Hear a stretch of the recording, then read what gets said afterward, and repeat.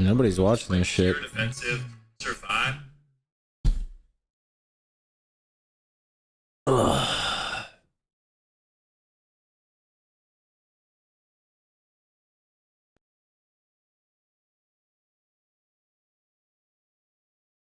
Would just blink in aggressively, Dragon's Breath aggro, Frostbolt him to snare him, Nova him, Ring of Frost him, just anything to keep aggro in place so he couldn't go for these setups. So I think that's going to be a main line of play once again. And for no money, just funny, they need cross CC on Oscar, I think. That's the biggest thing for me. It's not an easy thing to do, but they're not going to get anything done if Oscar can just peel every single one of the goes. So I think they need to get triple CC, and I think it's really possible to do it. I mean, if Oscar, was he playing the Trinket? No, he's playing Medallion, but still, even with the Medallion, I mean, GG should be able to cross him, you know, play Chastise, just chastise him into a fear every single time you do a go. Something like that, because I think Oscar had way too much free reign in this game. In general, I felt like they didn't get, you know, a double stun setup onto Next and Brunhilde at the same time, almost like ever. Ever, It was yeah. always a kidney shot onto Brunhilde, they dump a bunch of damage into it, and then they get a cheap shot, like, after they've already committed damage. They need to get a cheap shot onto the healer and the kidney shot, or the kidney shot on the healer and the cheap shots on the monk, you know, at the same time, basically, because now they're kidney shot the monk, they dump some damage into it, and then after that, they can't really, like, you know, the healer just out-heals it, and then they get a sheep, and it's like, okay, cool. Well, Brunhilde is not in danger anymore, he's not on stun DR, and he's, you know, we've already traded, so I feel like the burst damage just needs to be better. Also, I don't know what Trinket JJ was running in that last game, but I'm kind of a big fan of what we see Meh run. He runs a lot of, JJ was running, he was just running a haste rock Trinket.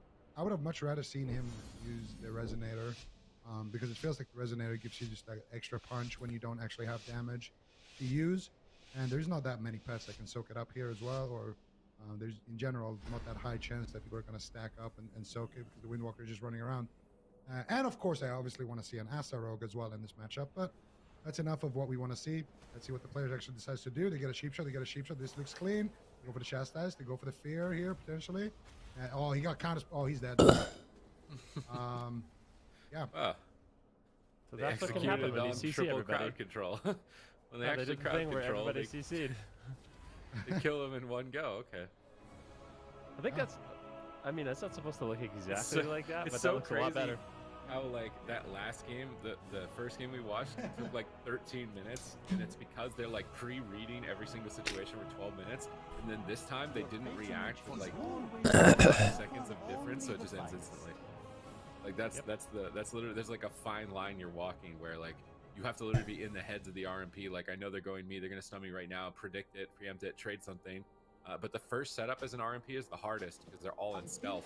So just Chastise on next. They don't even really cover Oscar. He comes out of the CC, locks the mind games. I think his Dragon's Breath missed, actually, if we get that again. I'm pretty sure his Dragon's Breath missed aggro. But they didn't even cross Oscar really that properly. So maybe that's why they fell into a false sense of security.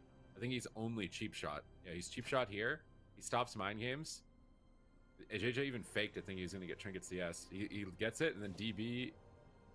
Oh, he's got Holy Ward. It's got to be Holy Ward, right? That DB definitely hit. But yeah, that's what I like. The Holy Ward's on Acro. Like, what that first Holy Ward on right there just won the game. So just the Holy Ward on the road. The fact that you sap the monk, this is what happens, because everyone has time to actually dogpile here onto Brunhilde, and then in the stun, you already have CC when the stun happens. This is like the biggest difference between when you have a kidney shot on the Brunhilde and nothing onto his healer. This is what happens. But when you get like a sheep onto Brunhilde or a sap, and then you stun the healer, and then you make your way back before that CC ends, and cross stun, that's how you get the deadliest setups for RMP. And that's, I mean, it's the first go now, so it's like a sap, but that's exactly what they need to do differently. Like compared to game number one. Game number one, they never had a stun on Brunhilde and a stun on Next at the same time. Well, I feel like all those things were nice, but the fact of the matter is Brunhilde just didn't press any buttons. Like, it was Combust, it was Shadow Blades, it was everything. 3 versus 1. and he trinketed at 1% health and didn't use a single cooldown. So I think if he had played that different and just like trinket ported right away, he probably would have lived. And I think you need to kind of respect that damage. So I think it comes down to, you know, it was a nice setup. The sap was nice from no money just funny, but I also feel like Bugs blundered in a big way to die that fast. I feel like usually you try and be greedy in the opener because you have Fleshcraft. Like you have an extra 30k HP at the start of the game. So like when you're gonna be greedy, that's when you want to be greedy. I really don't think they accounted for Dragon's Breath not landing, and when they saw the mind games get stopped, they thought that the damage would just stop, but it wasn't enough. So minor miscalculation, because even if Brunhilde Trinkets there, if no money just funny are just running Resonators, he's just gonna die in a dual Resonator go. So like it's kind of tough for him. At least it was Blades. I feel like when Blades bust, You have to gotta trinket his Blades that. bust. Like, there's no way. His Blades bust. Somebody has to use something. Just trying to think of how they live the Resonator go. If everyone they're running sits and you're using Resonator your later. biggest They're damage playing cooldowns one and the player Resonator. doesn't die, it's like... Wait, who's running Resonator? Did the healer change? GG. He did. He's using it, yeah. Yeah, he did. Akra's actually using the tank Perfect. trinket. He's using the Eternal Aegis. So. That's right. Yeah, it is annoying, but it is annoying to have to trinket the first go. But I mean, if they're committing, you know, 3-minute cooldown blades, combustion, Fleshcraft should not keep you alive. And I think Brunhilde will play it a little bit different. Perhaps Oscar kind of misread the situation and thought like he could peel it. Who knows what the comps were, but we'll see how they decide to open. We're tied up right now on hook point. Same exact matchup. Akra's going to be landing the sap once again, and here's the grapple weapon. This is looking a lot more like game number 1, where Akra just isn't able to get that stun in the opener. He's almost already dead. Good, he just go down in the first 20 seconds of the game. They do respond with the evasion, the Guardian Spirit. I want to upgrade this. How do I upgrade this? A lot better for Bugs. Yeah, Same beautiful person, stuff maybe? here, coming out from Bugs in that opener, shutting it down. And now let's see what they can get here. They have a Ring of Frost onto next. His setup looks good, and they get themselves a Trinket. That's going to be outside of the Smoke Bomb, but that was the Shadow Blades and the Combustion. So this time, Brunhilde respects it, trades out. And Akra with a nice little shadowy duel here over onto next. Trying to just keep himself alive. I need to spam Mythic Plus. AJ doesn't have a leap of faith for another 20 seconds, so Akra was forced to sit through that, but he catches a couple of big heals, so we'll be fine with that. Now, what I want to see is just a sheep of the Brunhilde into a resheep, and then Akra just stun locks. Yeah, they're going for the sheep. There it is, sheep. And then next uses his Greater Fade. There's the resheep. And now I want to see Akra try to get a stun onto next, or JJ dogpiling here, going for the Chastised Spirit. Now they have a now Akra just needs to stun with a kidney, and that's going to be the Will of the Forsaken. This is our lot more clean setups here. And this will actually give them a win condition with the blind now. Next won't have a trinket for it. Right now it's still on DR with that fear, but in a couple of seconds, Akra can go for a full blind onto next, kidney shot onto Brunhilde, and try to take him down. They can even chain it with a late smoke bomb. So in a couple of seconds, they might go for that play. Do they have a damage for it, though? That's the question. They need to pull the trigger now if they want to do that. Otherwise, next will have his trinket, and it looks like next will have his trinket for it, but you can still go for a smoke bomb. Next, Brunhilde is actually in the blind here, so very interesting. But they could smoke bomb out of it. They actually stun Oscar instead of Brunhilde, and he just blinks it and panda racials him and shuts down the entire setup. And now JJ's on in a sheep, and that's going to be a big trade here coming out from JJ as well with that Guardian Spirit, that Eternal Aegis, and Oscar just basically single-handedly shuts that down. I don't know if that kidney on Oscar was intended or not, but definitely looked like a big mistake. Akra just not able to connect whatsoever. Completely shut down by Bugs. Once again, going for an attempt at Brunhilde. Is he going to be able to survive? Smoke bomb late. Oscar's next to him, trying to help him out, but I'm not sure if it's enough. Rolling out of the bomb. As next trinkets and connects big heals. Now Akra in trouble. He could easily be going down. He's just dead. Outright destroyed. Bugs moving on to match point. These types of pre-reads. Hopefully we got it in the replay, because like Akra was trying to set up the perfect go and completely owned. He did, in that period of time. So yeah, a lot different here with the Bugs those trades, but sometimes again, like it's hard to calculate. And if you make the wrong trinket, Rogue Mage is gonna whisper you after like your trinket was bad. Like if you trinket, and then if you don't trinket, you should have trinketed. So like, it's very hard to. It can be very hard to calculate when to use your cooldowns in this matchup specifically. But this was an outstanding game by Bugs. This is exactly what you want. I mean, I really hope we have it. So this is the moment. Look at they full blind Brunhilde. Brunhilde pre-dropped. Look at if you're Akra, okay? You're in a Ring of Frost. You can hit your target. You actually Trinket out of the Ring of Frost. Then you get Panda'd.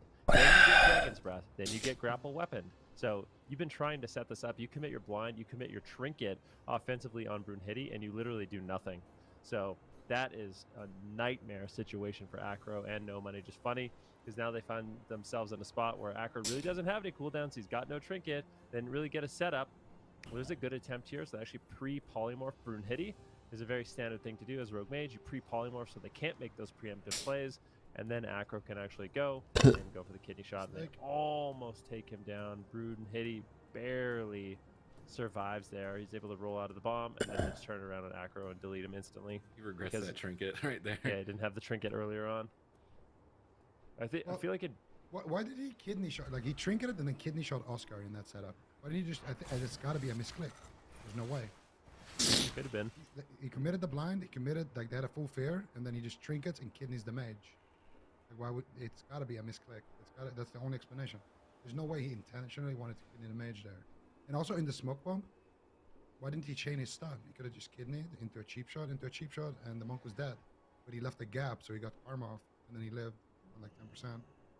I feel like Acro made some mistakes in that game. He didn't gap it. Like. I hate in general, gaps. Like, just go Asa. I can't watch gaps right now. Go Asa. You don't need to restun. You just press kidney and vendetta, and you're chill. So one of the hardest things to deal with if you're a monk, because you do have to make these preemptive plays if you want to live, right? But one of the hardest things to deal with is if the enemy mage just either pre-polys you on the setup, which we were seeing a lot of times, or pre-Dragon's Breath. Also, you just pre-Dragon's Breath the monk instead of using it for CC. Basically, you just let your Holy Priest take care of the priest. Let him go chastise fear, have fun. As the mage, literally just Dragon's Breath, the Windwalker monk. If he gets dispelled out of polymorph, free him. So he can't move. It's just a stationary target for your rogue to walk up. And you basically serve him on a silver platter to your rogue. And I think that's what we need to see more of, because Brunhilde, he's having a lot of fun in these games. And also Oscar as well. I feel like defensively, like, this game is being won because of the defensive plays by bugs. But I do feel like there's a lot of room for No Money Just Funny to improve and make their setups a lot cleaner. Yeah, make it impossible for them to do the peeling that they're doing. Yeah.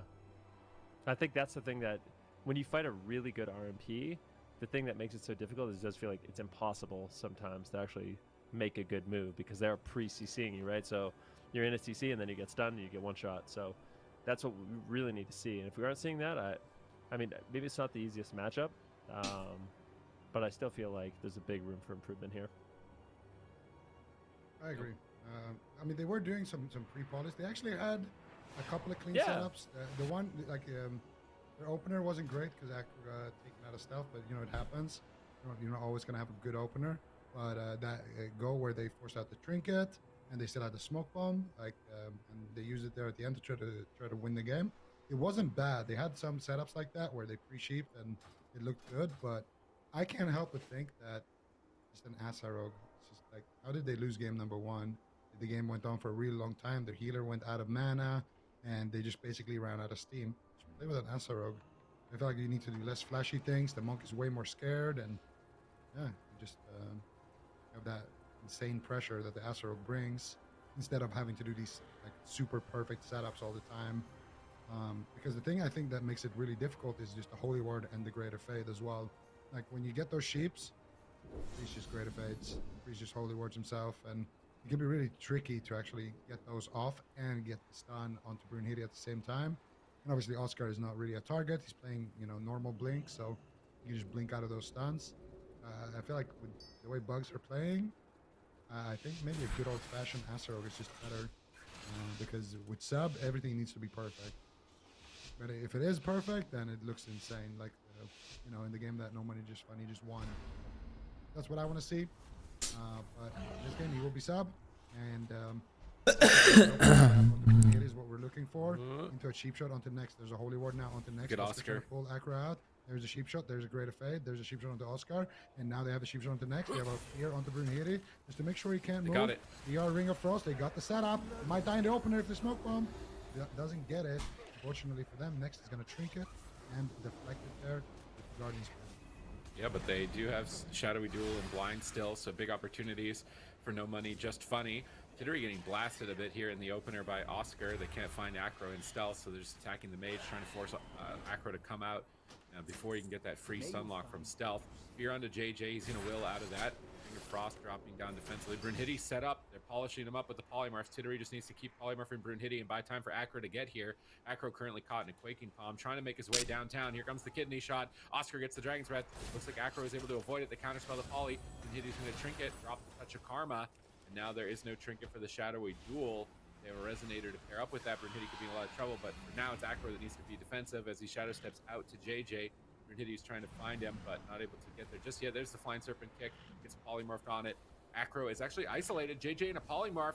Can they take him out? It's match point. No Money, Just Funny. Can't afford any mistakes. They Shadowy Duel defensively in this position, so they're going to lose out on that. And here comes massive damage. Acro evasions, tries to turn it around. Brunhitty gets gripped back to center tomb. Acro is still getting blasted at the tombstones at 20%. His evasion about to fall. Brunhitty rolling up to close out the series here. Gets Frost Nova'd, unable to connect. Oscar blinks in, gets a Dragon's Breath on JJ, looking for follow-up. Gets Dragon's Breath himself. He can't get the polymorph just yet as JJ is repositioning away from Oscar. Oscar is still chasing him down. We see a step kick on the polymorph, trying to disrupt it, but here's the grapple weapon. Acro in a lot of trouble, getting blasted down by Fists of Fury. Insane damage out onto Acro. JJ somehow, some way, keeping him alive for now. Now a kidney shot finally found, but they need Cross on next. Where's the CC on next? Next is just freely healing Brunhitty throughout that entire stun lock. Now Acro is going to be in a lot of trouble. No, there's no doubt about it. Let's see if they can actually take him down, though. They need to connect. Brunhitty still with no Trinket is vulnerable here. There is a potential to do a big setup, but Acro, he's incredibly low, almost in the touching up range. He's so close. Can they actually drop him? I don't think he's playing cheap death either, so if he does land that, it will just be lights out for Acro. Dragon's Breath on the kidney shot once again. Now, I don't think they have the damage to take down Brunhitty. Oscar just once again keeping Brunhitty alive. Beautiful heals during these stun lock combos. Big Fist of Fury going to be connecting. Acro forced to vanish out. That's a Guardian Spirit as well, so doesn't want to mess around. Mana actually in favor for No Money, Just Funny. Very high pressure situation. No Money, Just Funny. If they lose this, they will be eliminated from the tournament. Gotta find the clean setup. Blind on next right now. Can they make them panic? Brunhitty in the kidney shot. Coming in once again. Brunhitty likely to survive. He trades out the diffuse magic. Still getting a little bit low. Acro in the Ring of Frost. Can they reverse the pressure? Do they have a stun for him? Leg sweep is available. Gonna have to Trinket out of that immediately. Brunhitty portals now rolling into the fight. Looking for a leg sweep. Finds the double. Ring of Peace. He grips into Ring of Peace once again. Brunhitty, I mean, I'm gonna be honest. Brunhitty and his Ring of Pieces have been absolutely beautiful. I actually don't know how he keeps getting gripped through them. Yeah, Brunhitty's been playing an excellent series so far, and in general, he's been having a strong performance. But right now, Acro, so does Brunhitty. That's the next objective here. Now they need to set up with a good polymorph onto Brunhitty. They need to get a CC onto Brunhitty and then double stun. They can even chastise Brunhitty and just get a cheap shot onto next. And now they're stacked up. There it is. Cheap shot. Tittery needs to land this Ring of Frost. Oscar doesn't get the sheep. And there's the Trinket of Brunhitty. They might even kill him through it. They got the mind games. They bust through the Karma. DB onto next. Do they have anything to follow it up? It doesn't look like it, but this is it. They got everything from the side of Bugs now. No Trinket onto next. No Trinket onto Brunhitty. Acro is blind in 50 seconds, so he will line up with the Trinket. They just need to get one more clean setup. Tittery with combustion in 15 seconds. Literally all they have to do is sheep Brunhitty into resheep, into stun, go. If they can do that, they win the game on the side of No Money, Just Funny. At the same time, Brunhitty has his leg sweep. Here's the kidney shot. They do have CC onto next. This could be dangerous. They have the combustion. It's rolling for both mages right now. JJ gets countered though. Acro's taking massive damage from Oscar. Beautiful counter pressure coming out from Oscar. Brunhitty will survive, and that was a really dangerous situation. I think next we'll have his Trinket back up before another situation like that happens. So that was kind of the all or nothing for the RMP. Now they're forced to run away, reconvene, wait for their cooldowns, and try to do that again. See if they can reorganize themselves. Mana is looking tight for both sides here as dampening begins. Brunhitty getting back on target. Acro stunning him up in midfield, but a grip. Acro shadow steps in, setting up the cheap shot onto next, but Oscar is there for the DB. CS is the poly. Gets DB'd back. Tittery landed. I don't think Ray of Frost is off cooldown. They just have to launch damage without a polymorph, and that's not going to be enough to take Brunhitty down. Now Acro in defense is trying to survive. Pops the feint on the stun. Mind games out from JJ, trying to still stay aggressive, but it's not really the opportune time. Double Dragon Twist comes out from Tittery, polymorphing Brune Hitty, trying to hold him away from Acro, trying to buy more time so JJ doesn't have to spend mana. But Oscar has been carrying damage time and time again when Brune Hitty can't connect, punishing Acro, forcing him to have to play defensive so he can't get in aggressive. Frost Nova on Acro, preventing him from getting to his target. Paralyzed on Tittery, oh, right on the smoke bomb, but can Next get in the bomb in time? It looks like he can. He manages to sweep in, get a couple of heals. Brune Hitty now has time to portal back behind the tombstone. He's going to be feeling a lot more comfortable with that smoke bomb on cooldown. Acro gets stunned up, has to Trinket evasion and cloak immediately. And that wasn't even a Storm Earth and Fire. That wasn't even a sweat. It was just a bust from Oscar. Getting the Trinket from Acro is a big deal here. Brune Hitty definitely carry. Tittery has to counterspell Fleshcraft. That means he won't be able to counterspell Polymorphs if Oscar is able to get in line of sight. Brune Hitty's hunting for the win, but now gets stunned up by Acro. Acro gets intercepted by Dragon's Breath and Polymorph. Tittery intercepts with the Dragon's Breath. Polymorph onto Oscar. Massive damage coming out. Acro shadow steps back over to Next. Are they going to set up a sap out of the fear? I think Acro wants to sap out of it, but he can't find it. Cheap shot into Polymorph instead. We'll just have to do. There's no stuns for Brune Hitty. They have to brute force him, but I don't know if you want to brute force with a Windwalker Monk. Acro losing out on that exchange. Has to shadow step out to Oscar. Brune Hitty gets polymorphed on his Flying Serpent kick. And they polymorph him again and keep him away from Acro. Buy him more time here. Leg sweep coming up from 13. Paralyzed around to Tittery. Chastise onto Acro. This could be trouble. Storm Earth and Fire is available. Is Brune Hitty going to pull the trigger? No. Holding on to it. Staying patient. Popping the Fist of Fury. Baits out the Guardian Spirit. He's going to pop the Swen now anyways, though. Acro just vanishes away from it. Shadow Blades available. Big damage available for Acro. He's going to have to carry the team, but there's really not a good target right now for him. He's got no Trinket either. If Brune Hitty gets one clean leg sweep with the Bone Dust Brew and Images, but Brune Hitty getting it really low. Trades out the Trinket as well as the Diffuse Magic. Scary panic moment here for Bugs. They're so close to winning. Here is the leg sweep. Doing the damage. Can't Tittery peel? Looks like he will be able to. Acro can shadow step away. Tittery doing a good job with the offensive ice block there, but now a target himself. They could just go after the mage. Dampening is getting higher at this point of the game, and GG right now, he's got no mana whatsoever. I feel like if they can't stop this drink, they need to stop this drink. GG right now does manage to recover a little bit of mana, but Flame Strike will shut it down from Oscar. Big setup here with the combustion from Oscar. Acro, how is he going to live this? Faint Shadow Step, trying to get away. Brune Hitty now targeting the What the fuck are we waiting on, man? Doesn't want to overextend, though. He realizes he doesn't have a Trinket. His kidney shot could be devastating, but he does, man, it doesn't look like the damage is there. Once again, Oscar trying to peel, gets caught into a polymorph. Brune Hitty will survive, and the setups from No Money, just funny, just keep getting disrupted. And the Windwalker damage, the overall damage it's able to deal is really carrying in this match. Tittery getting incredibly low. Can they force the Cauterize? That is the Guardian Spirit. I think they might have actually procced it as well. So no Guardian Spirit. If they did proc it, that's going to be a nightmare for No Money. Just funny. No, they didn't. So luckily, they have that coming up in about a minute, but I don't know if this game's going to go on for another minute at this point. Yeah, it's going to be hard. Got to clear on to Next, but he comes out now. Tittery's still very, very low. They're just pressuring Tittery at this point, and Acro needs to find some CC. They do find a sheep there onto Next. Ring of Frost connects, and a big setup there. Forcing out Next Trinkets. The Tittery right now on the road. He's on fire. Top still at the time. It's going to be enough just to rebuff to protect it. If they dispel it, Tittery is a seed. Is finished. And it looks like Brune Hitty will be able to take him down. Davis is trying to keep it alive, but not able to do so. And Bugs will eliminate No Money Just Funny from this tournament in fourth, though. So still not a bad performance from No Money Just Funny, but Bugs definitely showing up big here. A lot of MVP plays coming up from these guys. I want to see Ghana against Bugs now. Like, I want to see what that matchup looks like because they're playing such a solid game. This is an amazing series. You know, I think if they had just trinketed in that one loss they had, they might have just 3-0'd. The way that they're playing after those situations is just, I love the heals, the intercepts. They're really making it difficult. They know exactly how the RNG needs to navigate to the targets in CC, and they're just stopping the key member every time and changing that CC, which allows Sadistic Global for somebody to survive. These are the final moments where Tittery is just getting overwhelmed. And I love that in dampening, they swap to the mage. Another mage gets stun blink. It's not really a target before dampening, but in dampening, they can definitely do it. And I think Tittery also blocks CC in some of these games to try and peel for Acro. So as soon as that block is down, they notice that. Dampening's a bit high, they make the swap to the mage. And then Tittery is just struggling to even just stay alive, doing stuff to keep himself alive.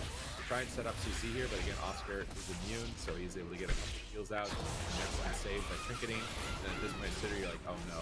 You're like, we can win if we can stay alive here. There's no Guardian Spirit, there's nothing. They're blocking the all the time. And they try and shadowy duel here to try and keep Trinity away from it, but it's just not enough. drive dampening, 2 little mana left. I was able to clean it up. This was a nice play from them. I really like Oscar on the Fire Mage too. Like, I feel like it's not often we see the Fire Mage actually keeping up with the monk. It's normally like the Fire Mage is maybe 30% behind the monk in damage in this Windwalker Mage comp.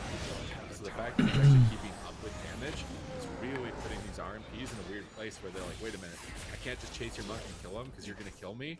I don't like that. But like, it's a really tough spot that he's putting the teams in by just doing so much more damage. Yeah. I said yesterday, I think Zico called it out. He was talking about, oh yeah, like the rogue mage is maybe slightly advantaged. I was like, no, they are advantaged, but maybe it's not true. I mean, maybe our early sample size of the Windwalker mage versus the rogue mage wasn't exactly accurate. It seems like now the Windwalker mage is backing up and pulling ahead, and that's why I'm really curious to see what happens if a team like Bugs does well. I think that'll be a huge test. If they can take down that RMP, that's a very convincing case. Yeah, I would. Sorry. What is speak, Zico? I was just gonna say, I think there's still something to this matchup. I think sure the synergy could have been a little bit better for No Money Just Funny, but all of these games I haven't seen last time.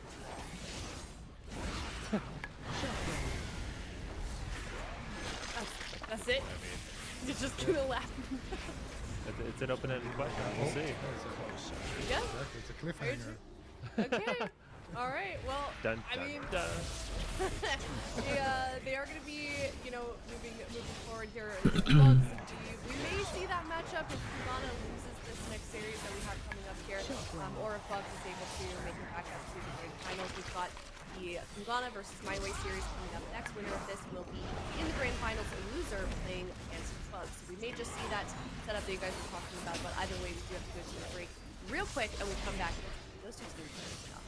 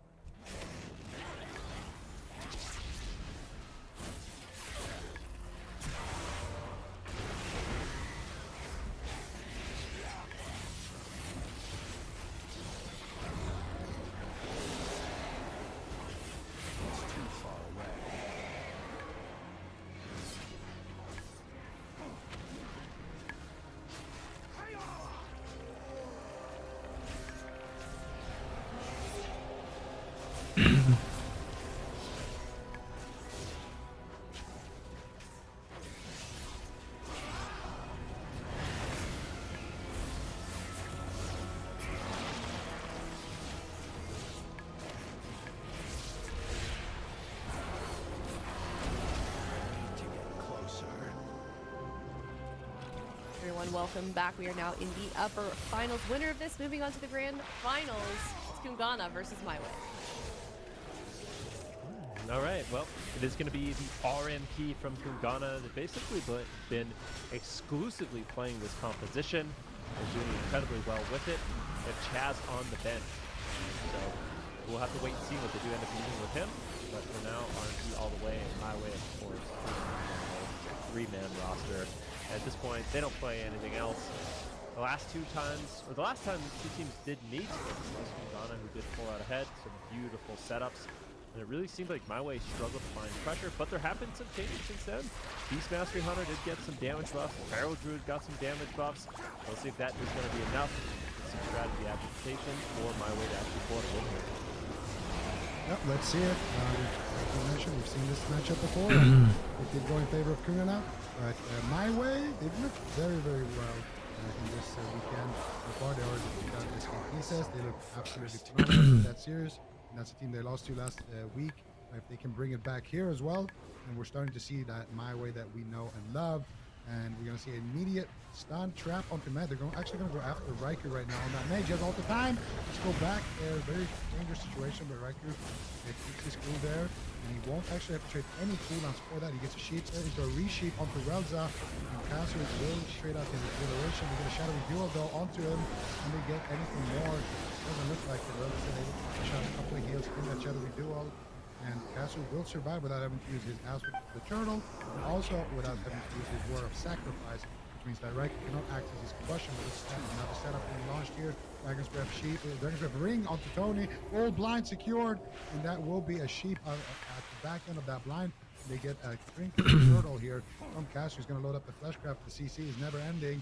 Get more sheeps here potentially. Oh, they do interrupt Raikou there, so nice break up there by My Way. They also land a trap onto Mech. Looking to get aggressive here now onto Raikou. So Casu is playing a Necro Lord BM Hunter. He's playing like a Turtle Hunter. He's got a really strange second legendary that reduces the cooldown of all of his aspect of the Turtle included. So they're trying to make him as tanky as possible in this build. Will it be enough to actually stay alive? Triple crowd control once again by Kungana. Definitely tries to retreat, feint deafening off the dots, trying to assist, but a smoke bomb comes in. Huge radiances from Relza, destabilizing Casu. Now Casu is trying to get aggressive. He's going to get those death chakrams as well. You see those green chakrams flying through the air. You know that Casu is going to be damage.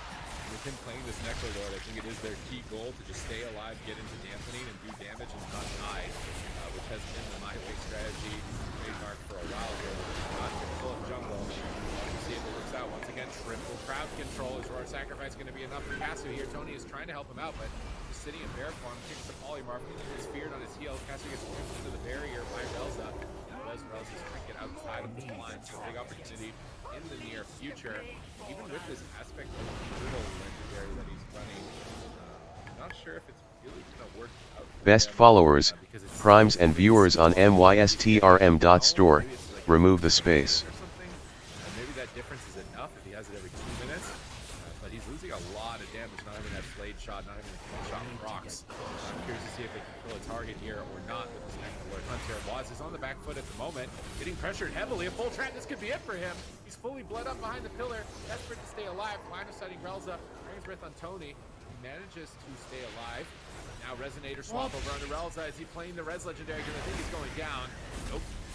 He is going to be KO. Sorry, he's playing Discipline Priest. Yeah, he's Bullet Priest. So very interesting build from My Way. Really trying to experiment here because they've been wholly bent here every time. So Disc Priest, Necro Lord. Betty wishes he was wholly with the Res Legendary on that swap, but once you don't have a Trinket, once you don't have a pain suppression, it's kind of like a game over moment for you as a Discipline Priest. And I'm really trying to like calculate, do the quick math on this because he's got conduits that reduce the cooldown of aspect of the turtle. He's wearing legendaries that reduce the cooldown of aspect of the turtle. He's trying to make himself turtle as much as possible, but they didn't even kill him at the end of the game, so it's really unfortunate. Just ran by him and then took down Relza.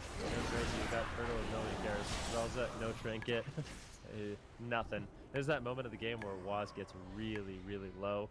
I do believe. So they go after Casu. This is where his turtle is almost off cooldown once again, and Waz actually big trouble.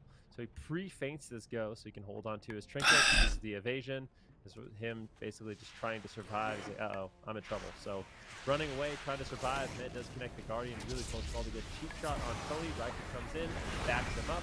And then after the turn across, they just decide to go Relza, the Chastise Sun, into the KP shot, the Resonator. I mean, honestly, Kuzana, when they play RMP, it's just like, it feels like all three are just like looking at the Matrix or whatever. You know, they're always just finding every opening, every opportunity. Oh, this person did that, we're going to do this. You know, just calculating 10,000 things a second that you'd expect from all RMPs.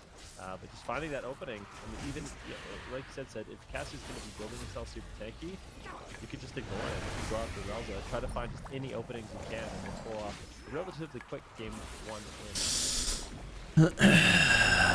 Really nice game number 1, and honestly, everybody on Trinkets just played a great game, a good opener, good momentum. It was a close call into Waz, and I think that's what my way needs to do. I think the mage, I've always been a big fan of like mage as jungle, but it just seems so hard to actually get the mage down right now. So I think at the very least go after the mage and having bleeds on Waz, and then having the option when the trap lands to go after him as well. I think that's how they can find their offensive pressure. And for Relza, I don't know how I feel about the increase. The Holy Priest is really strong right now, but I think in this matchup, I kind of need extra offense. And who knows? Maybe Relza is just playing for next patch as well. The Holy Priests are getting nerfed, so he knows. It's he as well get the reps in on disc. We'll see if he decides to change it up. Castle decides to change it up as well. We'll see. I don't expect yes. The advantage of disc is like getting the big barrier and having that as an option later if your hunter doesn't have a trinket for a bomb or a duel. Disc Priest actually is probably, I feel like Holy Paladin's the best healer into Rogue Mage, and I actually would argue that Disc is like a close second best healer into Rogue Mage, just because it has big strong cooldowns to trade for each setup. But with Cassio not playing a damage build and Relza having to use Trinket and Pain Suppression already, it was pretty much game over. And Kungana was just covering every single base. They never left a significant opening in almost any of their setups, so I can't imagine we're going to see anything changing here from Kungana, even though they're taking their time. But my way makes it work out. They could have Cassio go back to end here, they could have Relza go back Holy, Relza can do a lot of different things here, so even though they're only playing one composition with the Hunter Feral Druid, it seems like they're trying to customize and make tweaks even within that one specific domain to try and get a different edge here. I like that they're experimenting. I feel like we don't see players do that often enough. They realize like, hey, Hunter is really squishy and easy to kill. What if we just take every durability option that's available in the game and see how it plays? We did. And it didn't work for them in game 1. This is better than just running your head into a brick wall every game. And Relza's going Holy. The Res Legendary is going to give you a second chance when you've used your Trinket or you've used your Guardian Spirit. There's a third way out that this is out. So I think that makes sense. You also get the range stun. So you can Frosty see somebody stun mind control Raikou or something like that. Take him out of the game when you're going after Waz.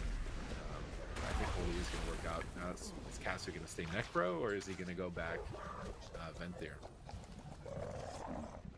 Good question. We'll see. He values that defense more. Didn't really get. It was close. He almost got the value out of it. Like if they had gone Cassio again and he was in a threatening situation, he would have had Turtle back. So maybe just trying to desync, because I didn't even know about this build for the Necrolord BM Hunter. So I kind of doubt that Kungana does as well, especially with the Legendary and stuff like that. So it might throw them off a couple of their setups if they think Aspect of the Turtle isn't available and they throw an all in and then boom, it is. So these kind of things really can mess with you. I think Relza going Holy, really intelligent decision. I would like to see them play kind of the slow game once again, because the last time we saw these two teams meet, it seemed like Cassio was just such a vulnerable target. Those really long cooldowns on Hunter and the consistent setups from Kungana. Yeah, I think they do need to kind of throw a curveball here if they want to win. Cassio is actually playing 0 set right now. He's playing a 1 set, so he just wants max Versa. He wants as much Versa as possible because so last game he's literally just full tank. Everything about his build is just pure tank. So yeah, I'm not sure. It will be hard for him to survive on this map, and I think he kind of needs it, to be honest. The damage that Kungana are able to do, because their setups are always so clean, I feel like it's the only way he's actually going to survive. So their offense obviously going to be hurt big time, but at the same time, he will have more lives to work with, especially with the Relza now being holy. So they could maybe go for that same line of play, but try it with a Holy Priest, or they could just flip the script, go all out aggression, play core set, play full damage, and see if they can maybe outrace Kungana. Um, that- that's how jungle typically has been the comp that wins into RMP. Jungle it's always been like an evolution of the matchup between jungle and RMP, and more often than not, I would say jungle is actually the comp that beats RMP if both teams are equally good. But right now, it just seems like with mages being so tanky, mage is typically the target that you take down, and right now it's just not an option. And I think you need multi-point pressure to actually be able to kill a rogue, or to be able to kill a mage for that matter. To be able to kill anything in RMP, I think you need pressure on more than just one target, and I think that's really hard to do right now. So we'll see if an all-out aggression build would work. I think just go full defense for this one and try the same thing basically, but with a Holy Priest. We'll see if the adjustments work out for them. And Casu is still running the Necrolord, at least so far on the UI. And I do believe that the Fey Guardians also reduce the cooldown of aspect of the turtle. So this is like a full turtle CDR build. Like, try and get it as many of the turtles as you can, which is kind of awkward because it's one of the worst defenses in the game. Like, you still take dot damage in it. You can't attack back. All you can do is move around. So it was a bit strange to invest so many resources into this specific cooldown, but it's all they've got. This being their only composition. So let's see if they can make it work here. Where are they going to start the fight? Looks like Kazu and Reich are already out of stealth. Tony and Waz trying to find each other at the moment. Waz right on top of Tony. Very surprising to not have one of them see each other here. Tony's still moving right next to him. Looks like Waz got popped, but he's going to cheap shot Kazu open right away. Tony's trying to peel him, stuns Waz.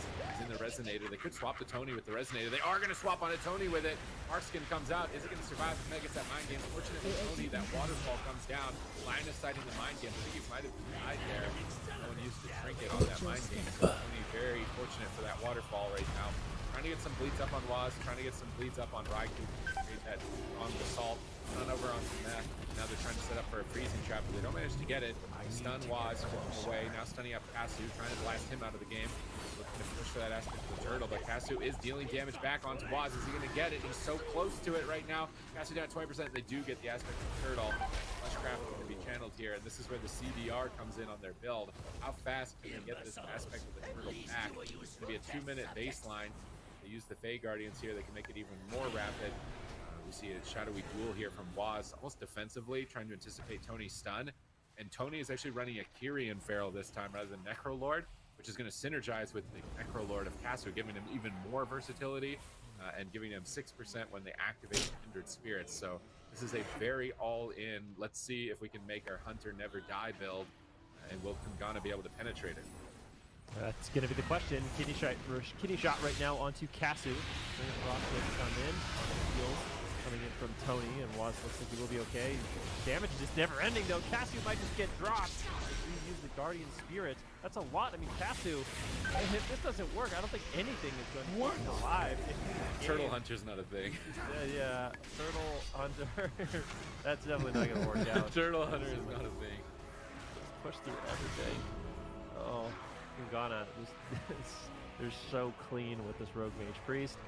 My way, they need to figure something out because the Necrolord Hunter is not looking good. I feel like the map would have been better if it was larger.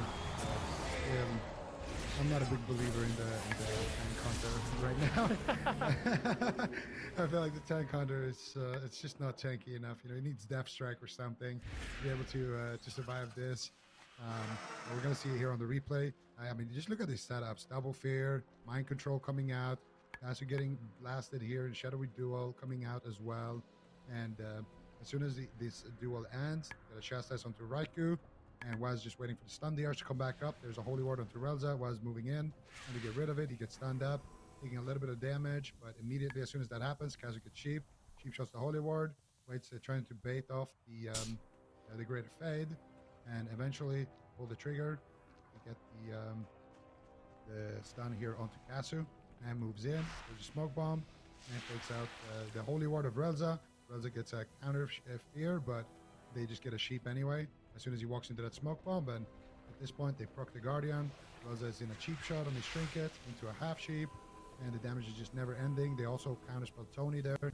We can't get the off healing, and just everybody knows what to do. As soon as Raza trinkets, there's an instant response to that. There's an instant cheap shot there. There's an instant cheap on the cheap shot. There's an instant hit on Tony's healing, and there's just never ending damage. Yeah. Tony's damage.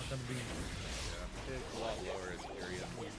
Like if you're running a Kyrian Pharaoh, it's basically you're just with a buff for your partner, and you're sacrificing a lot, and I don't think that sacrifice is worth it. The Necro Hunter is, I feel like his Mente would have done double that damage in that game, and Tony would have also done double that damage. But they're just experimenting with this. This seems like a full-on just like brainstorm moment. They went off of Friday and were like, how can we possibly beat RMP? And like, well, hey, there's this legendary and Necrolord is tanky, right? What if I just wear full versatility and we get like a 2-minute turtle? Yeah, I'll never die, dude. It'll work. When you actually run into play, RMP still doesn't care. You're still just a hunter, even with the most highest durability option. RMP is gonna shred 2 minutes so. is a long time. What are we It's a doing? cooldown that you can't even use when you're stunned. So it's like, it's It's not like literally- dispersion or something. Yeah, you can get your disperse. If you had disperse or could turn turtle into disperse or something, it might be really good. But Yeah, it would be Turn nice. into Death Strike. it is not enough. I think you can go back, bend your hunter, Lord Feral, play a damage game, just try a standard game again, see if those damage buffs make any sort of difference coming in from this week from last week, and just do setups on Waz over and over. Is what I want to see. I want to see like stun trap healer, stun mind control Raikou, and then go after Waz with the Holy Priest Rel's stunning the mage. I want to see like triple CC from my way. Play a more aggressive style, because no matter how much defense they're taking, like this is not the time for Miyagi-Do. It seems they're gonna have to mix up their style a little bit. It's not gonna work. Like they tried to wax on, they tried to wax off, and it's not gonna work. They need some offense. All defense is not gonna work. It's true. Got to keep the RMP on the back foot. That's when it's going to be the most scary. I mean, Meh is playing Relentless.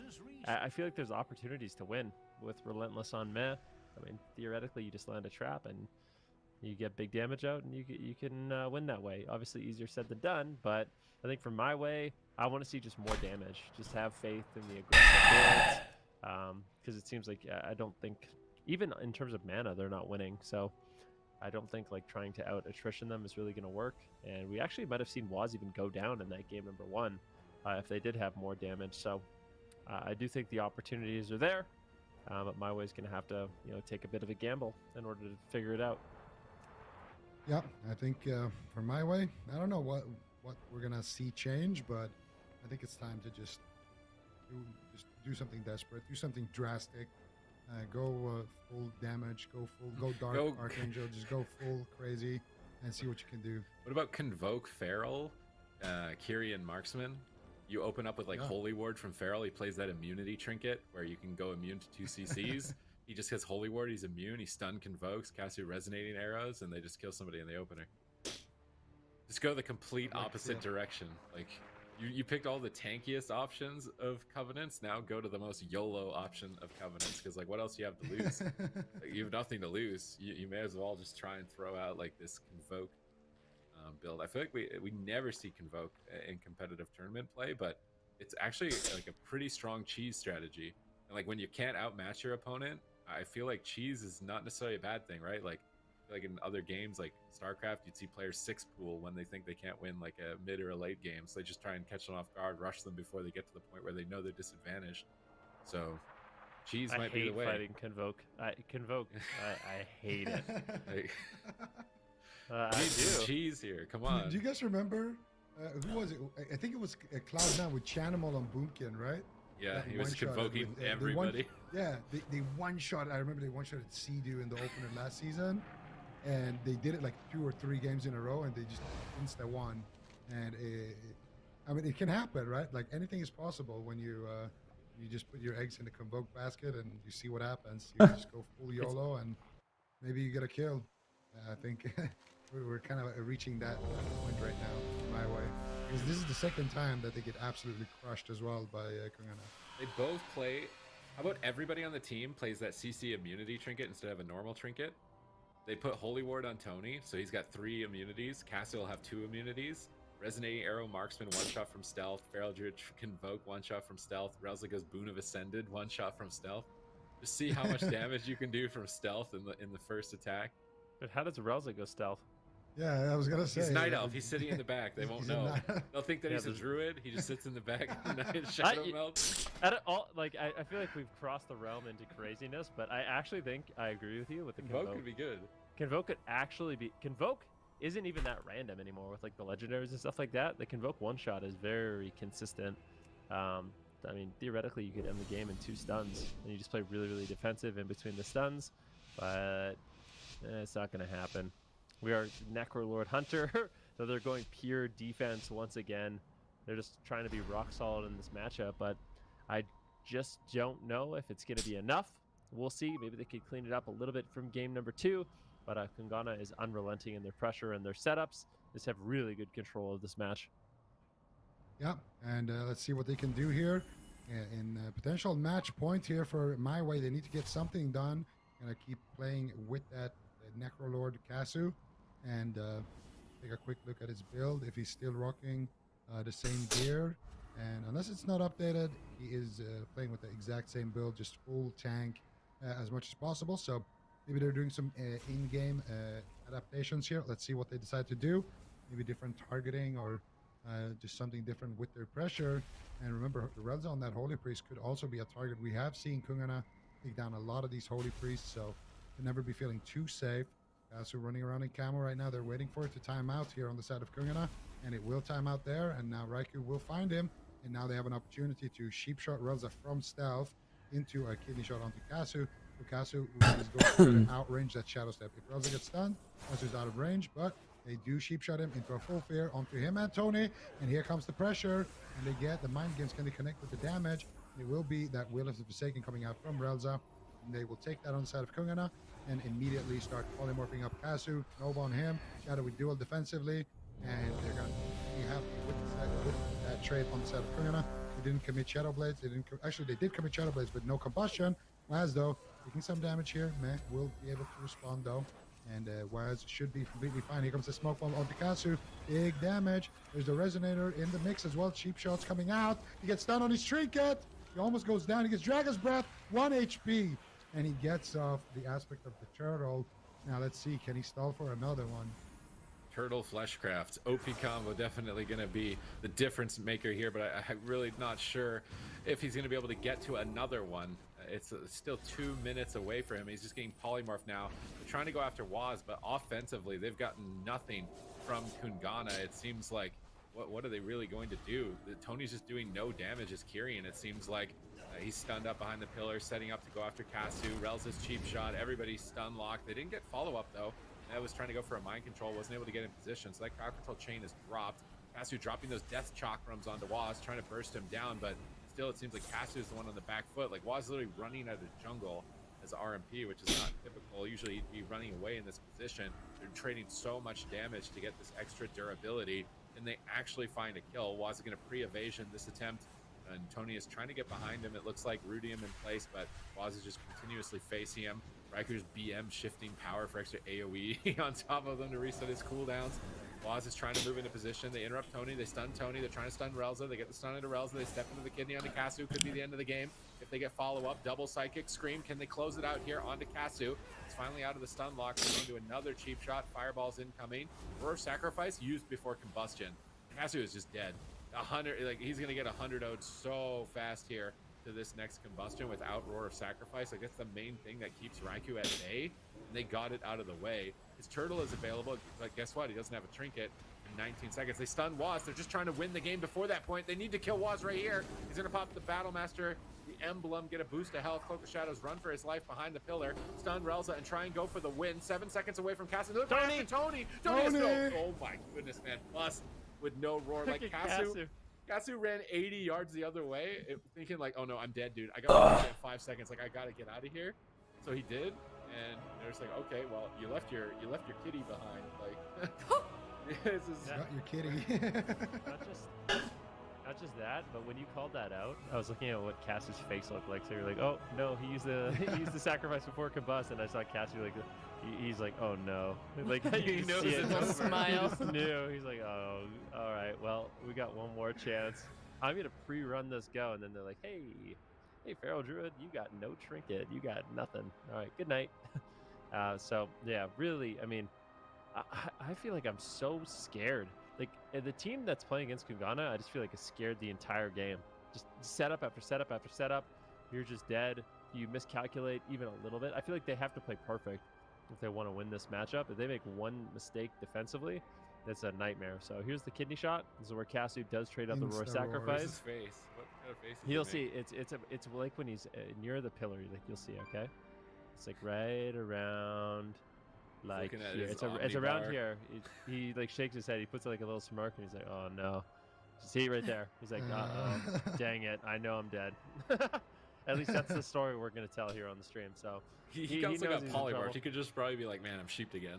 Nope, not that. He just knows the combustion's coming. So here we go. This is where Waz goes for the setup. He goes for the shadowy duel on Relza. Out of the shadowy duel, cheap shot. Then he comes out of nowhere. Boom! Kidney shot on Tony. This is so overkill. It's 2 seconds into the kidney shot. Smoke bomb just drops down. He's already just gone out of the game, erased. A really clean setup here from Ghana. For sure. And that is an upper bracket game as well. So my way's not quite out of it yet. But I mean, if they win this next series against Bugs and have to reface against Kungana, they definitely need to be figuring something out for that composition that they're running, and they're just obviously so good at, so solid as a team. I was talking with Cassie just a little bit before we went into that series, and he, like everyone else, says that their team struggles against the RMP composition, and it sounded like he had a couple of ideas. He said that he wanted to try in that series. We did get to see those, obviously, and just wasn't quite enough. You think that there's something they weren't quite doing with the ideas that we did see then, or like, is it just a go back to the drawing board situation here? Go back to the drawing board. All right. The long turtle's not looking good. I like. Is that what we're calling it? The long turtle, Or the short turtle, I guess. short turtle, Yeah. hunter tank, whatever you want to go with. But yeah, Hunter- I mean, go ahead. I was gonna say hunters are tanks to like dot classes. That's where a hunter is the tank. Like you're a tank against like an affliction warlock. You're immortal. But against this, yeah, the aspect of the turtle just seems too long. It feels like it just from watching the games, it feels like they would have more defense by putting out more pressure instead of like, constantly being on the back foot. The saying Well- for a turtle is like slow and steady wins the race. It's like rabbit, the hair turtle Yeah. and the hare. They're slow, but they're not steady. With this, like the turtle is not keeping up, and it's not steady, so it's just slow. And I don't think it's going to be an option for them. Now they got a second chance in the lower bracket with a team that might play RMP, might play Windwalker Mage. I'd really like to see them experiment with some other options, go in the opposite direction. You got to go fast sometimes. Yeah, they're gonna be facing Bugs, like Sid said. So we'll have to see what they do bring out. I feel like if I was them, though, I'd just bring out the RMP, right, Sid? Well, they don't have a sub. And I don't know if Asa is as scary for jungle. I'm It's probably tracking not. this so closely now. And they could play a survival is hunter gonna too go. if they know Asa Rogue This is is coming gonna- their way. So I'm a bit. I feel like Bugs might have a harder So time very close unless to my he randomly pulled a house. sub rogue out, but he didn't play it in that last series, so I kind of doubt that they have that. I think he's just ulting on the assassination.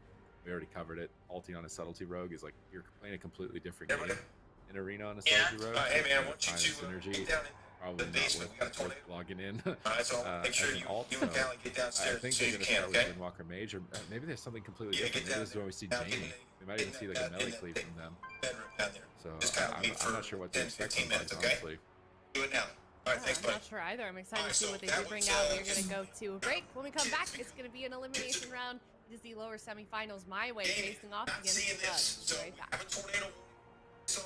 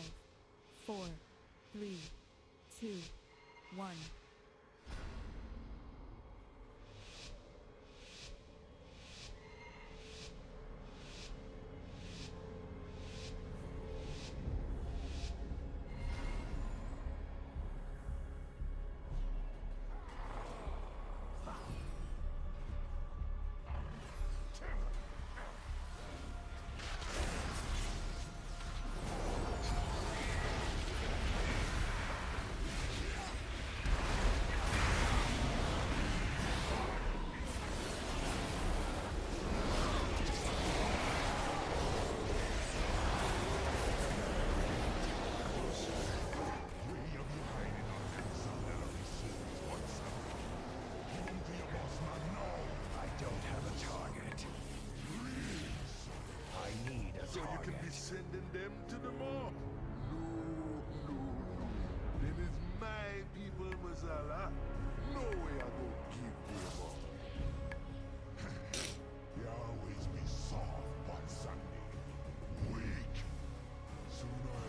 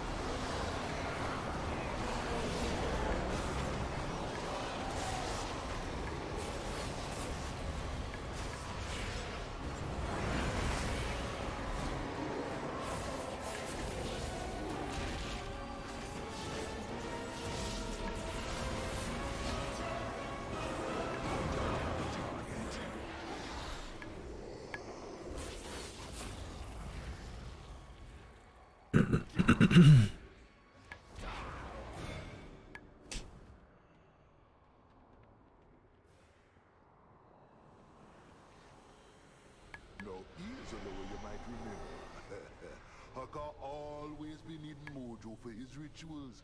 And once I'm The AWC meta continues to shake up in Eternity's End, with players having access to double legendary items in their builds for the first time in Cup 2. There were so many powerful builds in play this weekend. In this video, I'll break down 5 double legendary combos that pushed these specializations to the top. A spec that saw a real resurgence in AWC Cup 2 was the Necrolord Holy Paladin. Holy Paladin got the rare chance to embrace the side of death by picking up the Necrolord Covenant this weekend to enhance their Vanquisher's Hammer, as well as provide a tremendous increase to their Light of Dawn healing. Coupling Unity with Shadowbreaker Dawn of the Sun legendaries, this enabled Brain and Absterge to pull off many amazing saves in this weekend's best match. Fetching the 4th place position is the Necrolord Frostmage. Tessia locked in the Necrolord Covenant, pairing the legendaries Unity with Slick Ice, and was able to accumulate an overwhelming amount of Frostbolt damage to crush his unfortunate targets here in this clip. With Maro and Tessia here to play, we could be entering a second Ice Age in patch 9.2. Now they're swapping to the monk. This is just looking so one-sided. They realize that whatever they want with these cooldowns, every world is an oyster right now for LF Oregon. Looks like they're going to drop this DK. Outlaw Rogue almost stole the show. Peekaboo picked up Venthyr Outlaw Rogue and coupled Unity with Greenskin's Wicker's legendaries to grant himself a staggering amount of sustained damage to take out Kawai's Drake. Not to mention that sick gouge on Brain. Gouge, kidney shot onto Drake. This could be the end of the game. Chastise under pressure. That is it. They're going to on him, and they take it down. Crashing into second is the Destruction Warlock. Thugonomics unleashed the Necrolord Destruction Warlock's full potential by using Unity in conjunction with Madness of the Azjakir to bolster his Incinerates and Chaos Bolts for devastating swaps. That swap on Asidu was particularly nasty. Miracle swap from the power man, catching Sea-Doo. However, in the end, the weekend belonged to Team Liquid, and gripping the #1 spot is the Necrolord Frost Death Knight. Cup 2 gave a big opportunity to the Frost Death Knight, earning the spec a 100% win rate. By equipping Unity as well as Absolute Zero, Lord Mez turned a scary situation into a triple kill. oh my god! Peekaboo! He's taking so much damage he's done! And Peekaboo! How is he going to survive the officer? And Peekaboo will get crushed! I can only imagine the freezer burn the Golden Guardians experienced. You've got to get your hands on a Frost Death Knight. The meta continues to evolve each week as teams get their hands on everything Eternity's End has to offer. Make sure to click subscribe and tune in this weekend to AWC Cup 3 as teams lock down their spots to the AWC circuit. And until then, thanks for watching, and we'll see you in Azeroth.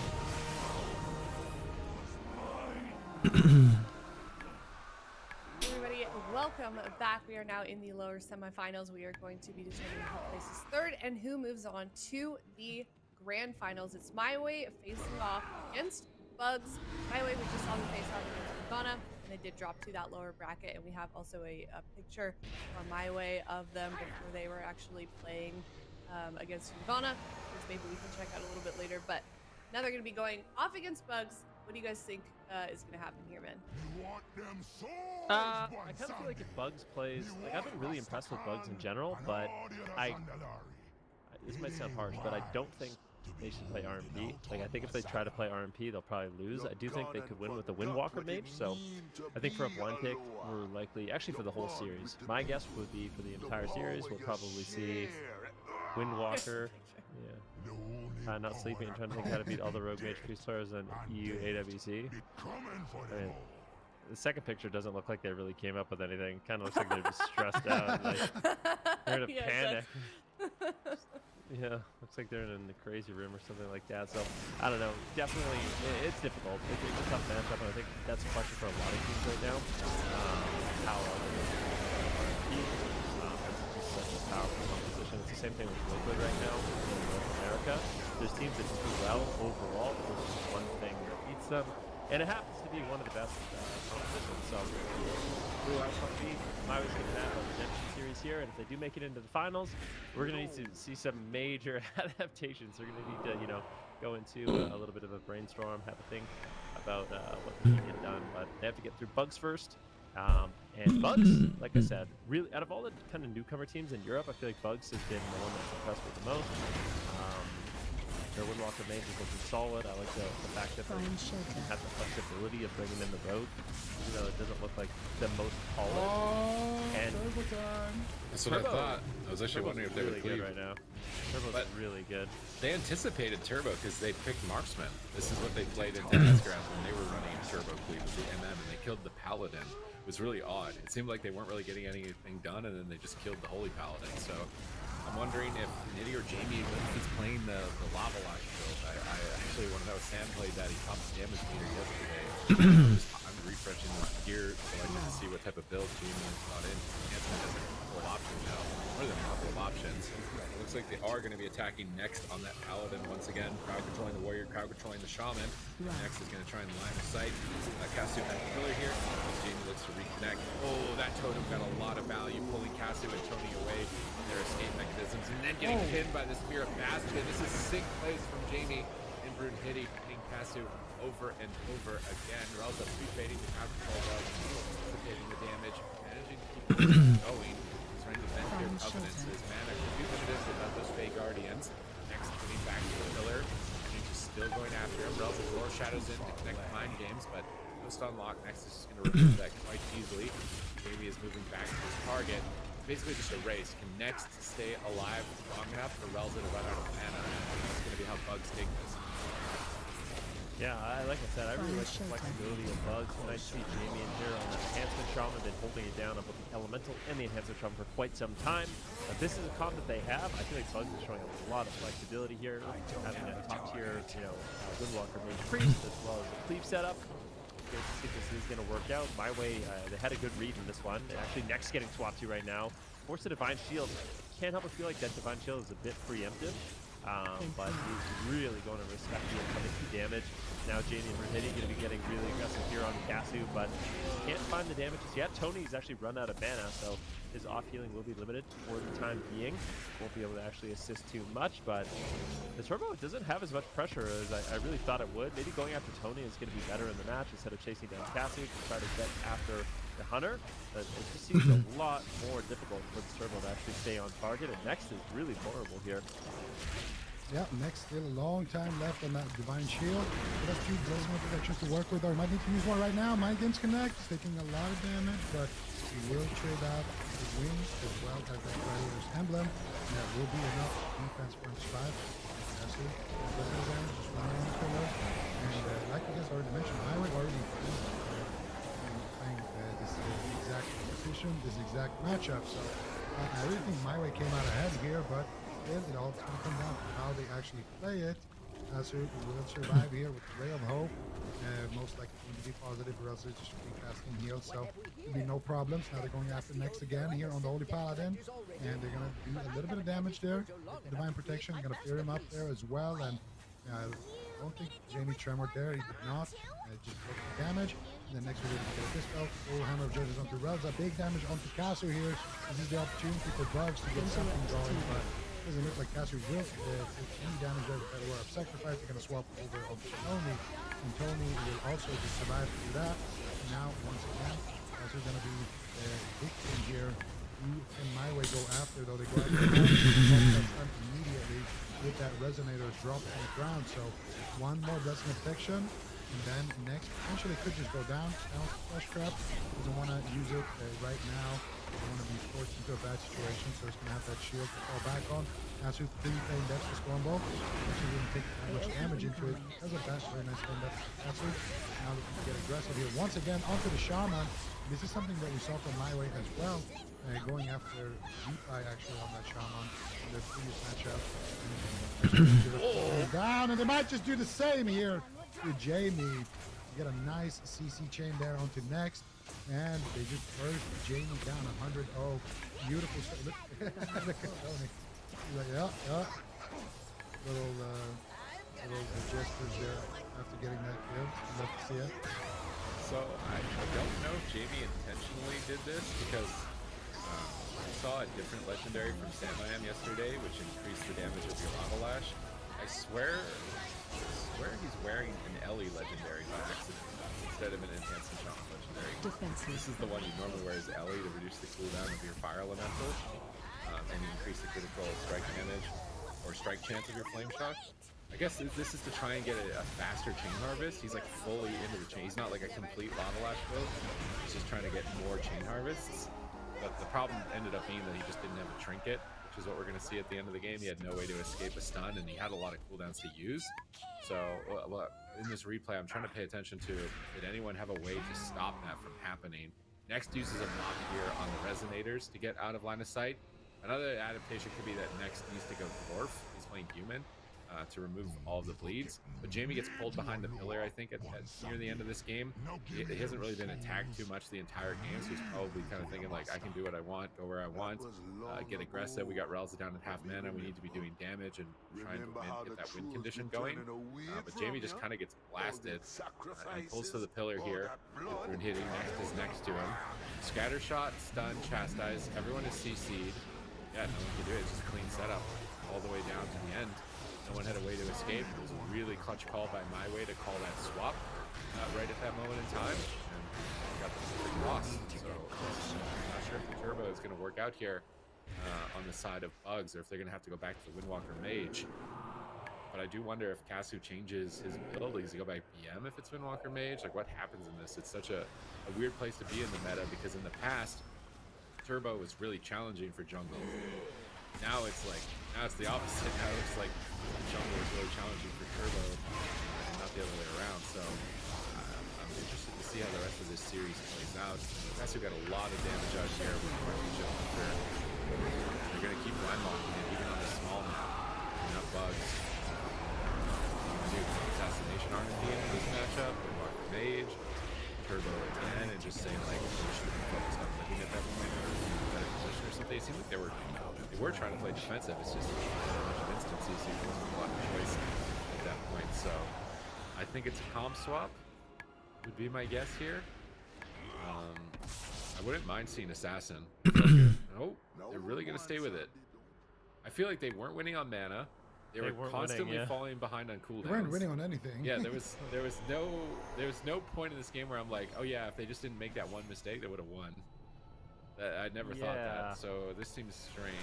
Well, we saw who was it?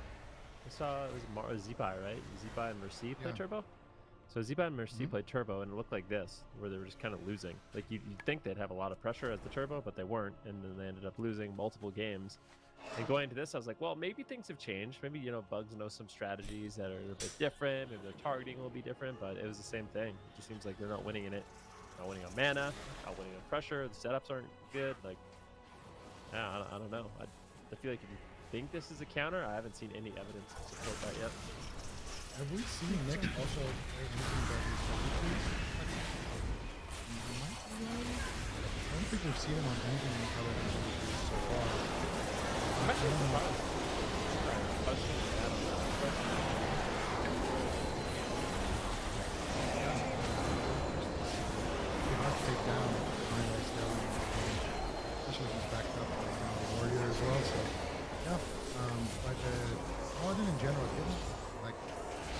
feels like jungle.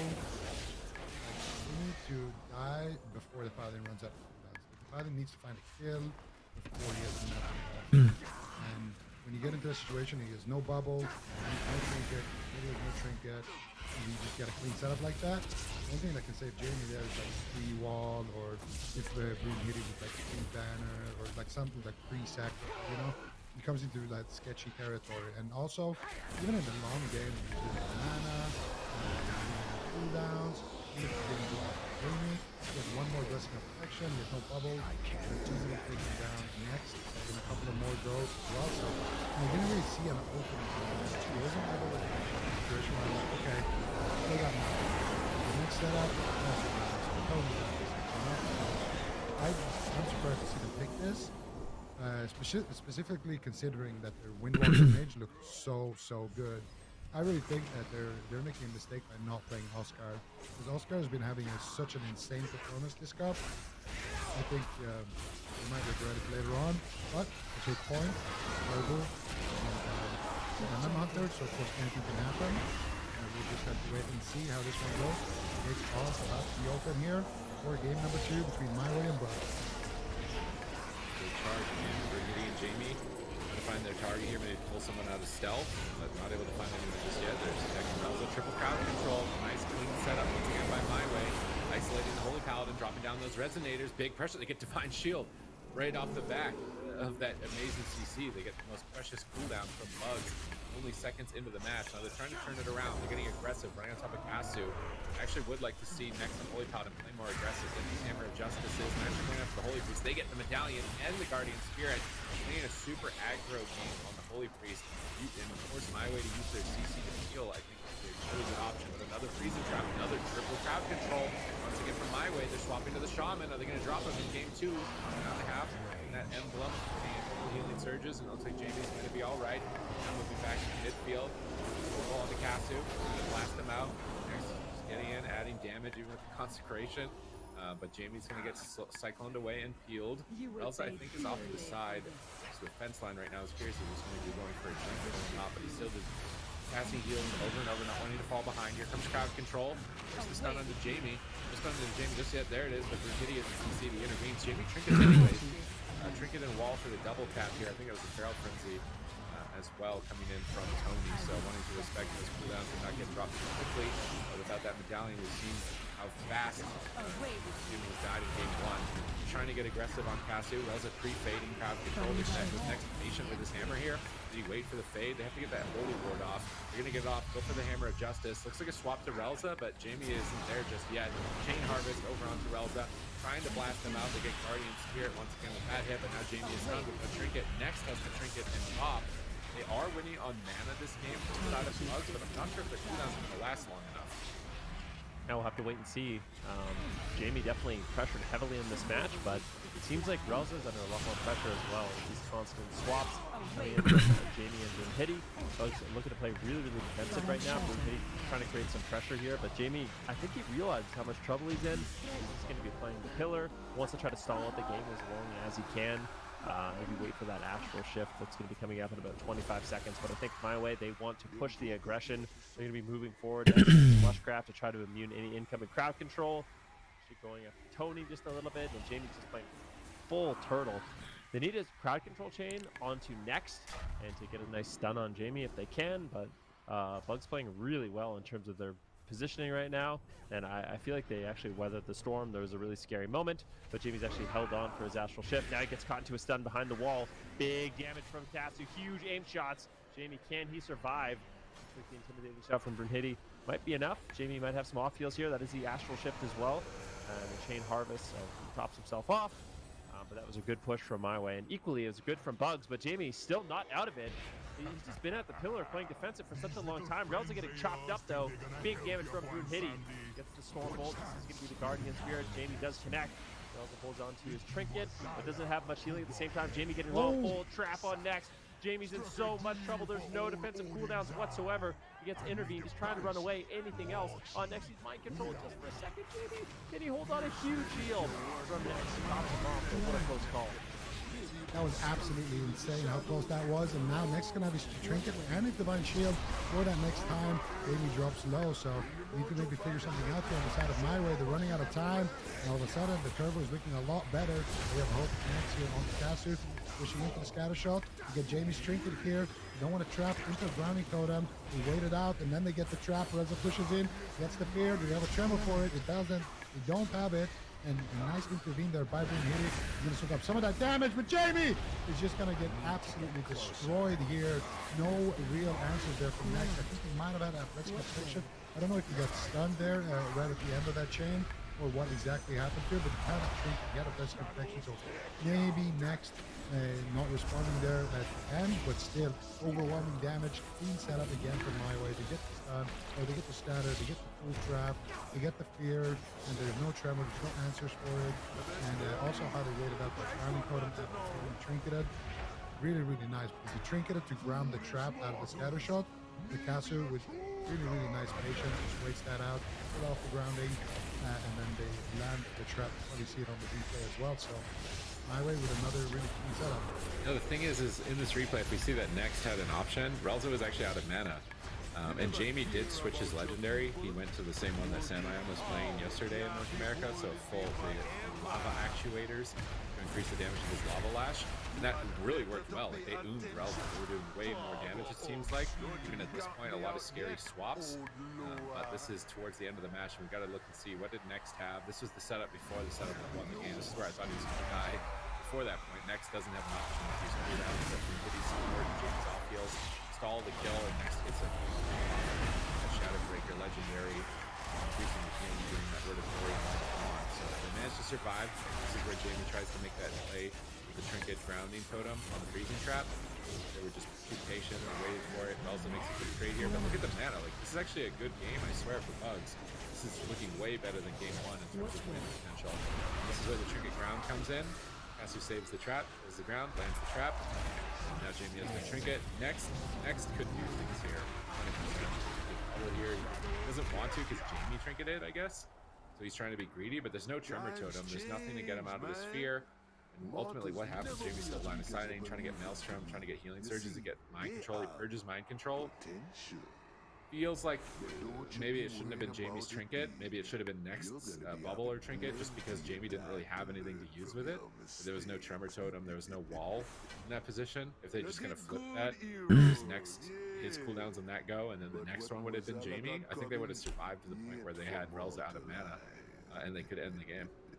Take your trinkets. Definitely small things that could be done, but it seems like my way. They're looking really comfortable in this match. However, I did like that they were going after Relza more. Made him at least feel a lot more scared. And on the small map, it felt like they could get a mana advantage too. If they had just held on a little bit longer, they could have actually went ahead in mana, which would have been nice. So I wonder if they continue to go at the small maps and keep locking in the cleave, or they decide to experiment with maybe the Assassination Rogue, the Windwalker Monk, just change it up, because Warren match point, lower bracket. If they lose again, they are going to be out. And if My Way wins, they're going to get the rematch in that upper bracket, which I don't know how that's going to go. I mean, it seems like it's going to go rough, but maybe they figured something out. The Marks Hunter is definitely looking good here, though. Yeah, it's looking good. I mean, for My Way, we're seeing multiple ways that they can win the game. You go after the Holy Paladin, and eventually run him out of cooldowns, take him down. You can go for the CC chains, take Jamie down, and I don't know, the turbo, like the way turbo works is you're essentially like a giant brick wall that just does a lot of consistent damage, and you don't really die. But the kind of struggle of turbo to make it work is you need to have perfect defensive rotation on cooldowns. Like every time we see turbo do well, it's always everybody is perfectly rotating. You're never overlapping. You're never underusing. You're always just having that clean rotation on your defensives. And I'm just not seeing that right now from Bugs. So personally, I was going to say I would like to see Oscar tag me, but I guess it's not going to happen. It was a close game. They had a good pressure on the Relza this time around. In the first game, it didn't look that good.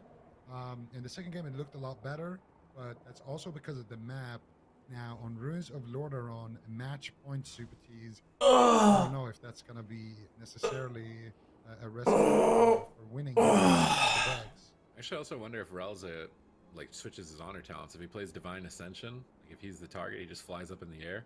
What about? Um, How do you feel about Arms Warrior? I think Arms Warriors just get tunneled by jungle and die. Yeah, but Is- it is the seems. problem. Yeah, you can really. I don't know if that's true with an enhancement shaman.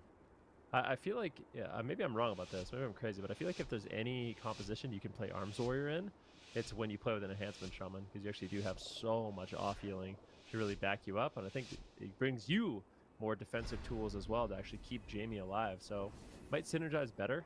We're not going to see it here, but I feel like it is something to think about, because I feel like when I queue ladder, I often see the Arms Warrior with the enhancement shaman.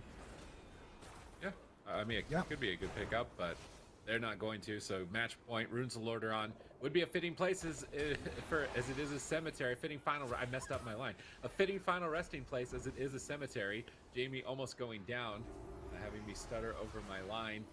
But trading out the Trinket and Astral Shift very early on is going to put him in a defensive position. He's actually changed back. Is he Orc or is he Dwarf? He's Orc here, trying to get that stun reduction, trying to stay on the Hunter, it looks like, on this map. But this used to be called Runes of Hunteron for a while. So for the Marksmanship Hunter, they might also regret this map pick. They've already got Trinket Bop out of the way too. This is not good for Bugs. I feel like I don't ever remember it being called the Runes of Hunter. Yeah. Never? I remember that. I feel like it was back in Never Brad. heard that. It was Never when heard. Beastcleave ran you down on Runes of Lordaeron. I mean, swear, I would it was remember it Runes better of than Hunter anyone. on.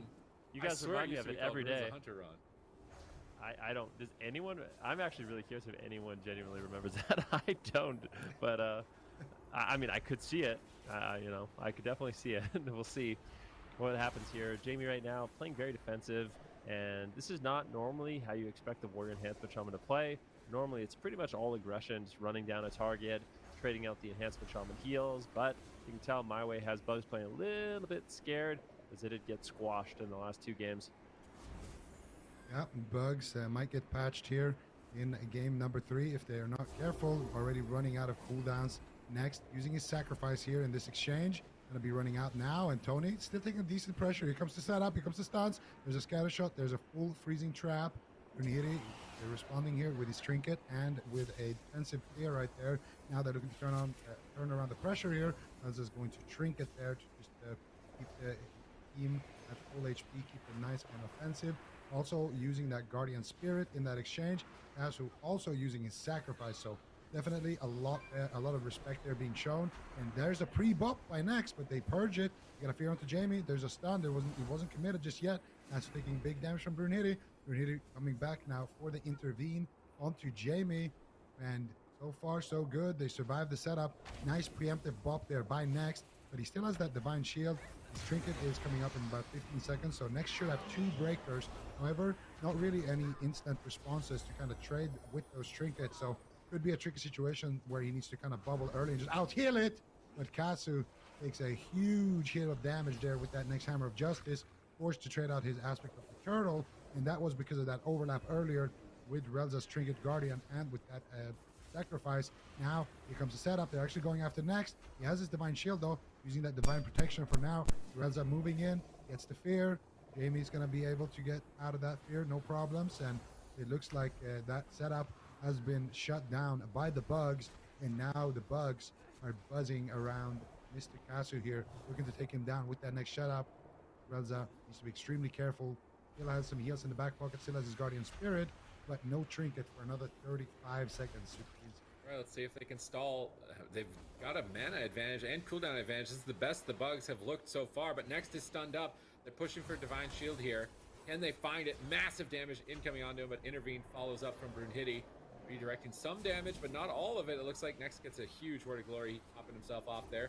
Tony getting pressured off of Next at the moment, but just in bear form, ready to keep going after him. Kasu in trouble, gets gripped back to the tombstones, dodges the cap totem, but Brunhilde is still all over him. Jamie looks to reconnect, knocking Jamie and Brunhilde away. Brunhilde going to charge to reconnect. Holy Fire's coming out onto Jamie, but Kasu is still on the back foot, disengaging back, going for a freezing trap. Next pre-sacrifices here, anticipating the setup, and this is a great anticipation on his part. He's going to redirect that Resonator damage to himself with the sacrifice.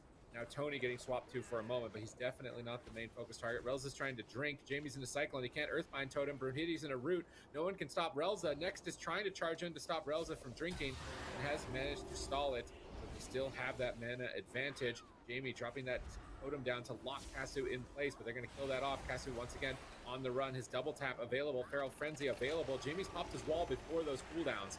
Popping his Astral Shift preemptively because he has no Trinket Breaker, but at the same time could cost him the game because now those cooldowns are available. There'll be nothing to buffer the damage, and I think Tony wants to go for it. Relz is drinking in the room, baiting Jamie into a bad position if he gets stunned here. Jamie is stunned up, double tap available. They pop that Feral Frenzy, massive damage incoming. Next, Trinkets and responds in time. Now Kasu on the back foot, getting gripped over to the side. Gets topped off by big heals of Relza. Relza repositioning to the opposite side of the map to try and drink over there, but Kasu is getting blasted down by Brunhilde. Massive Blade Storm. Tony is trying to help out. Cyclones on Brunhilde. Kasu disengages away. Relza trying to pick his team up, but it cost him so much mana to heal throughout that attack. Next has a Divine Shield here, but he actually gets broken out of the freezing trap, it looks like early, which means that the Bugs should be in a position where they can actually win this game. Yeah, I mean, let's see if they can actually capitalize on it. 3% dampening. We've seen My Way survive for a really long time against these type of setups and reverse the pressure really fast as well. Stun on the Relza. Kasu getting really low. Just 3 seconds left on that aspect of the turtle. Tony throwing in Cyclones. Gets the Cyclone on Brunhilde. That will pause the damage. Now Tony and Kasu going to be looking to go after Jamie, who's a little bit overextended right now, down to 50% health. Catches a big heal there by Next. Tony at the same time taking a little bit of pressure, and all it takes is one clean setup. Next right now in a trap. That will fade, and Jamie should be able to stay alive. Defensive positioning coming in once again. Relza, if he can sneak away for a drink, look at Relza's positioning. He's trying his best to get across the map. Kasu might just get dropped. He does have the aspect of the turtle. He's going to trade, so Relza can regenerate a little bit of mana, and he trades the aspect of the turtle for about 20% mana on Relza. I don't know if it's going to be a worth trade. There's a Hammer of Justice on Relza. Kasu is incredibly low, but gets a huge heal there by Tony, stabilizing. But I just feel like this is one of those decisions that could really backfire here for Kasu. Turtle's such a long cooldown, and right now Bugs has developed a ton of momentum. Yeah, but still a little bit of a mana advantage for My Way right now, and Kasu still with his offense available. That True Shot aura coming up in 20 seconds, and he get to use it right now. A scary situation with the Kasu. Does not cross CC yet. He's going for the flash heals. Gets a big one there onto Kasu. Tony look for the Cyclones defensively here. And this is where My Way needs to start maybe playing a little bit defensive. No, they are just going to keep going out with that all-out aggression. Pull a trap onto Next. Actually breaks or got grounded. I'm not sure what happened to that trap, but Next is completely tapped. And Kasu is getting absolutely blasted right now. Catches another big heal. Relza with the Apotheosis in the backline, spamming out the smites. There's the Shastas onto Next into a triple DR Fear. And Next will come out of that one, be able to keep his team in the fight with 0 mana left on both of these healers, though. Anybody could go down right now. It's looking like Kasu. It's looking like Relza actually as they swap over onto him. But Jamie needs to be careful as well. He's taking a lot of damage. No Astral Shift available for Jamie. How is he going to survive? I'm actually very, very worried about Jamie's health in this situation. Scattershot coming out onto Next into a freezing trap. That's going to be the Divine Shield, but with no mana to actually use with it, how is he going to actually heal Jamie? Jamie's still dropping so low. He's not. running around, and Jamie's just going to drop. And Kasu, very, very excited to be going back into the grand finals here to get that rematch against Kungana. Very well fought series there by My Way, taking down the Turbo 3-0, and it went to dampening basically in the last one. There was cooldowns, there was answers, but just no mana for Next to use. I somewhat can't believe that they were able to pull this off. Like, I was thinking, like, the Turbo's pulling ahead. Like, they're getting cooldowns, they have more mana, but it just doesn't seem to matter. It's almost a bit astounding. Like, a marksmanship hunter can actually be this stable against Turbo. I thought for sure if the game went long like this, that the hunter would just crumble. Like, even in situations like this, like Kasu's disarmed with a warrior with all cooldowns up. Like, how does he even live here? Relza has Apotheosis, I guess, so it's his big cooldown just sitting in the back. Tony is supporting him, but they just constantly swap back to Jamie. And ultimately, it was My Way that win on mana. Like, they're the jungle that's known for, or the comp that's known for aggression, but they're just dampening everybody with it instead.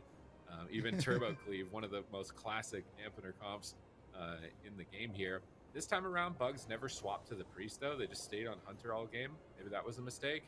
In the previous game, we saw a lot of swaps, and it was kind of a defensive overlap that lost them the game. But at this point, you're really not going to be able to heal. Like, dampening is reducing healing by 16%. Next doesn't have mana to heal with. Like, he's got Avenging Wrath. He's basically using Hammer of Wrath to try and get Holy Power for Word of Glory, but he's just going to get blasted out of the match. I mean, they did good damage. Jamie's top of the scoreboard. and they still couldn't close it out. So if that doesn't tell you that this is a bad matchup, I'm not sure what else will. Tony doing a lot of support here, as well as Jamie, both at 1 million healing. Now in this grand final, they got pretty excited, but if history repeats itself, they're getting pretty excited about a matchup that's probably a 4-0. They're gonna have to make a big change. I want to see Convoke. I want to see an Hunter Convoke. I want to see like just kind of a YOLO strat rather than this defense, but I kind of doubt it. I feel like they're committed to this dampen life. They've embraced the damp life, and we might not get the aggressive jungle back ever again. Now it seems like.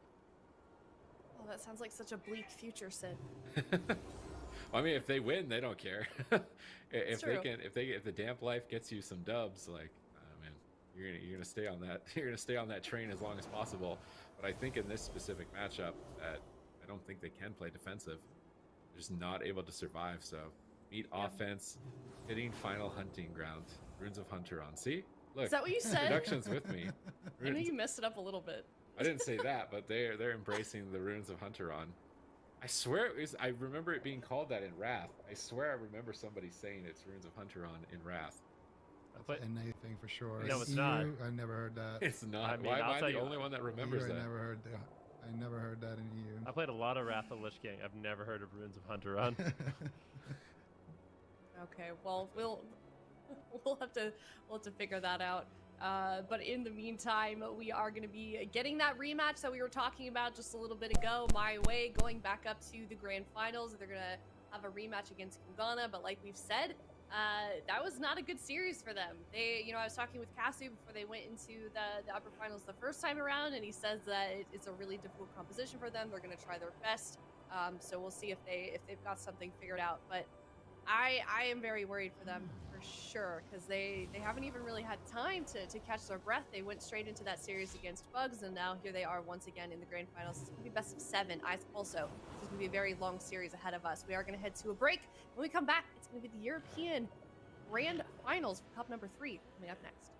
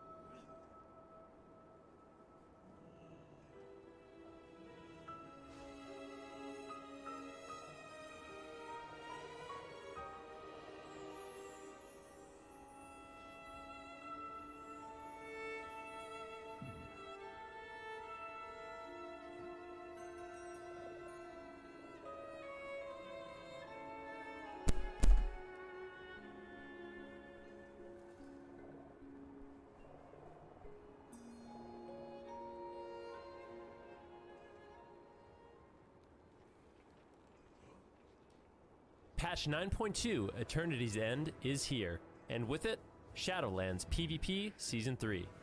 In this video, we'll be covering all of the important changes and features of the new season to help you stay up to date on all things PvP.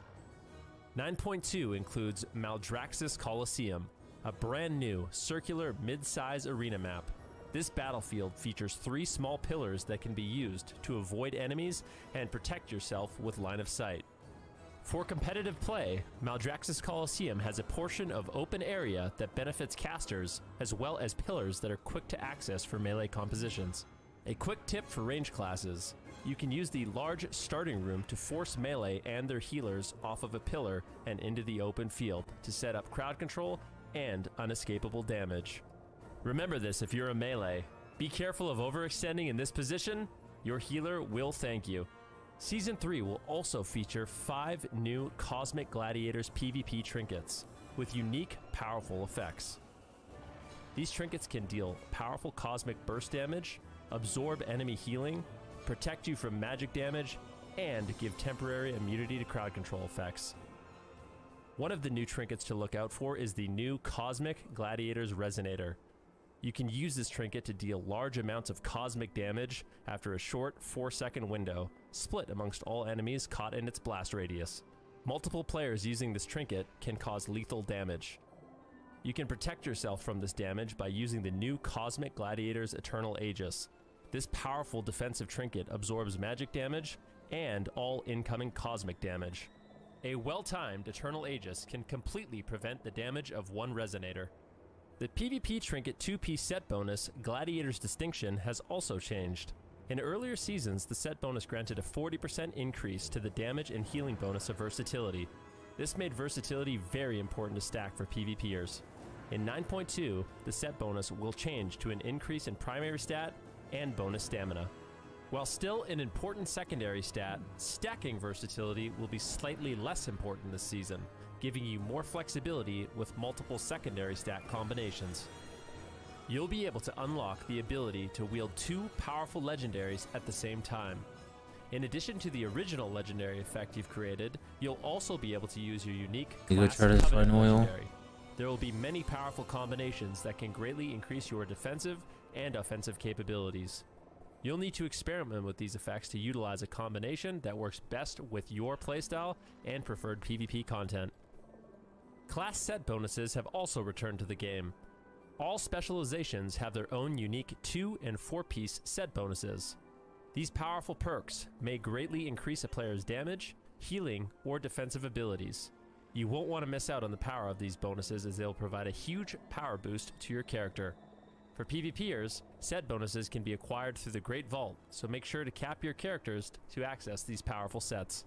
Finally, a brand new brawl has been introduced in 9.2, Solo Shuffle. This game mode allows you to queue up by yourself and jump straight into the arena for conquest points and honor rewards. 6 rounds of 3v3 will play out with different combinations of players, giving everyone an opportunity to play multiple rounds with each other. After all 6 rounds are played, the players with more overall wins will claim victory and earn bonus rewards to purchase and upgrade their PvP gear. For more information on the PvP content discussed, check out the links in the description of this video. And don't forget to subscribe to the Warcraft YouTube channel for more content like this in the future. In the meantime, queue up and we'll see you in the arena.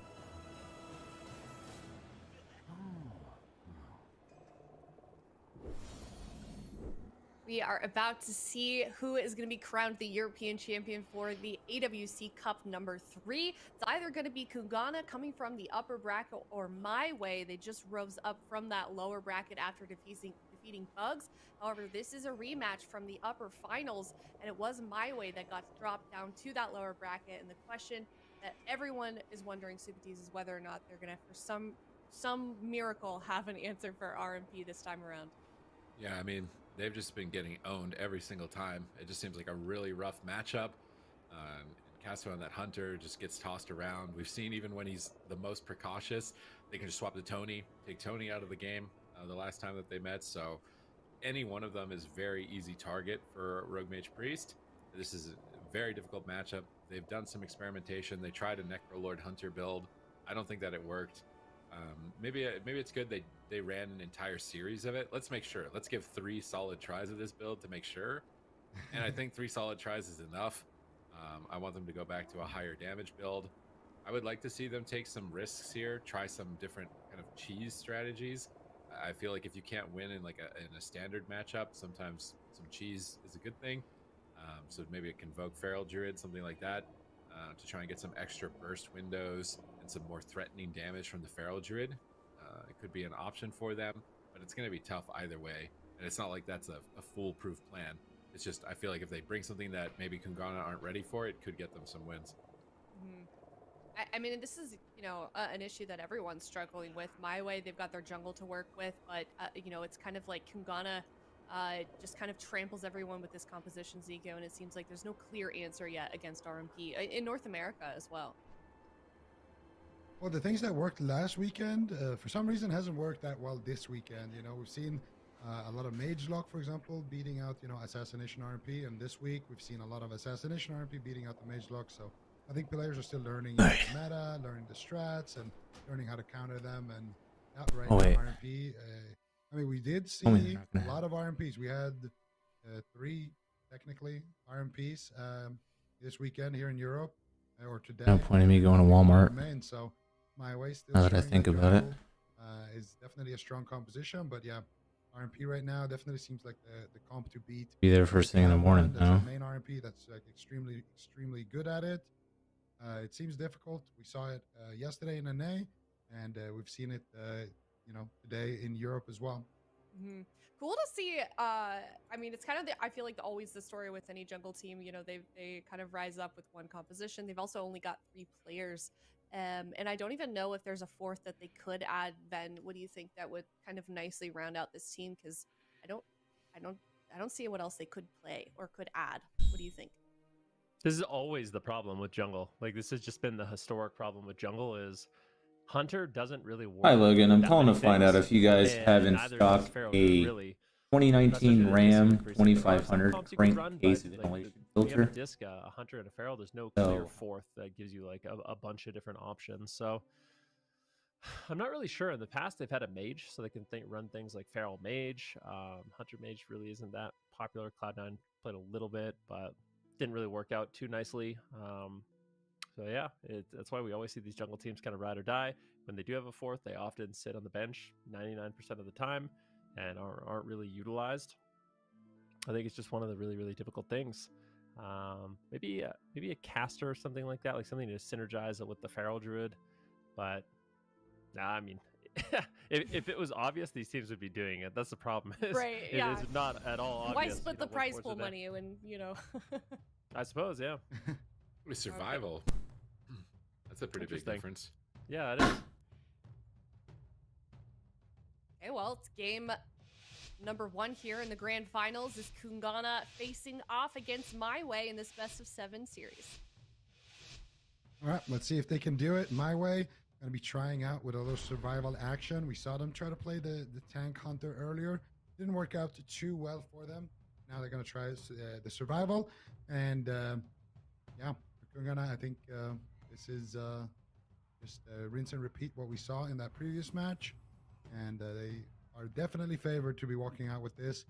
If history is any indicator, they get Tony out. But the target that they want is Caster. And Caster right now is in Camo.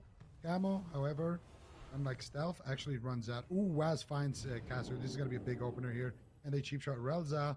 Relza actually with a nice pre-fade, and there it is. Now they're going to get the stun. They're going to get the double fear. There's the Resonator. And Caster, if he gets stunned on his Trinket here, could just be lights out.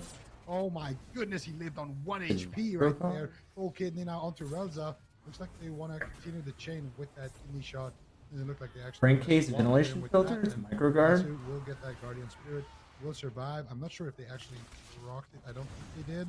I think it was really, really close. It's but the they didn't the proc crankcase it vent that goes And, on top of the Caster motor. did have to use basically Right his above. entire spellbook, and it was not Oil strong, filter. but Caster was able to hold on to at least to his Roar of Sacrifice, so at least he will have that in his back pocket. The problem is they can't get any offense. After they do their go, they just polymorph Caster 3 times Can and be take him wondering. out of the match until they're going to stun him and kill him.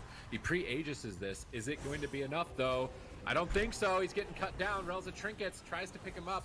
the apotheosis and manages to save the day, but blind is now available. So full blind Relza, full stun Kasu. I think that it's pretty much game over at that point here. No, it's not. It's not a regular oil filter. Surface Crank case defense on the side of innovation. Kungana here. They're trying to with a chastise and a stun, but Wasp pre-feints it. I think that feint with evasion is going to be enough. And here it comes. 3-2-1 setup. Roar Sacrifice is not going to do too much. And again, this is Roar Sacrifice before Combust. So even if Telling this you, it does doesn't keep spin Kasu on, alive, cruise on. as soon as that Roar of Sacrifice goes down, he's going flat to get busted on, and I don't even think he survives any plastic. Nope. Just endless It's, crowd control, perfect cross. Kungana looking unbeatable in Cup 3 here. Yeah, I mean, this is exactly how they looked in Cup number 1 also. So I think they got thrown a little bit of a curveball last week with the Mage Lock coming in from Morrow and Mercy. But this week, it just seems like they had a clear answer for that, which was the Assassination Rogue. And now they're kind of just running through the competition. On the day, Kungana up 4-0. I don't. It's not microguard. I know that. 3 more wins. And if they can find that, they're going to be Dorman, with the ones I see on here online. I think they've already pretty much guaranteed their position in that top 8 for the circuit, but they'll be looking to pick up even more momentum. And we can see all these clean setups here in the replay. It almost looks like a so Prey, at this point, sorta, Trinket, just making and Prey. this is where they force it. They get a cheap shot into a giant polymorph. flat they piece interfere onto that's Tony, on top of the 1 versus motor. 1, mind games A connect. filter and inside Relza it. immediately has the trinket fade when that mind games connects. Of course, he fades there because he doesn't want to actually get blinded on his trinket. Almost shaped like It a just shows rectangle, the but state with of a mind and circular how end. scared they are. And as soon as that setup is done, Reiko sheeps Kasu, and they sheep Kasu again. Mech tries to definitely right there to stop that counter go. And then as soon as Mech comes out of this sphere, I actually, I think he might have Really? pulled it, but anyway, they get the full blind, they get the stun on Tony. Trinkets 140. gets triple DR fear Okay. on that, and then at this Alrighty. point, just Well, I as might soon as swing that by and sheep pick it up lands then. for Raikou, So, it's game over. He even gets the resheep, and that's it. yeah, I'll probably be up there shortly then. I appreciate it. Do Thank mine, you. But laugh, just like Alright. Kasu just did. Bye bye. Convoke. What a rough position to be in. You just gotta laugh at your losses. Just I don't know. You just have no idea what to do. I MM have no- Hunter, 46. Kyrian MM Hunter, Convoke Feral Druid, play the immunity CC trinkets, kill Meh, and hope he doesn't react at all because he shouldn't die to it. And if he plays Red's Legendary, you're really sad about it. But there's no, like, a standard game just doesn't look like it's gonna work. Like, as soon as they survive a go, they can't get on target. They just polymorph Kasu 3 times. He's just sheeped for 30 seconds. Anytime he can attack, he's sheeped. And then if he's not sheeped, he's stunned. And if he's not stunned, he's dead. So it's like you need some sort of cheese here. There's no way. I almost say just throw all caution to the wind, or else it goes on a Blessing of Summer Holy Pally. Play Mastership Hunter, bop him aggressively, try and one-tap somebody. Like, we've seen so many games now of a standard matchup, full defense matchup, and they can't get anything from Kungana. So I really want to see something just left field. Like, this is the time to try something. They're going to go to Empyrean Domain, really big map. Maybe the extra distance is going to be what they want, and he's going to go MM. I think that's better. I feel like MM, if he actually gets to connect some aim shots, could actually get a lot of pressure out. But I somewhat want to see Relz on a Paladin. I think, like, aggro bopping. Yeah, I swear, aggro bopping, getting Kasu out of a stun go, and then turning it around and getting aggressive might actually be all right for them. I feel like if we see Relz on the Paladin, he's gonna get opened on at the beginning bubble, get opened on Trinket, and die through it. Yeah. That's.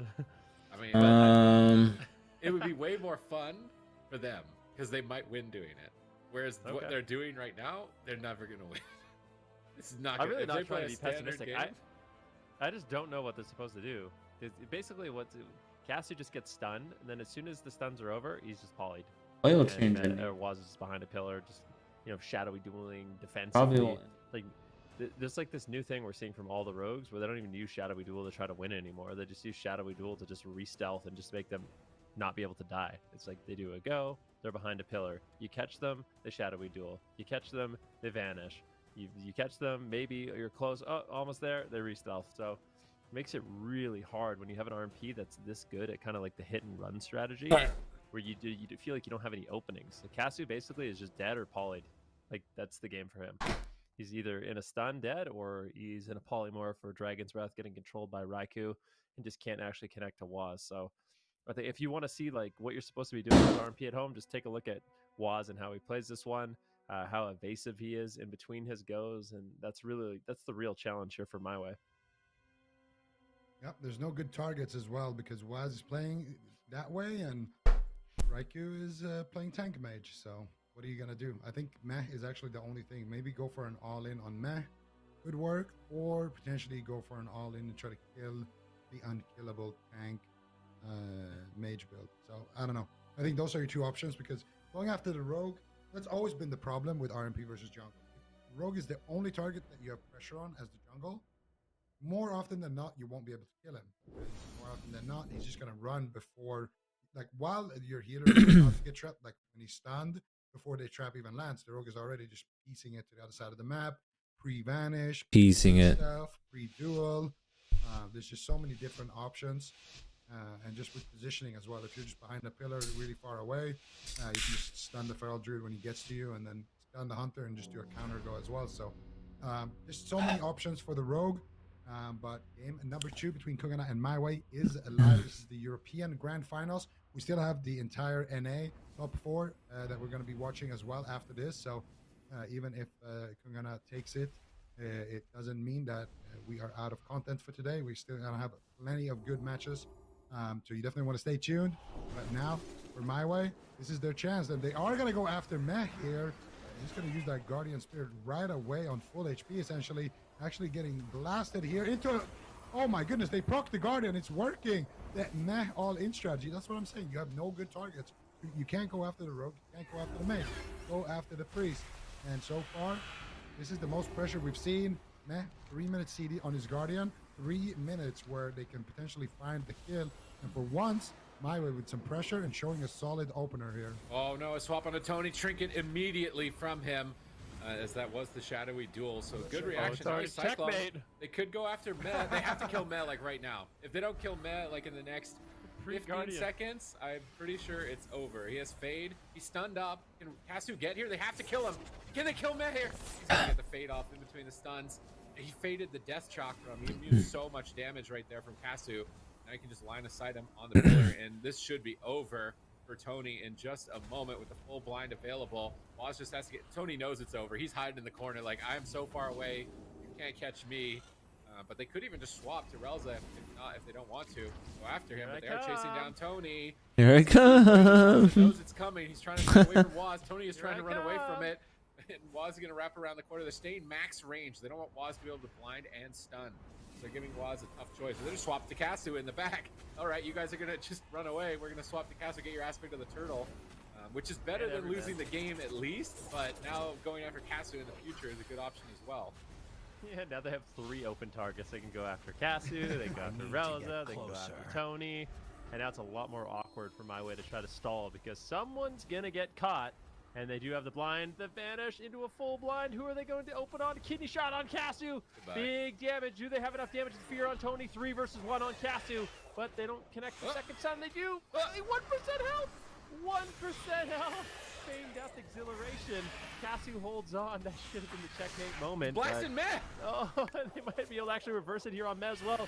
He's caught into a stun. Dragon's Breath defensively by Raikou. Polymorph on Kasu. Good feels coming in.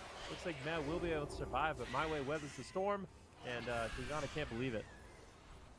Beautiful defensive place there from MyWay, but still, Kasu going to be an open target for a long time. Combustion is up and running here for Raikou. No sacrifice available for Kasu. They get a full sheep. This is an easy combust if they can connect on the Kasu, and they do it. They're going after Tony. They're going to pop that combustion. Kasu is actually just sitting in stealth right now. That's how dead he is, and he knows it. And now he's getting tab targeted. If they have any CC whatsoever here onto Relza, you can take him down, but Kasu actually survives with a feigned death into a camel, and forces them to swap over onto Tony, but that netted them Tony's trinket, and the pressure is endless here, but no, need to be careful! Yes! I told you. Absolutely destroyed, and just like look how much more fun he's having. I told you. He's having a lot more fun. I told you. I mean, look at the map. Look how they use the map. Look how, like, I think Kungana, they swapped around a little too much in this one. But in MyWay's credit, they did a great job making sure that whoever is dead cannot become a target right now, and that's just positioning and some creative usage of their camouflage and things like that. Yeah. My way takes it. Is he supposed to die there though? Like, did he have options? Like, I saw Well, him we're actually gonna look, line yeah. the death chakram, and I thought like, oh, Waz gonna take 0 damage, but I don't think Matt was able to dispel the explosive shot. Here's when Cassie almost died. Like, he's just barely surviving. He goes after Matt, almost takes him out here. This is what I liked about MM. Like, MM actually gets damage out that's threatening compared to the other hunter specs. But that's why I thought it would be the better option for him. Invoke thing would be cheese, but I actually still think Invoke might not even be that bad even after seeing this. But what did Waz have at the end of the game? Like, could he have been able to save himself? I think this is where Casu gets a feign death and he re-stealths and he runs it. Like, Casu is a dead man walking right now. Yeah, feign death camo. And Meg goes and picks up the Shadow Side Eye and then finds Casu. Throws the mind gaze on Tony, finds Casu and pulls him out of stealth. And so Tony soaks that hit with Trinket, and they swap back to Casu, and it's like, if he didn't get that feign death camo, he was dead 20 seconds before this point. Waz has But Waz has buttons. That's why I'm wondering, like, should he have actually died here? He faints, he's stunned, low health. Mess saves him, pulling him. There's the death chakrams. This is where Waz was line of sighting it, but the explosive shot on it still does a lot of damage, and so did the rapid fire, and they just killed him through evasion. Does rapid fire go through evasion, or did he turn his character around? I feel like he turned his character around. They had everything. I'm pretty sure it doesn't go through evasion, but maybe it does. I guess that's the kind of wild card damage that you need. That is what you're talking about. I mean, Casu on the Marks Hunter, going to be able to potentially find those one shots. So yeah, but if you're Kangana, I feel like you really just shrugged that off. I mean, he died through evasion. They had a lot of cooldowns. Still Guardian Spirit. That was kind of best. I would really be interested to see like his death log and how he actually went down there, because that was a crazy amount of damage. And I feel like they didn't even. I guess they kind of underreacted to the situation, but once you get Waz to the pillar, you feel like you're going to be okay. I think he actually died through feint too, so a bit surprising, but I mean, My Way is going to take it. They're going to be happy to put a point on the board with that one. Yeah, definitely. And I think we're going to see the same specs coming out from My Way here. It's starting to find their footing a little bit in the matchup, but I think we're going somewhere smaller. If I had to guess, I think we're going somewhere medium-sized or just straight up small. Tiger speak. So yeah, going a little bit with the medium and My Way.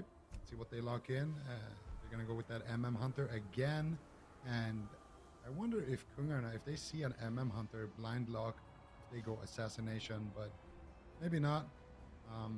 There still was a lot of options for them. So if it's not fixed, if it's not broken, why fix it? So we'll see what they decide to do here. But My Way, 35 seconds on the clock. They got a lock in. Yeah, there's no way, dude. He's played so many of BM and survival. Like, there's no way, dude. MM 100%. It's the only threatening damage. Be it like BM 100 damage is high on the scoreboard, but it's not threatening damage that can end the game.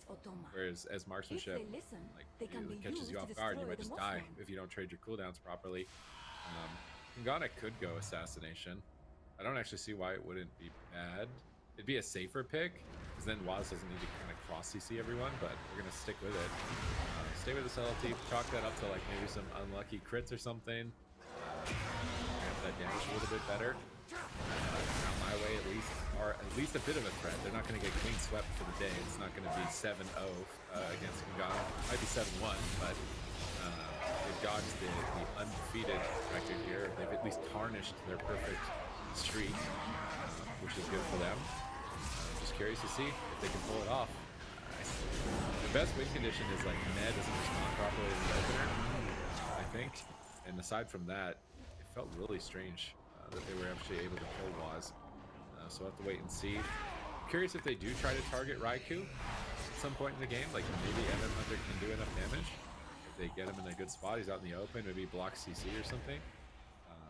So I think there's still some room to be creative here for My Way.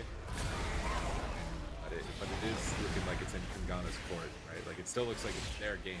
As long as they adjust to the marksmanship hunter, I think that's what they do. It seems that way. I mean, I would have been really surprised if they switched off south, because that game was looking good. They had many kind of like check situations where barely Kangana made the right move to survive. Or sorry, rarely My Way. Or barely My Way made the right move in order to survive. So a lot of close calls. They didn't have this amazing defensive plays. Could have been completely different. But My Way going for more aggression in the match. And now Waz might play a little scared. He could be scared in the match a little bit more. That was a surprising amount of damage. We'll see how Kazana bounce back. Still up 4-1 on the day. My way needs 3 more in order to close this out. But we have a tied series here in the finals, and I'm really curious to see if My Way can continue to adapt. Let's see it. Gates are open. 1-1 is the scoreline right now. My Way versus King. This is a swing match as well. I don't think we're going to see too much comp swap. Going after Meh once again. He's going to fear onto Waz. Stun onto Meh. Into another stun. Into silence here. They already proc the Guardian, but Meh will come out there. He actually is playing Trinket now, so he actually Trinkets out of that. He will survive. Now counterattack here onto Blue. That's actually going after Tony. Doesn't look like they're actually finding a target here with that, and Meh just kind of link back there to here forward and but very strange goal there. They actually did force Tony's Trinket there, so I guess Tony's going to be the target here for now. Keep shot onto Tony. Oh, they bait out the Guardian there onto Tony. Now they go after Kasu. They get hits, a human racial, as well as his aspect of the turtle. They get Relza's Guardian, and they look at it right there onto Tony while he's just getting CC'd, and that's the tough part when you're playing against RMP. They also get Relza and Kasu's Eternal Aegis, so a lot of cooldowns in that second setup, and it can be a little tricky when Tony doesn't have Trinket and he gets stunned and Relza gets stunned. You think that they're going on to Tony. You want to get that, but all of a sudden, Waz though, the full trap onto Meh. Waz Trinkets out. He's got the evasion. He's got the Cloak of Shadows. They get a fear onto Meh. They counterspell Relza. Waz trying to sheep shot off the Holy Ward. He gets another sheep shot, full kidney shot onto Kasu, and they get the sheep. Big damage coming out now onto Kasu. He has nothing. Relza will Trinket out and save him. Now the next blind for Waz will potentially be the checkmate here. They can take out Tony. There's no Trinket. They can take out Kasu. He has no Trinket, no aspect of the turtle. And guess what? He also doesn't have his sacrifice. And Raikou has combustion. Unless they kill Waz right now, it's game over. They got a full blind, and they get the setup. Full sheep out of that. Here comes the combustion. Good night, Kasu. They were so close though. Meh has no Trinket and Waz has no Trinket. If they could have just made it through one more go, they actually could have killed Waz. I swear. They just had to make it one more go. Getting Mez Trinket and getting Waz Trinket, they ran out of options. Maybe they could have been a little bit greedier on the go before that. Did Relza like absolutely have to Trinket? I don't know if we talked about Relza Trinket in the replay or not, but for sure. If there was any chance that they could have held a Trinket at some point in the game, or like pre-Fleshcraft or something, or pre-Holy Ward or pre-Faded, and like just lived that go, I actually swear they could have won this game. So Relza's in a fear. This is before he Trinkets, so I'm curious to see if he really needed to or not. Kasu just getting polyed now in between, not able to connect. I think this is where they get Waz's Trinket in just a moment. But Waz is pulling Relza in a bad spot. I love what Kasu did. He knocks Meh in the open, they purge the Holy Ward, and then he snipes a trap around the corner on the balcony with no Trinket. And they stun Waz, and they get everything from Waz here. They almost kill him. They stunned his Trinket, almost killed him. That's why I was shouting, because I thought the game was over there for him. And if they could have got another setup like that, Waz was dead. So what happens to Relza? Waz just repositions a sprint, catches him, tries to Holy Ward the CC. You're gonna just remove that right away. Cheap shot onto Relza. Can't pre-Guardian. There's nothing you can pre here. Tony isn't CC'd. Where is Tony? Would Tony have gotten in there and kicked that? I guess he was gonna get chastised. He's line of sighting chastised right now. And yeah, it would have been really tough. I don't think there was any way he would have been able to hold his Trinket here. The only other move from this position would have been like pre-Fleshcraft on Tony, I think, in the next couple of seconds on this crowd control, but I'm not even sure if Tony can save the go. He's in stealth. Tony's literally in stealth, trying not to get crossed, I think. But he runs up here, and we're about 6 seconds before the end of the game. Like, we know the next setup ends the game, and Tony pre-walls. He thinks he's going to be the target. So he pre-walls, but Cassidy doesn't have anything. Relza gets blinded. Tony can't, yeah. It would have been really close. He probably would have just got kicked on his Fleshcraft anyways, and CC'd there. And it was so close, but I feel like the MM still has the potential. You can just kill someone through their cooldowns, which is what you couldn't do as any other build of jungle. They almost killed Meh in the start through his Guardian and through his Trinket. And I feel like there is like a small percent chance where he does die a few games like that. And that's why I'd rather see Tony go Convoke. Full YOLO send it on Meh in the opener and try and get rid of it. Because it's like you've got like 3 goes. I think you've got 3 goes as the jungle against a good RMP. That's wow. 3. That's going to be Hunter Trinket, Feral Trinket, Priest Trinket. That's it. You should be dead at that point. It's over at that point. You're That's dead. actually not a bad ring. So if you can't get a kill, I mean, my rings are better, but you're not going to be able to win. you're starting out. It's Pretty pog. Maybe they do go for that immunity trinket. It's one of the new trinkets that we don't really see. There's a trinket in the game right now. What is it called? The what's the name of it? Prestigious. Yeah, fastidious. Fastidious resolve. Yeah, fastidious resolve. Good. I'm glad you remember that. So it actually has 2 charges. So the way it works, 3-minute cooldown. You use it, you become immune to 2 crowd controls. Maybe they could go for some sort of cheese with Convoke Feral Druid. So they open on meh. They use Kasu's cooldowns. Use all of Kasu's cooldowns. They get the Trinket Guardian. The next go, fastidious resolve, Convoke, Dunzo. So it is something that probably won't happen, but it could happen. Could happen. It is an option, but I doubt they'll ever go for a line of play like that. Very risky. Ugana with their RMP looking super solid, but My Way is battling back. These games are looking a lot closer. I feel like My Way might be able to actually turn around the series. If they can just find, they could live an additional setup, like Supatis is saying. Waz is actually in a lot of trouble, getting stunned in his trinket, getting at 5% health. Met almost dying in the opener. The aggression from My Way is way better in this series than the last. Yeah, definitely. The MM has been a big pickup for them, but it was a close call. They stunned Waz's trinket. They almost took him down in that last game, but unfortunately, they fell. And now, let's start the go counter. They have 3 chances to win the game. They have 3 kidney shots. That's their lifeline. Let's see if they can, actually see how many they can goes survive it long takes. enough. Let's see. But this is Tolvir, though. They picked the biggest map on the pool, also the sunniest one. And that's obviously because they found Waz. Distance to get Waz. They found Waz here. Big opener onto Waz, but that means they can't do that opener onto Meh to get his trinket potentially. Waz just going to answer with the feint, and immediately Meh looks to get aggressive, takes out a kick with the mind games to get chastised down into a freezing trap. Those 2 share DR. Waz completely fine here. Just one feint. There's a cheap shot. Now Riker pushing in, getting the polymorph out of the cheap shot. Here comes the stuns. Tony spamming out heals in the backline. They don't have a counter spell for it. Riker has it, but not in position to use it. And actually, first stun. Not going to force out a trinket here. But they did use... Actually, yeah, they traded out the sacrifice as well for the combustion. So this is completely fine opener so far from My Way. Yeah, Tony had great positioning on that stun. He just healed Kasu the whole time. He line of sighted any cross crowd control. He had perfect positioning, and that allowed them to live a go that they would otherwise not be able to. So that's 1 extra go for them. But now they're setting up on Tony. Barkskin, they really want Barkskin to be enough. If they can hold with Barkskin and hold their trinket, they can save a go later. Waz is stunned up, getting blasted down. Matt trades out the Guardian Spirit here. Tony leaping over, kicking Matt on a heel, trying to keep his momentum going on to Waz for as long as possible. But I think that Guardian Spirit is highly unlikely. They need to start getting ready to protect Kasu, and we can see Tony trying to Cyclone, trying to get control of somebody before they get the stun lock. Waz cloaks in aggressively. I regret that, like this pre-Fleshcraft from Tony, trying to preemptively immune CC. He's going to wild charge root Waz, try and hold him off for now, and prepare for the next attack. Waz is actually retreating away. Met is caught in a fear. They could swap to Met out in midfield. They're going to stun him. I think they want to trap him and still stay on Waz. Waz shadow steps in. He can't get the trap, unfortunately, here. But they've managed to survive another stun. Kasu disengaging away. They hold on to their trinkets. I mean, My Way are playing phenomenally here to stall these goes. They've avoided so many setups. They've gotten like 3 extra setups that they shouldn't be able to get against Ungana. And every second opportunity, every stun on Waz, there's a chance that they could take him down. Yep, no doubt about it. We'll see if they can actually do it. Waz right now playing a little bit scared, and I really like My Way in this game so far. Defensively, they've been playing extremely well, not overreacting or underreacting to any situations. They still have all the trinkets available. Kasu caught into a chastise right now. Cheap shot on to Ralza, but it is Waz caught into the stun.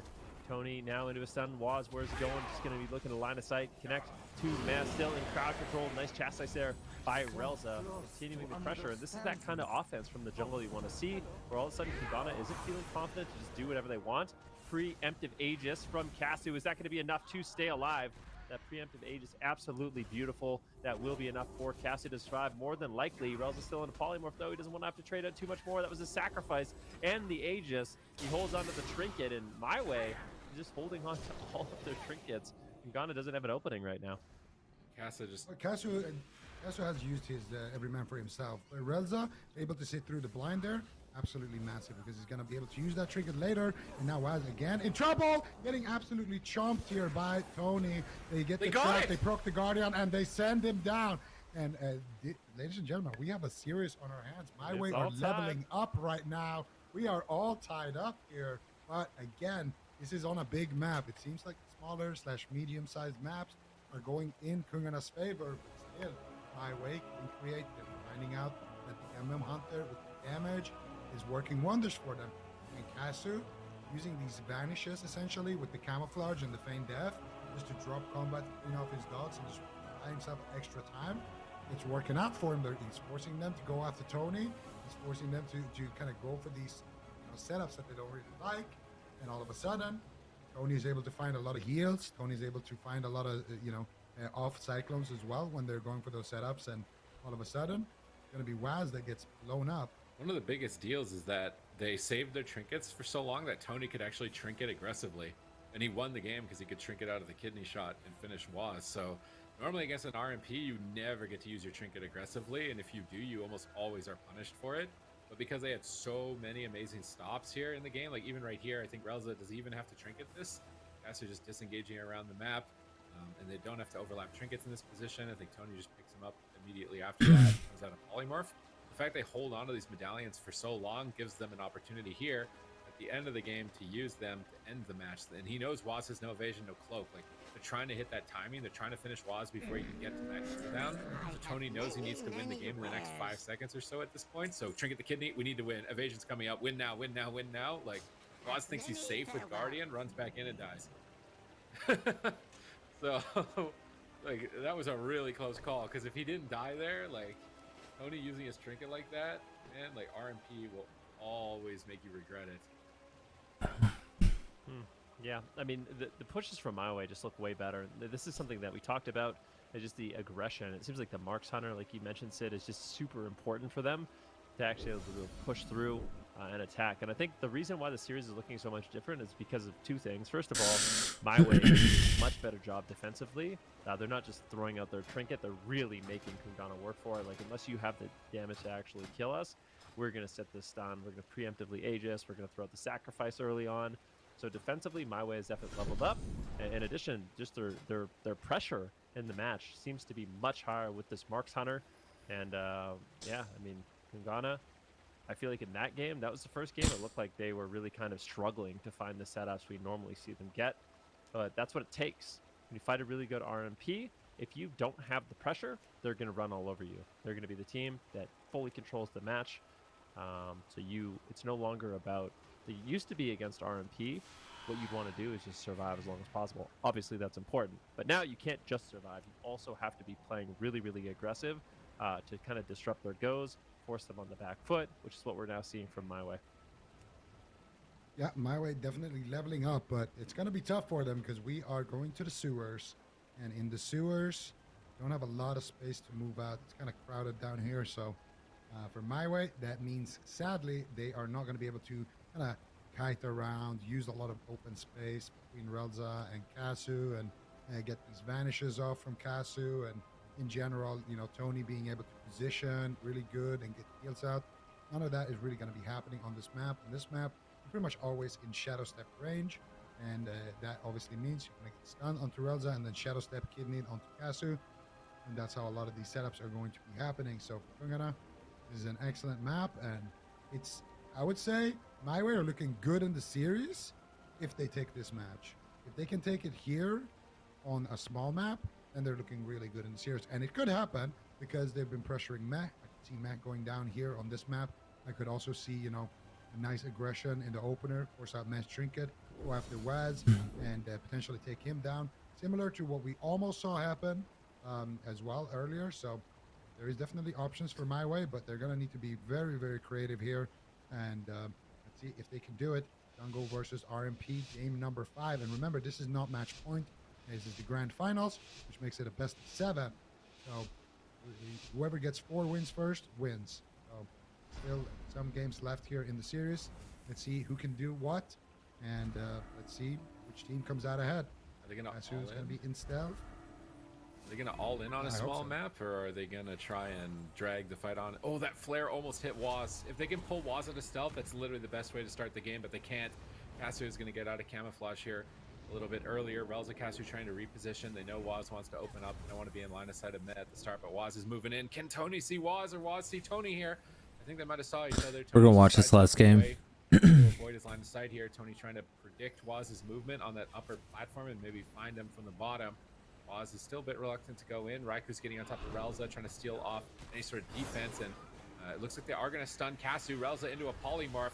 Is he going to be able to survive? But big damage onto Waz here. They can't afford any mistakes. They're going to feint it. Is that enough? Now swap over onto Tony, catching him in the kidney shot, but not finding too much damage on him, unfortunately. So their opener here doesn't look like they got any medallions as we get Relza's frame back, which is a great position for My Way. See how they decided to get aggressive. Full trap, actually DR trap onto Meh, but they can't find Waz. They fear Waz out into the open. They could Resonator him. They're setting up, but no, he pre-evasions the stun, avoiding the Resonators. Nice play by Waz. They're still going to knock him out. No shadow steps, reconnect. Kidney shot on Kasu. There's no way he's not breaking out of the stun.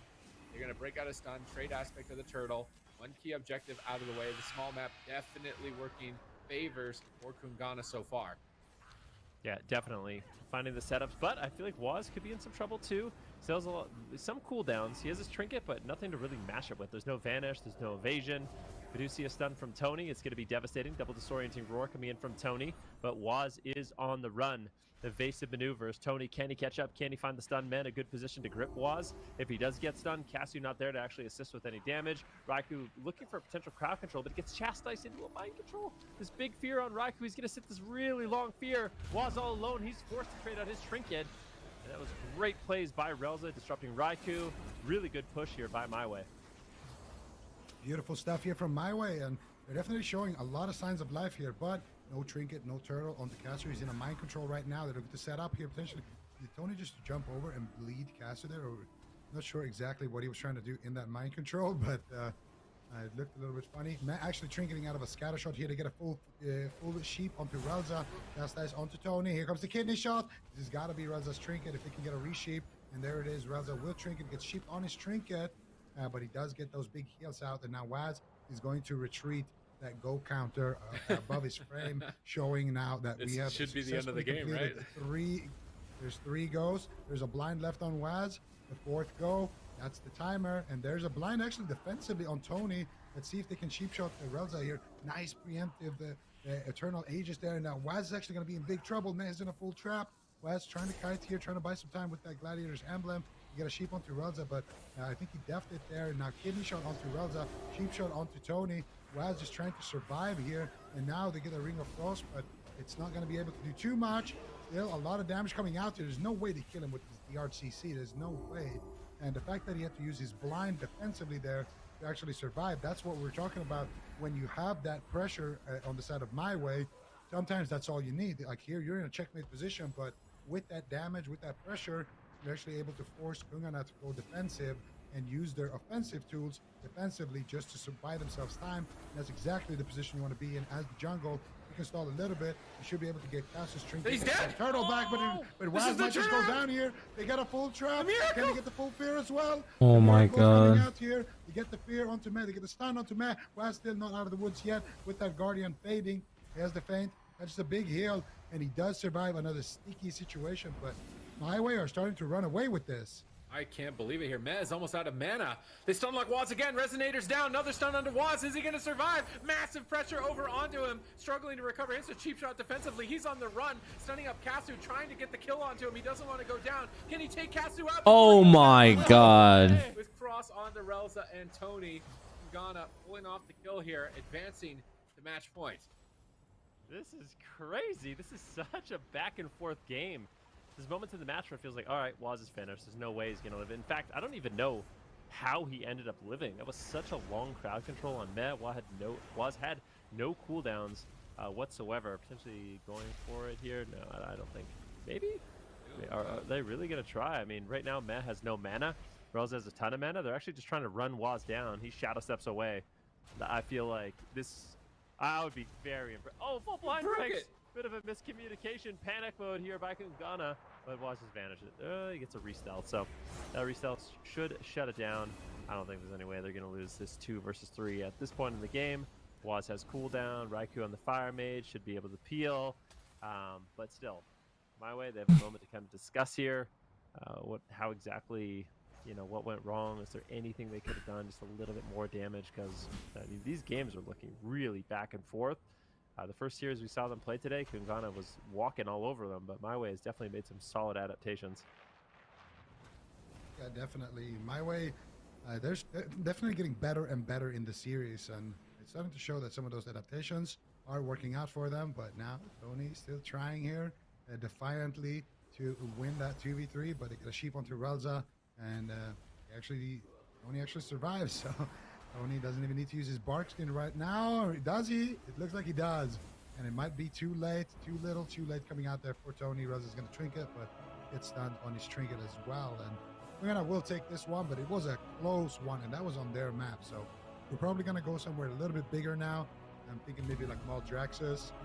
And I think My Way actually has a solid shot in this series still. Like it felt impossible at the start, but slowly starting to believe. You know, they used to call it breaking the fourth wall, but now I think I have to living the fourth go, which is what this was right here. Like, this should have been the end of the game. There's no crowd control breakers, but they positioned so expertly. Casu avoids Waz in the boxes long enough for Tony to get out of CC so that he can help him, long enough then for Relza to get out of CC so that he can help him. And it was sick navigation by Casu in this position that allowed him to survive the fourth go. And then I thought they were actually going to be able to do it. It looked like it was possible. I was thinking, like, Waz, it's over for you, man. Mez out of mana. You've used all of your cooldowns. They've got him in full CC chain. Like, there's no way Waz survives here in this next setup that we'll see in the replay. It was so close. And the fact that it was so close on a small map means there's still potential. The series is not over. We go to a big map. Feels like My Way are a lot more confident in those locations. Yeah, that go counter went in the middle of the game. And that grip on stun was nice, but the damage is still really high. Meg gets feared, gets trapped. And this is where I thought it was over. They proc his Guardian. Relza tried to death some crowd control there. How did he live? And so I think Guardian proc. He dueled defensively as well here in this position. And then I think the duel ends, and Meh still has Guardian on him, so he just press Serenity. Yeah, full HP. With that heal, they kick Meh. They still try and keep him on the back foot. This is where I was like, Waz is going to be fine, but then they get this random amount of damage. I think Waz right here gets stunned on the corner in line of Casu. And they rooted Meh out of line of sight. He's actually entangling rooted and almost killed Waz in that double stun during a root. Like, that was actually crazy. Almost dropped him, but then Waz sets up, stuns the whole team. Double fear. What happens to Tony? Tony, he gets counterspelled. Counterspelled. Okay. I don't even know if he would have been able to save him if he didn't have any instant heals lined up right there for Casu. But yeah, I mean, the fact that they were that close on the pick of Kungana makes me think that My Way could still win this. We're going to game 7. Yeah. I told you. we were hanging out before the show time, and I told you both that we were going to a game 7, 100% between these teams. I should feel like this is crazy. I can't believe it. This is so back and forth now. I mean, it was just looking so one-sided. I was like, all right, well, I guess Jungle just doesn't beat RMP. But sometimes you just got to go for it, and they are. Then we're going to the Robodrome. I love this map. Doesn't get picked very often, but they are going to pick the Robodrome. Some interesting positioning you could do on this map. Waz might have a difficult time actually going for restells potentially. I kind of wonder what the line of thinking is going to Robodrome for the side of My Way. I think you can have an MM Hunter just standing up on top of the pillar blasting. I don't think that works like that. Thinking, I don't know. I think he has to push in, but Well, I don't think that works like that. We'll see how they use it. Yeah, we'll see how they use it. It's one way to play. You can reach far as a caster up there, and it's my favorite map. Yeah. I think if Cassie's You also not have a on lot the of pillar, space to kite. You have a lot of space to kite. I mean, I'm talking about when they're going offensive. I'm not talking about like just standing there the whole game. Obviously, the rest of the game he's probably just going to run in circles around the map, kind of like what we see people do on Tigers when he's being pressured. All right, Robodrome game 6 between Kungana and My Way. My Way, it was looking hopeless going into the finals. I don't think when they were 0-4 on the day, the games did not look good. They came in with a turtle strategy that didn't work out at all. The defensive playstyle was not the option. They had to go more aggressive, keep Kungana on the back foot, make it scary for Waz in the match, and that's exactly what they've done. But Kungana just won away. If they win this, it is over. They will be the winners of Cup number 3. My Way, they want to battle it back. They are the champs from last year. They need 2 more in order to close this out, which is not going to be an easy thing to do.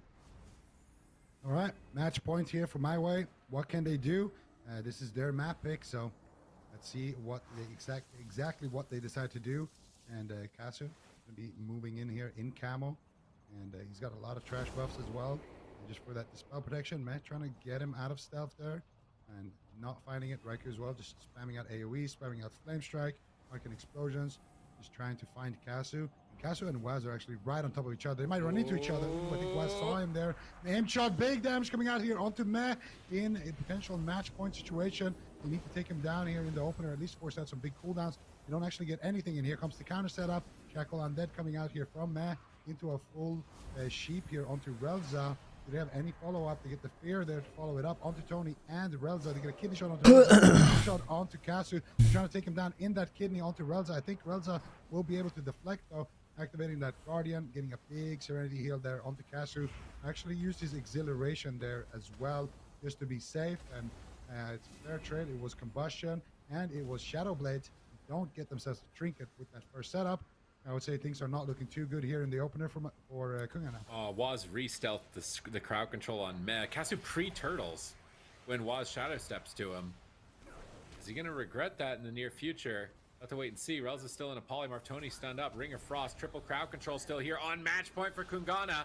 Relza gripping Kasu back to the pillar, trying to recover. Raikou Frost Nova and Waz trying to go for Oh, he's not playing regular Trinket. He's playing Relentless. It's actually looking devastating and very scary for them. If they're going to pull this off. Tony is reckless, just going after Meh. They're going to have to take some risks here if they want to go to game 7. They're so far behind.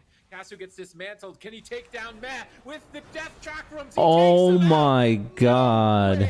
He takes them out. They had nothing. He might still die 2v3. Kasu could die 2v3 here. Dragon's Breath. No follow-up. My way. Game 7. I can't believe that worked. Wow. They were in shambles. Like, they had nothing. They were the most done for I've ever seen a team done for before. And apparently you can throw those death chakrams when you're disarmed, which is like the big burst from the Necrolord Hunter.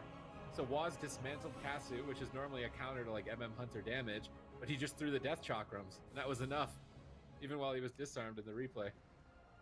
I didn't he have something to live?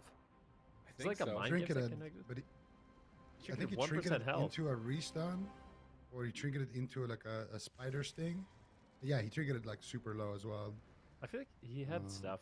Like, this is my way is definitely capitalizing. They're taking any little edge that they're getting in this match. There's taking it and running with it, and really capitalizing on these situations. You see the replay here in a second of exactly how that did go down. So at this point of the game, I mean, Meh still has a reasonable amount of cooldowns. He's got his Trinket, he's got his Guardian, he's got his Fade. You don't think there's any way he could possibly be afraid, but I feel like he has to disrespect the damage here. Mind Games does connect, so the Mind Games is a nightmare, and he actually just dies through Fade. But I feel like it just had to be a Trinket Fade a little bit sooner with what a good position My Way had there. I think it was just overall some greedy plays, and My Way will capitalize on it. They'll take the win. They're happy to do so. I feel like every time that Kasu wins the game, he can't believe it. He's just like laughing and so excited. He's like, oh my goodness, how did we win? All right, here we go. It's just one more. It's game 7. Yeah, but what map now? They have to win on a small map. What have we played? Did we play Hook Point yet? No. It's probably Hook Point. Black or Cold. Black, yeah. There's Black Cold. There is Blade's Edge. Like Blade? Yeah, Blade's Edge would be really good, wouldn't it? Maybe it'd be either really bad or really good. I feel like. That's how Blade's Edge always is. Yeah, it's never like, oh, nice and balanced map. It's always either it's the worst map or the best map. But I think you take no risk. Black or Cold is probably a safer map. Send the Hook Point. Yeah, than the Hook Point. I feel like the Hook Point could backfire because they just killed Meh. I would want maybe something where you can get a little bit of distance. But okay, Hook Point, auto lock, Marksmanship Hunter, Holy Priest Feral, not changing it. What? It's working. They can't believe it's working. I can't believe it's working. They should have lost that game. That game was over for them. But they managed to slip through the cracks and get to a game 7 here. And now Kungana, hopefully they're not on edge. Hopefully they just clean it all up. They're not going Assassin either. They're going to just stay with the same I'm surprised they don't go assassin and just kill the holy priest. Honestly, on the side of my way, kill Relza. That could have been a response, but they think they should win as the sub. It's that fourth go. If my way can stall the first couple of goes and not have to use a trinket, then they'll get extra goes on that fourth go. But as soon as they get all 3 trinkets down on the side of my way, that is when you know that it's game over. And that's what happened last game. They had all 3 trinkets. It should have been game over, but then Meh just tripped over the finish line, wasn't able to fade the mind games in time, and got KO'd by a trinket. Is this game 7? Really big risk to go after him in that position. And now we're going to Hook Point, smallest map in the game. There's no room to breathe.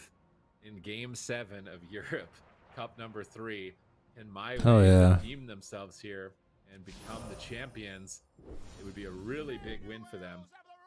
And they've been struggling with RMP throughout, but this marksmanship, Hail Mary burst damage, it's getting them wins. All right. Let's see it. I mean, I'm definitely curious to see if they can do it. I mean, I feel like going into the series, the thought of my way winning would be a massive upset, but they're pulling out these wins. I mean, this team is just so consistent. 3-man roster, able to just switch up just the specializations that they play alone within jungle, and they make magic happen. They're the champs from last year. Let's not forget. And we'll see if they can claim this cup number 3 with their jungle. I feel like the opener here is going to be so big. What are they going to do exactly here? We got RMP, we got jungle. It all comes down to this. Game number 7. All right, Cassie, one shot this fucking pony bitch. It would be My Way's first victory this season. He runs right on top of Wes. He pulls him out from stealth here. Cassie finds him. Tony is there with a stun. This is looking like a good opener, but Rikey's deflecting it with those polymorphs. Cassie not able to find any flash control on the Mank just yet. With that holy water now, here comes Waz. Oh my god, that damage is insane. And they do get a full ring of frost, but nothing onto Tony. Tony kicks the mind games. Kasu actually trading out the aspect of the turtle. I didn't see if he used his trinket there or not with his human ratio, but I don't think he actually did. And here comes the true shot. He's tripled the art on sheep, so Kasu can actually do a lot of work here.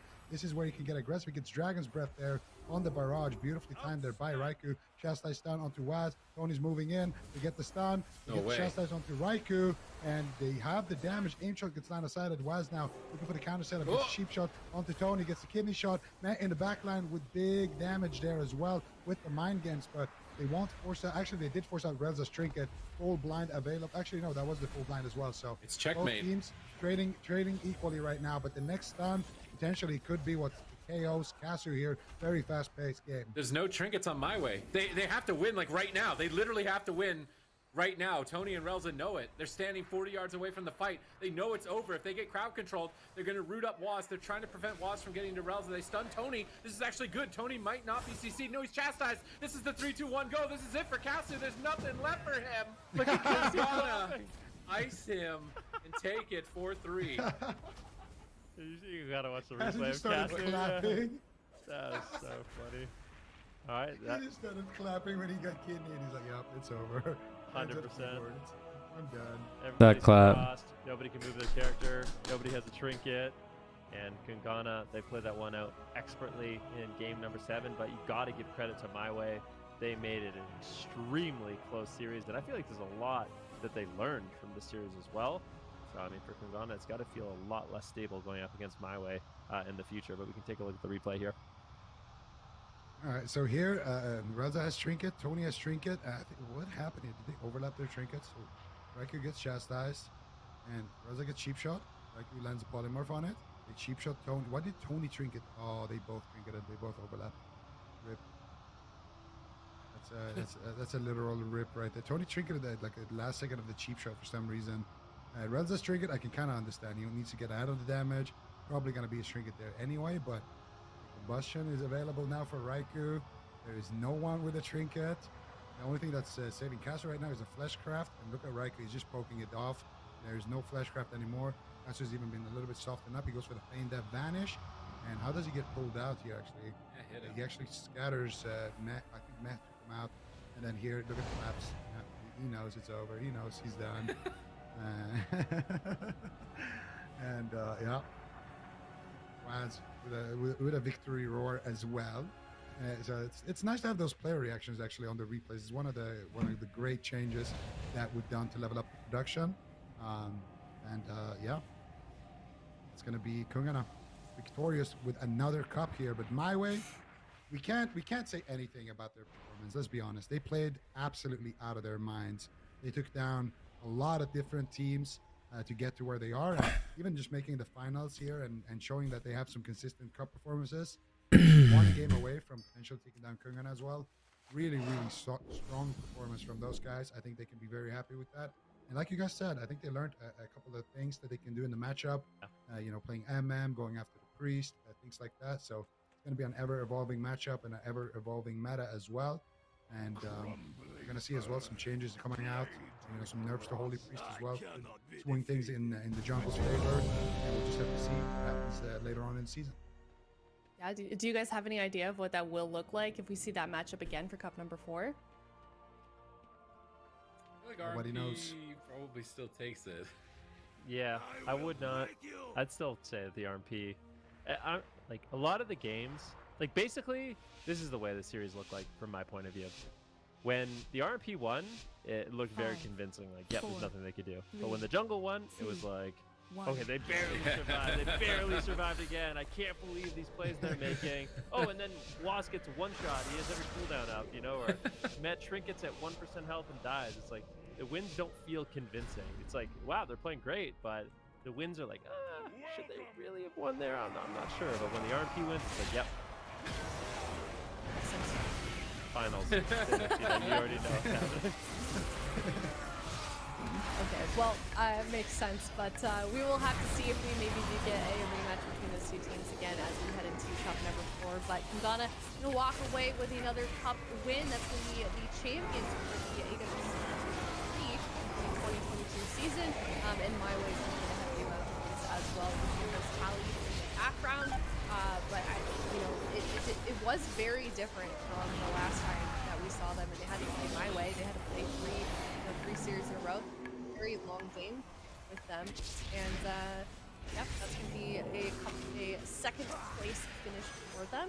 And yeah, like I said, hopefully we see them return for Cup number 4 because these points are going to be extremely important as we get into the late stages as well. And also, I don't know if we mentioned it or you guys mentioned it, but the roster that they sign up for Cup 4 is going to be the roster that they actually have to stay with in the circuit. So both of these teams obviously make very solid choices. Maybe my way should start sticking out of 4. Yeah. Also, if that's the roster you're stuck with, if somebody suddenly can't play for some reason on a weekend, emergency, you go to the 4th, you can't play at all. Risky? I feel like it could be risky for them. Like 3-player roster, if you can pull it off, it is more money to you because you're only splitting it 2 ways. But cover your bases, also have some comp options. I feel like I would honestly like to see them get a Warlock. Weird as that sounds. I actually want to see like some feral Warlock. Emo, yeah, I want to see like emo lock feral too. That's a comp that I would like to see. It sounds really weird, right? That comp has never been played. It's never been played in competitive play, but I think that Demonology is actually a really good spec into RMP, and I think feral is also a really durable spec into RMP. They can stall games CC and just sort of one-shot windows. So again, it's a comp you really never see, but I've seen a couple of people playing it on the ladder and experimenting with it, and it looks like it has potential. Spawn? Also, looking at this, I mean, spawn of damage. Sorry to cut you off, but spawn of damage. Have we seen them since week 1? And they might make top 8. Nope. It's actually possible they make top 8, right?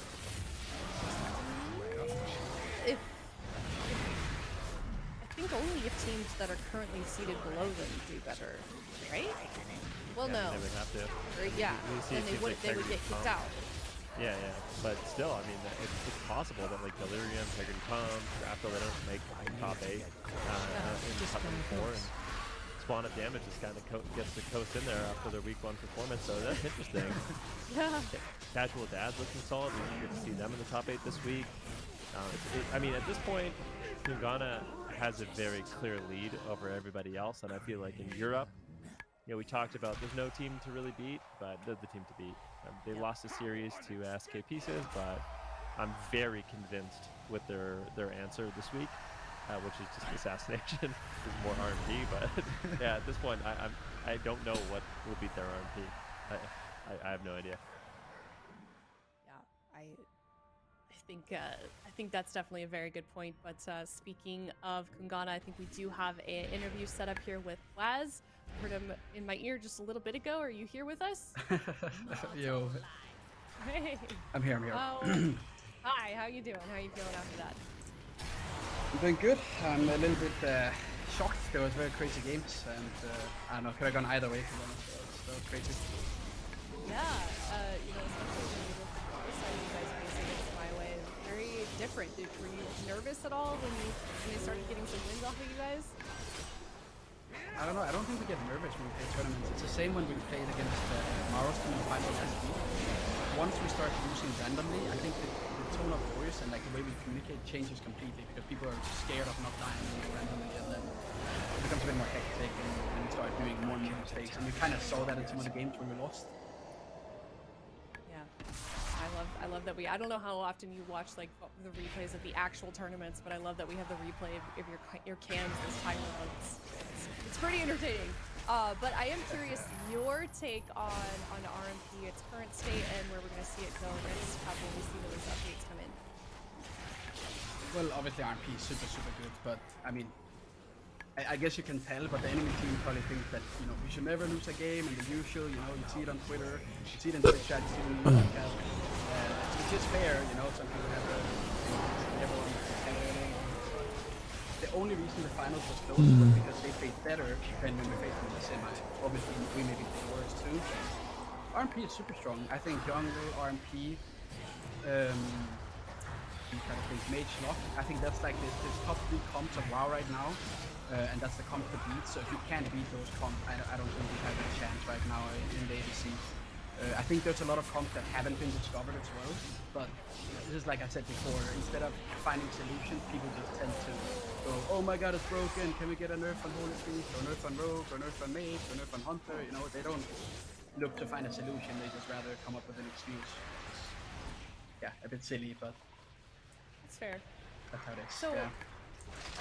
I'm also curious as well. I know that the live ladder is quite a bit different because everyone has like their tier sets and everything, as opposed to comparing it to all of the gear that you guys have access to. I know that a lot of the players that we've been talking to have kind of difficulties with this.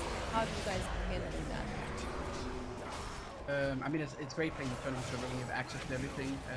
I'm very good at farming myself on ladder, but when it comes to like tier sets, it's sometimes a bit out of your you can't really do anything about it if you get it in the vault, which is a bit sad. It would be nice if there was a way to somehow get tier sets easier, because the game is balanced around tier sets and having the best gear. So when you play ladder, it is a bit hard when you practice with it. That's why I try to always schedule war games, because it feels a bit more real compared to ladder.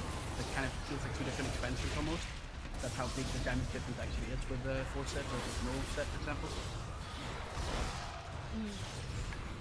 Okay. Well, I mean, obviously it's working out for you guys, and it's really showing in the results that you're seeing. You guys are like at 340 points right now, which is very far ahead of second place.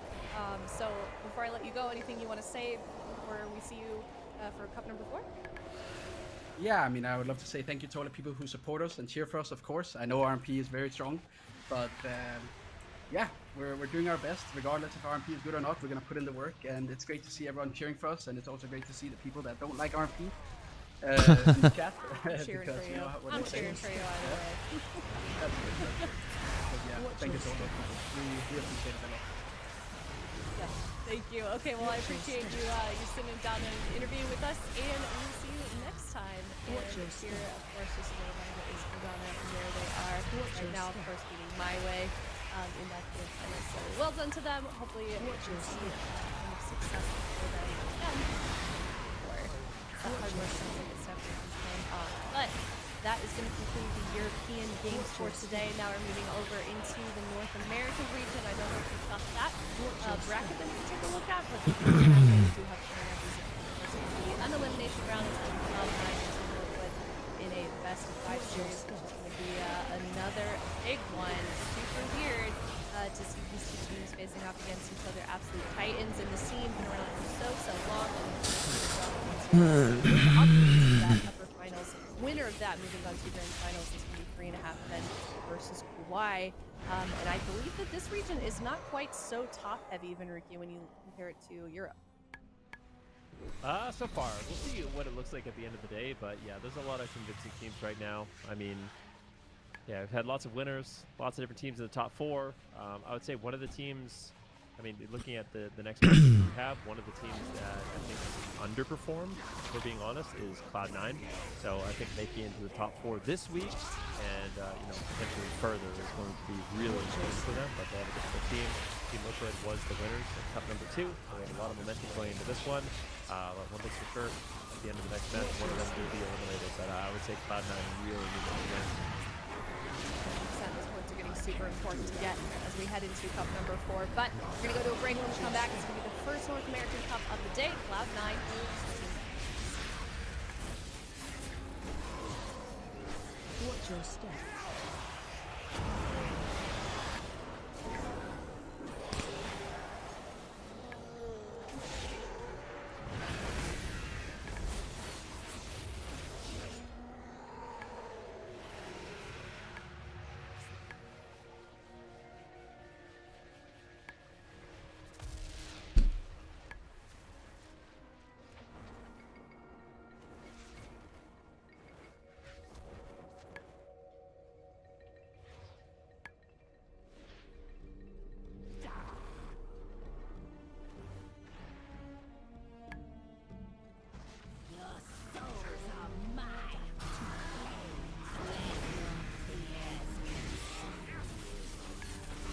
Watch your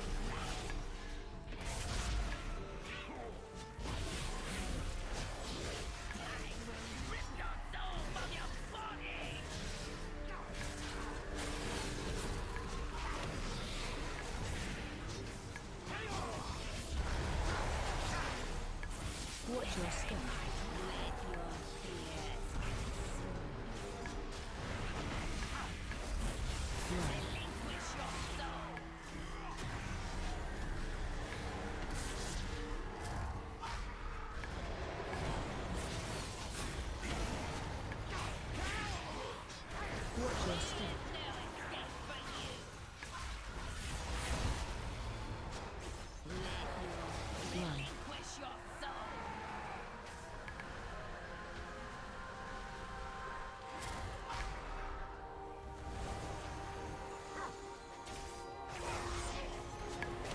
Watch your step.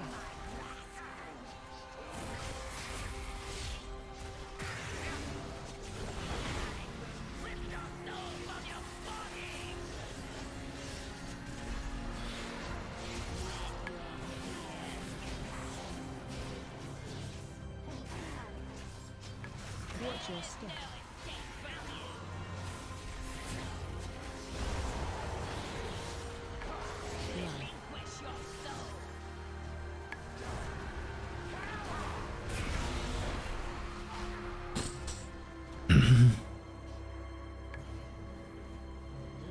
Watch your step. Watch your step.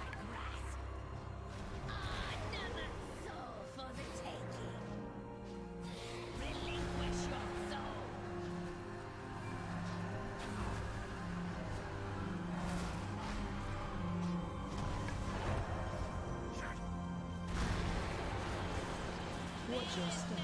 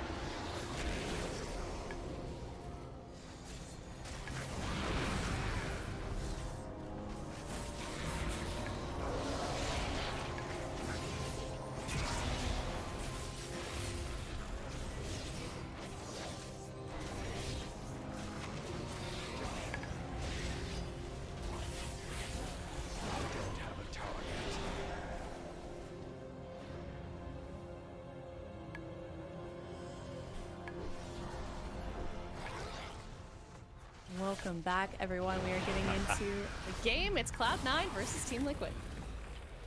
Here we go. Cloud9 versus Team Mage Lock.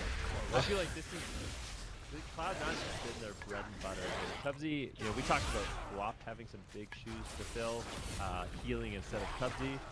Cubsy's got that same thing going on right now. Playing the Warlock. I think Team Liquid picked a pretty good composition. The thing about the Windwalker Monk right now, especially when you have the Aegis Trinket, is you can make these kind of extended goes with Ride the Wind and ride down a target. So I'm really curious to see how Cloud9 answers that and how much control they really get of the match.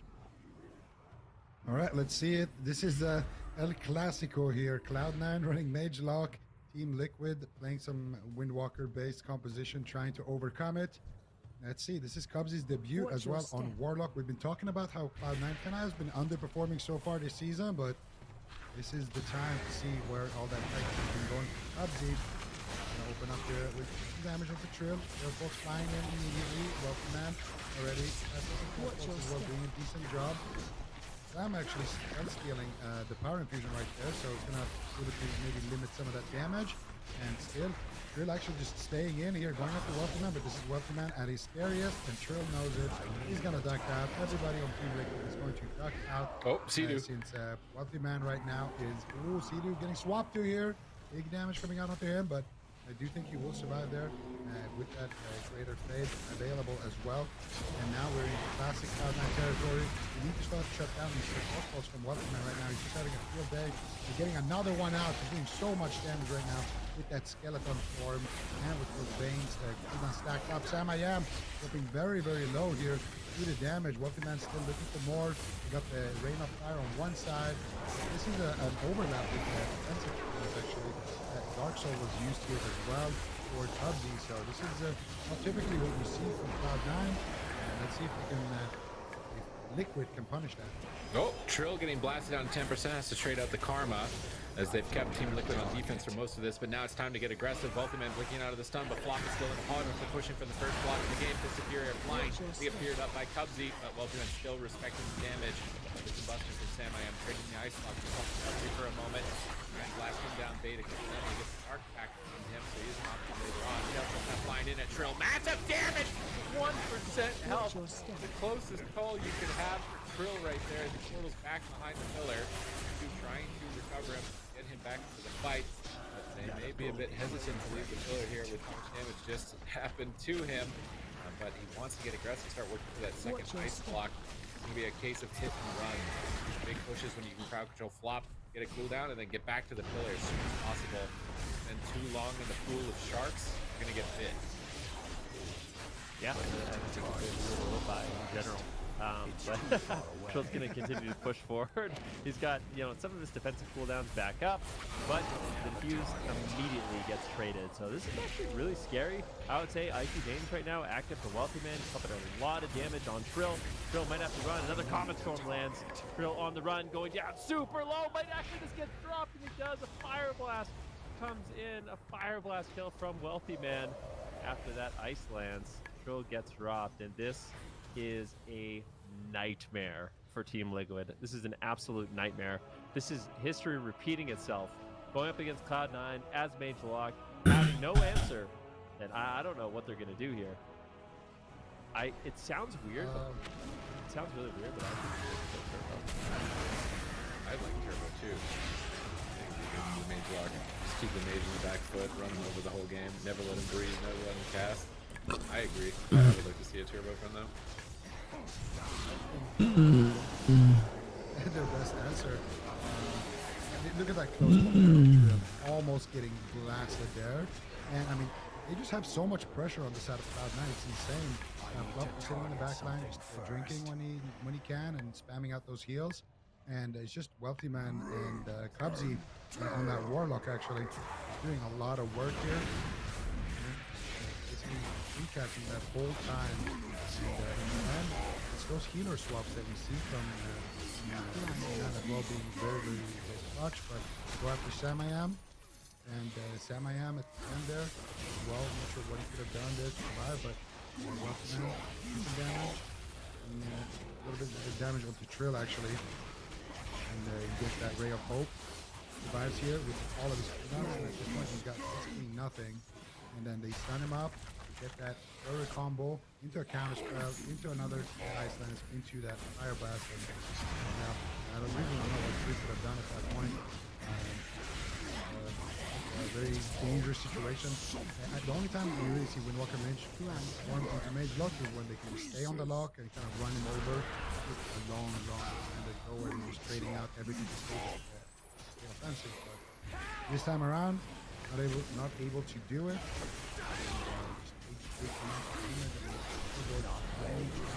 From Cloud9 in general, and Mage Lock is looking solid. North America thought they were safe. They thought they had escaped Mage Lock with the retirement of Chanimal and Snuts, but it's come back. The boogeyman is back, and this is kryptonite of Liquid for I don't even know how many years it's been now from Cloud9. So if Cubsy can fill those shoes for the rest of the series, they're going to be a terror. We'll have to see how they want to navigate the series. They're going to stay with Mage Lock. It's what let them beat Powermen last week, but the Powermen also played Fire Mage Lock. Frost. Big difference. There's a big difference in the amount of damage and how long the window of damage is, and the snares that stop you from moving around the map freely in bad positions between that week and this week. So I'm not sure if this is going to be the silver bullet, this Mage Windwalker, to be able to outdo Cloud9 on their Mage Lock. I don't know. Frost for sure is better into the Windwalker Mage composition. As a Windwalker Monk, you can have things disrupt your mobility a lot more. You're gonna have to use a lot more rolls to actually freely access an opponent, to actually get damage out, and then you can also get caught, which is what we saw multiple times. So we go to Ashe Mains, which is a bit unexpected, in all honesty. This makes me feel like they're gonna play the Windwalker Mage again. And I don't know if I like that, but I think it's what they're going to do, regardless of what I like. I think Cloud9 is a really Doesn't solid matter what you counter. think. Doesn't matter what I want. I mean, they have to want to do it. But, yeah, I don't know. I worry for Team Liquid here. I'm trying to think of what comps they actually have. I do think Turbo is decent into Mage Lock, from what I've seen. It's relatively tanky. You stay out in the open for quite some time. You use your Aegis, you just trade your defensive cooldowns, keep running down the Mage. What else should they potentially run? Mez on Assassination. I know it sounds ridiculous, but Mez actually does play Assassination, and I feel like I want to say that they could pull off the same thing we kind of saw in Europe, where as long as Mez can just connect to his target, kidney shot them, and he knows how to shiv and Vendetta as a macro for Sepsis and Vendetta, like he's gonna be effective in the match. I think that would also be an option, but I don't think Team Liquid will go to play like that. They normally don't take that big of risks. You know what I wonder in general? Why do we never ever? Yeah, we're gonna see the same Windwalker Mage, kind of what we. But I wonder why does nobody experiment with Rogue? Never see like Rogue Enhance or Rogue Windwalker, Rogue Warrior, like no cleaves like that. And I feel like Asa Rogue, especially right now, maybe even Outlaw, it could have a place in comps like that where you just kind of have comps that runs you over repeatedly. I think stuff like that could be worth experimenting with because. Yeah, for Team Liquid, we've seen them, beat out some of the Warlocks. Fire Mage though as well, but I think it's an okay answer, but it's not a convincing answer. You know? It's like a comp that you're the best at, that you have available, that you think is the best in this matchup. Fair enough. I understand why they lock it in, but I just don't like. In general, I don't like Windwalker Mage Lock. Maybe I'm in the minority here, but I think it's too abusable. I feel like Windwalkers, it's always the same thing. They're trying to make the target, they get rooted half the time on their way over, and slow, and so much. That's actually just target. Whereas I'm a big Asa with, like, just go, hit me, shadow step to do it, and there's not really that much that we can do. A lot of things. These styles as well. I just feel like it's a lot easier to connect the target. With that said, if Trill does connect this target, we can get some uptime on Cubsy. We can absolutely blast him and solo him, and we've seen it happen a lot of times. So I understand why they love it. I just feel like big options, and I feel like Rogue cleaves, like heavily in the raid. Like, I think double Acero Rogue. Straight up. Double Acero Rogue, Night Raid, holy cow. Send it. Even that is covered, guys. I'm serious. Yeah, it could be good. But I think the only problem is having somebody that plays the spec, let alone having two people that play the spec. Just get somebody to practice Acero for like a week, and you're gonna be completely fine. It's not style, but you know. It could definitely be. I feel like Team Liquid should invest in getting an assassination rogue because it's been so effective into the mage lockdown specifically. So getting Mez up and running on that I think is important. But we still have a chance here.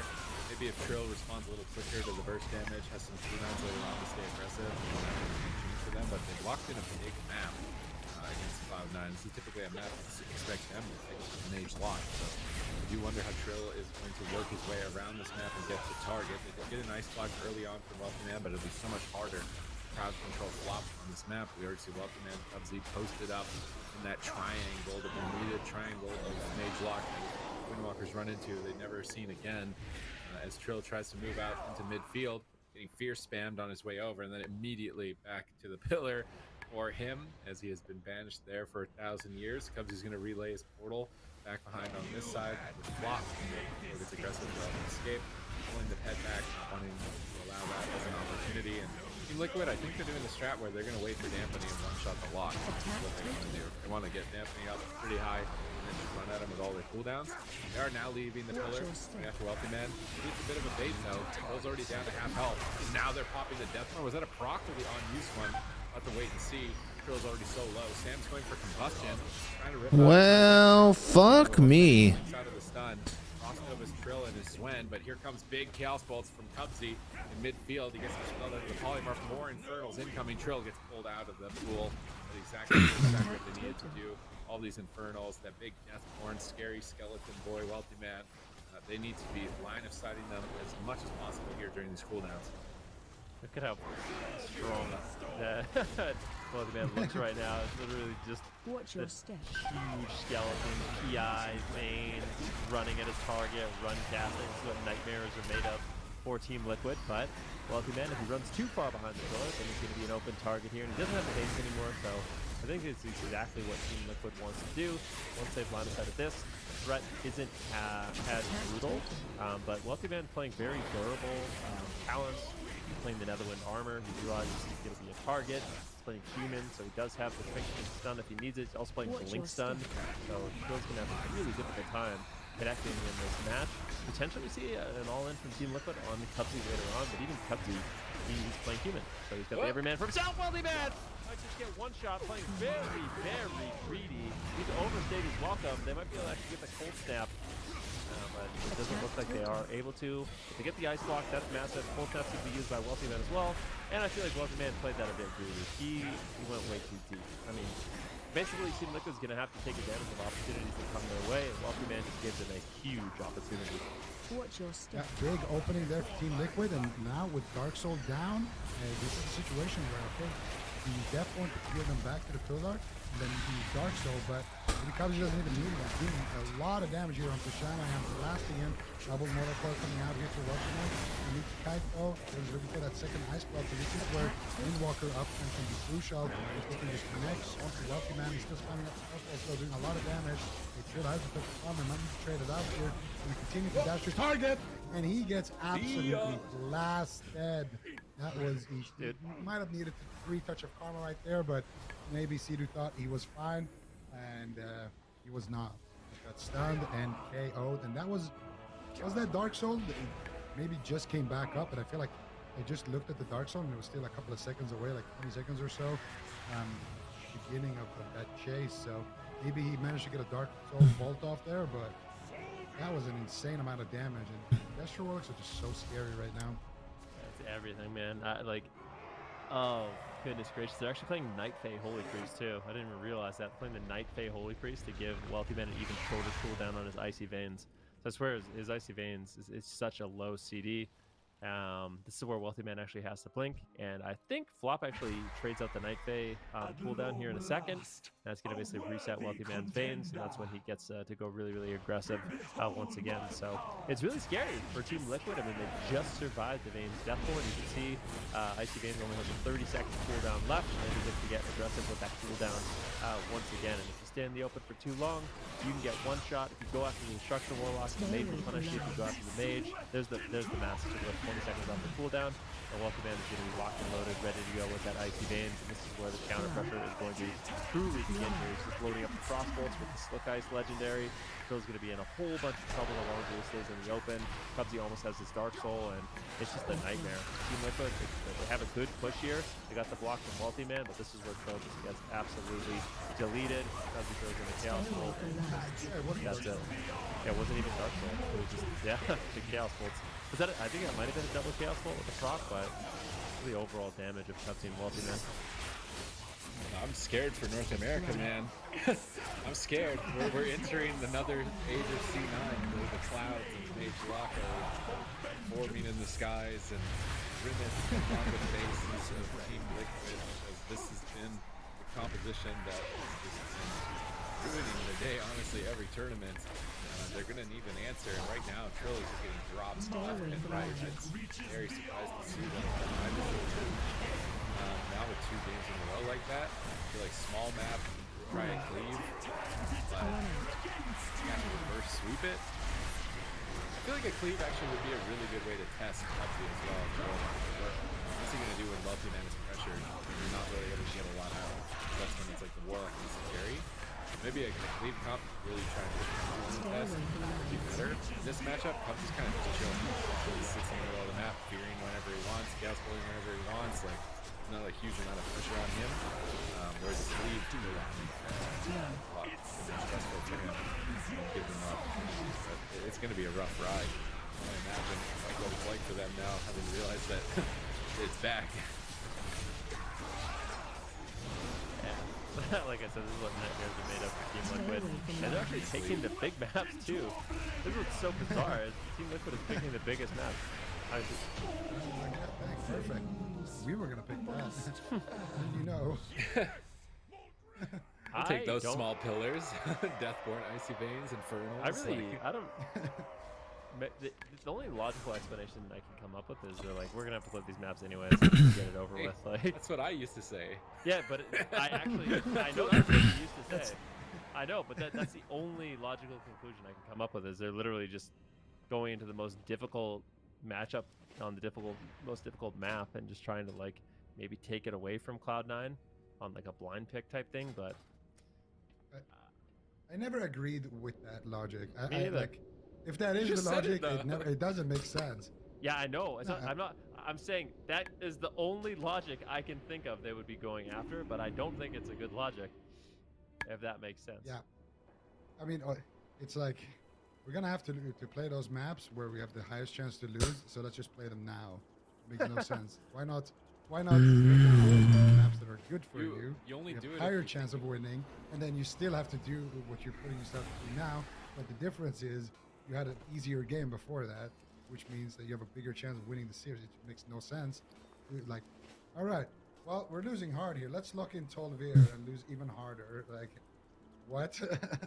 I feel like nobody thinks like that. Plus, it's like when there was fewer maps, yeah, okay, maybe. But now there's like, well, Draxus is added, which is another large map. You got Imperial Domain added, which is another large map, in addition to Asha Mains and Tolvir. And back when it was just Asha Mains and Tolvir, winning Nagrand meant, all right, you have 2 more big maps. All right, I'm gonna eat and watch the rest of this. Come down to map, so I feel like now more than ever it makes no sense. I mean, it's just, I feel like it's almost like a defeated way of approaching the series. It's like, sure, we might be able to win on the small map, but if we do, we play the big one and we're gonna lose anyway. So let's just save ourselves the game. Like it's literally just a defeatist mentality, right? Like. It's just, let's get out of the series faster by 1 game because maybe we win the small map, but that won't win the series. So we have to win on the big map. So I think that's 100% where it has to be coming from, because there's no way. Efficient losing. Rogue Mage. Yeah. There's well, even if they go Rogue Mage, is this a good map? No, it's not a good map, but I want to see Mez kidney shot. Let's go. What about- Mez Kidney Shot? Dude. Is that the name of his rogue? I That's don't such know. a great I don't, name. should be called. I want to see Asa Windwalker. He's an asser called Mez Kidney Shot. Asa Windwalker? I want to see some cleave. Yeah, like Yeah, Zico was me talking too. about. I feel You like don't you wanna just see kill that. a mage or a lock. You would just kill them, but no, same comp. This is 100% them just saying like, we might be able to win on a small map, but we're going to this one right after, so we're probably not going to win. Let's just save ourselves a game. There's no way it's not any other logic than that. But by doing it, if they do somehow manage to win here, there's still more big maps. So it's like, yeah, it's giving them one less easy game in the overall series if it's possible. But by picking this, they're basically almost like tapping out in a way, like at least for the series, which is kind of disappointing. Unless they actually think that this map is good for them. Yeah, There's I mean, no that could way, be a dude. possibility too. That they trying their best to win. That is also, you know, a reason. And I like how we all just write that off. It's like the most obvious. Like, yeah, if they take this, they want to just intentionally throw and just get out of here. Call it an early, nice Sunday. Go hang out. No, maybe Trill is like, if we pick a small map, I'll just get blasted so hard I can't like run anywhere. I don't know. I mean, that's gotta be the logic behind it. Maybe we Someone don't tweet agree with it. This is not a good What map. an answer to this? Why did you pick Empyrean Domain into Mage Law? You know what map I think is actually good in the Mage Lock is Blackrock Hold. Blackrock Hold's a really annoying map as the Mage Lock. You can you kind of have to play near the pillar, but Trills always has access to like the port in the middle or a room to kind of reset. I feel like that would be a lot better for their composition overall, but I don't know. This map is a nightmare for a couple different reasons. First of all, the pillars are so small that it's really difficult to actually run from Blizzard and Frozen Orb and some of the cleave that Cloud9 is going to be able to put out. Or also, when Trill wants to get aggressive, he's going to have to cross the entire map. So yeah, I mean, if they do think this map is better, I'm curious to know why exactly. But we'll see if it works out. This is game number 3. Team Liquid going up against basically a nightmare situation. Cloud9 reloaded Mage Lock with Cubsy and Flop. I really like this build from Flop as well, playing the Night Fae to reset the Icy Veins. It just makes Wealthy Man a constant threat in the match. Yeah, and he's been very, very threatening, actually topping the damage in that last game, even doing more damage than Cubsy on that Warlock, despite being targeted. And that's the thing. Wealthy Man is definitely a legend when it comes to playing that mage and playing that Frost Mage. You can always count on him to be playing that top tier gameplay. And immediately he's going to get a nice little proc there for his Deathborn. And immediately Sam I Am is going to just duck for cover on that little toothpick pillar. And still, just free casting here for Wealthy Man. Gets a counterspell on the sheep. Mind control coming out from Sea-Doo. And they're just going to turn their attention to Trill with half HP randomly. No cooldowns being used yet from anybody on C9, so they're just in a prime position already, getting crossbolts out, getting damage out, and already killing Liquid at the pillar. Now, finally, Liquid are going to make their push. They're going to go after Wealthy Man. I actually prefer it when they just all-in Cubsy. And as soon as Trill took a step outside, he lost about 70% of his HP. This is a good map now for he has them. to go back. Now he has to go back to the pillar here. He's critiquing the map here a little bit, not feeling too happy about it. And I mean, it's for good reason. Look at them. They're just covering for dear life there. And now finally Trill will make his push. Here's the paralyze onto Double Flop. Chaos Bolts. Overlap. Big Chaos Bolts onto Sam I Am. He gets stunned up. And that was actually the combustion of Sam I Am that he just got stunned on. Catches a Ray of Hope. And that's about it. Now counterspelling Wealthy Man there on Frost. Trying to get a little bit of damage out. They're going after Sam I Am and the Trill at the same time. Cubsy doing a lot of damage now onto Trill. And this is not Dark Soul. This is only going to be... So they're not going to do that mistake on Cloud9's part where they stack their cooldowns. This time around, they're swapping to Sea-Doo here as well. Wealthy Man just looking like... Look at him. He just has the most amount of fun ever. He's standing there with PI, with Veins. Yeah, until this moment. Instant they're cast sad. crossbows. And now you're sad. They're just all on the other side of the pillar, one's and you line can't do siding you. anything. We need the new arena, the Enigma arena, where you could just pull this pillar down and build it somewhere else, and then just watch the ball die. Then it would be a fun map for him. Infernal Dark Soul, massive damage from Cubsy off to the side of the screen, almost KOing Sea-Doo. Trill is trying to roll out, trying to get aggressive on Wealthy Man. Wealthy Man procced another Deathborn. They have to sheep him, get back to the pillar, wait for that to be over. Cubsy fishing for Decimating Bolt. Flop staying 80 yards away from any sort of engagement, not wanting to give any opportunity. Sam blinks out in midfield, but Chaos Bolts are flying in. Ultiman's going to get gripped away from Trill during that moment of burst. You have to be careful not to stack up too much. You're going to polymorph Trill, just get control. Massive damage from Trill. Insane damage from Trill. That had to be 4-set bonus. I refuse to believe that wasn't 4-set bonus proc from Trill. Like, he just sold. Oh, but now he's going down. Karma's going to trade up for him as he pulls back around the corner. And if Trill can get these timings, like stack up his 4-set on a pet, and then time that when he's going after Wealthy Man, that's definitely a way for them to win the game. But it's going to be rough. Yeah, I mean, definitely. Right now, Wealthy Man, he does have a second ice block, so I'm not feeling too scared, but he needs to be careful. You know, so far he's been able to get a lot of pressure in the match, but if he's forced to blink and then Trill can get there with a stun, that's going to be a really scary moment. So here it is. Wealthy Man is forced to blink. Trill doesn't have his life sweep, so Wealthy Man not going to be feeling too scared, but with the Icy Veins active, big damage on Sam I am. I really like going after Sam. If he's in the open, blast the mage, force him back to the pillar, kind of isolate Trill, and then if Sam runs, you can go after Trill. So I think it's actually really important as the mage lock to not just let the fire mage do whatever he wants in the match. Like, sure, like this is what I like. I like when Trill pushes in and they just CC him and go after Sam, and then when Sam's scared, they go after Trill after the CC ends. I think that's like the best kind of line of play you can do for the mage lock. Both men will be blinking out of the stun, but he blinks into enemy territory just a little bit. Trill getting blasted in the midfield. Polymorph on Sam. Good control.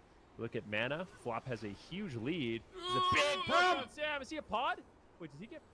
He's on fire at the very least. All right, so Cauterize is going to help Sam cheat death. And that's what happens if you stay in the open for too long. Kind of a nightmare situation. Cubsy's having so much fun in this match. Yeah, Cubsy's debut so far has been an absolute success and an absolute joy to watch. He still has his Dark Soul, by the way. That was just... You know, a good old-fashioned Chaos Bolt there coming out from Cubsy, and finally they're going to actually target Cubsy. I think they should have done this a long time ago on Team Liquid.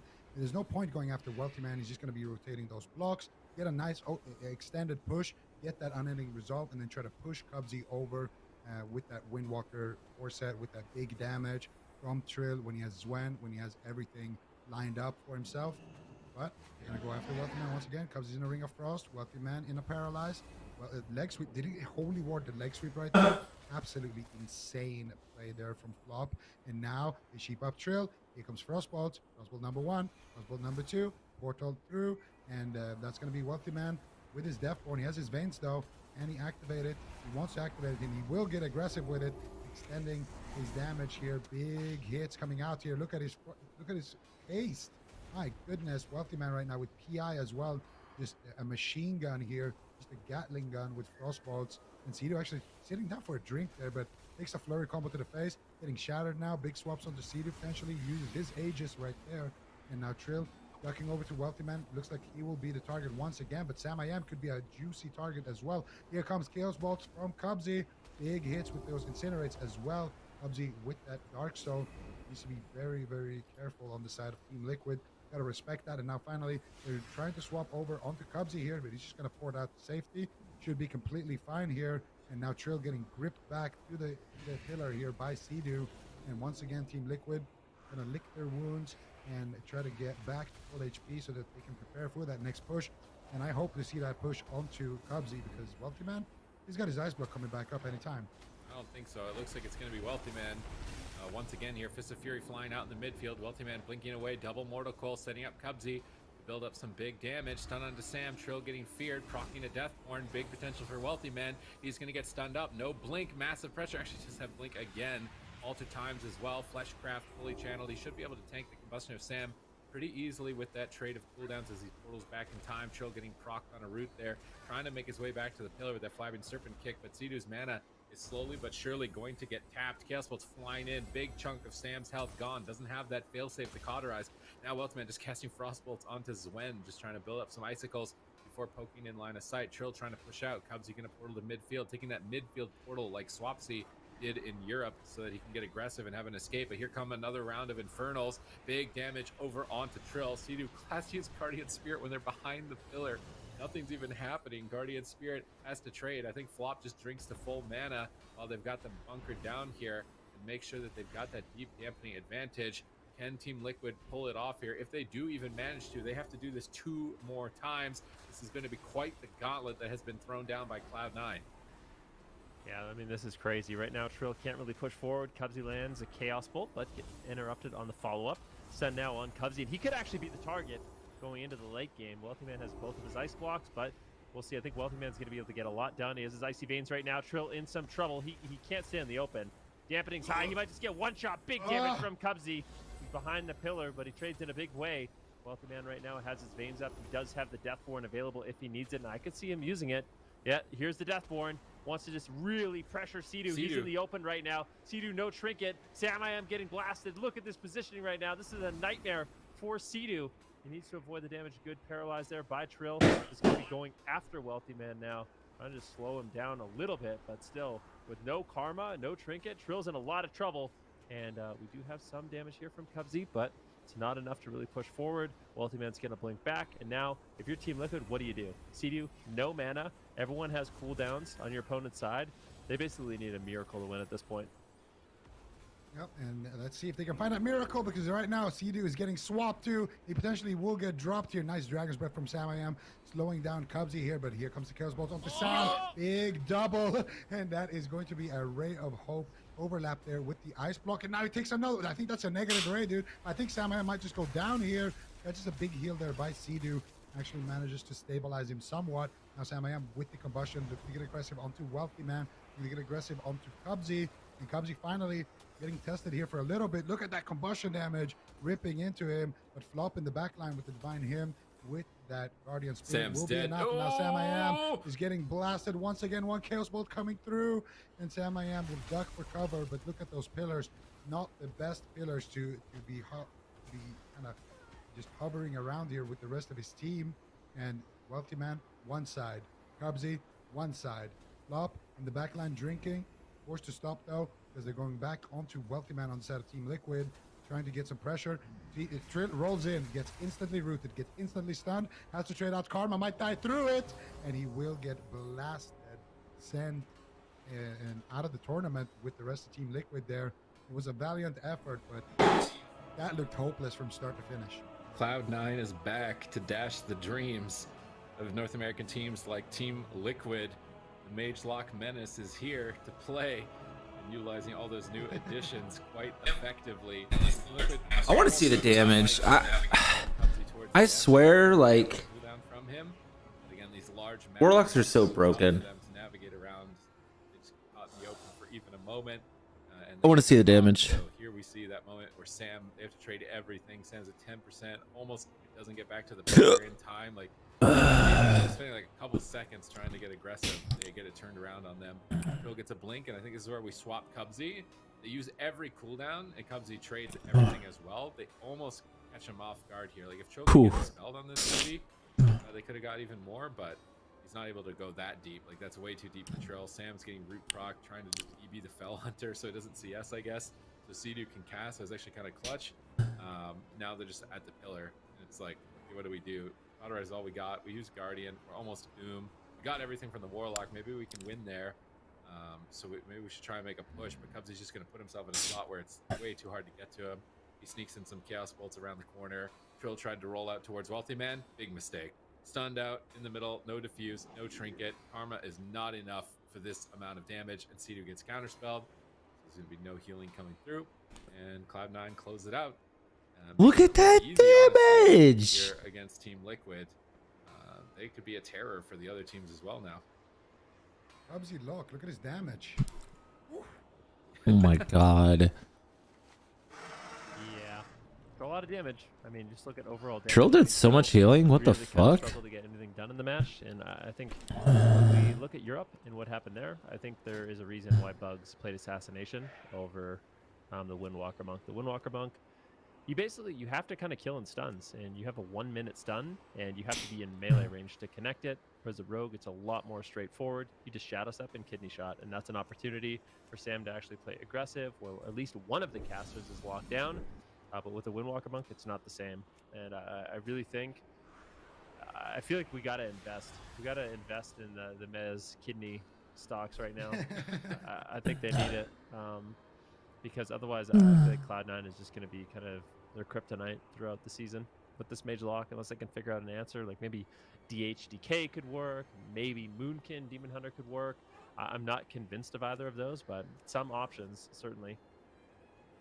Yeah, it seems like they for sure have to figure something out. You were right. They are unfortunately going to be knocked out as well.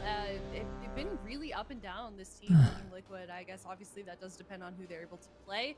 But that's going to be it for them until we see them again for Cup number 4, Cloud9. Moving on, they're going to be in the lower semifinals facing off against the winner of this next up series. I did have a chance to catch Chun a little bit before we went into this series in the morning. And he said that their team is feeling a lot more comfortable than they have in previous series. And funny enough, he told me he competed on 3 hours of sleep last weekend, so he's feeling a lot better. So maybe we'll see him come out to play later on today. But next up series we have coming up here is the North American Upper Finals. It's going to be 3.5 men versus Kauai. Kauai had kind of a rough weekend last time, so we will see what they can do as we head into this next series against 3.5 men. Gotta go to a break. When we come back, it's going to be the Upper Finals up next.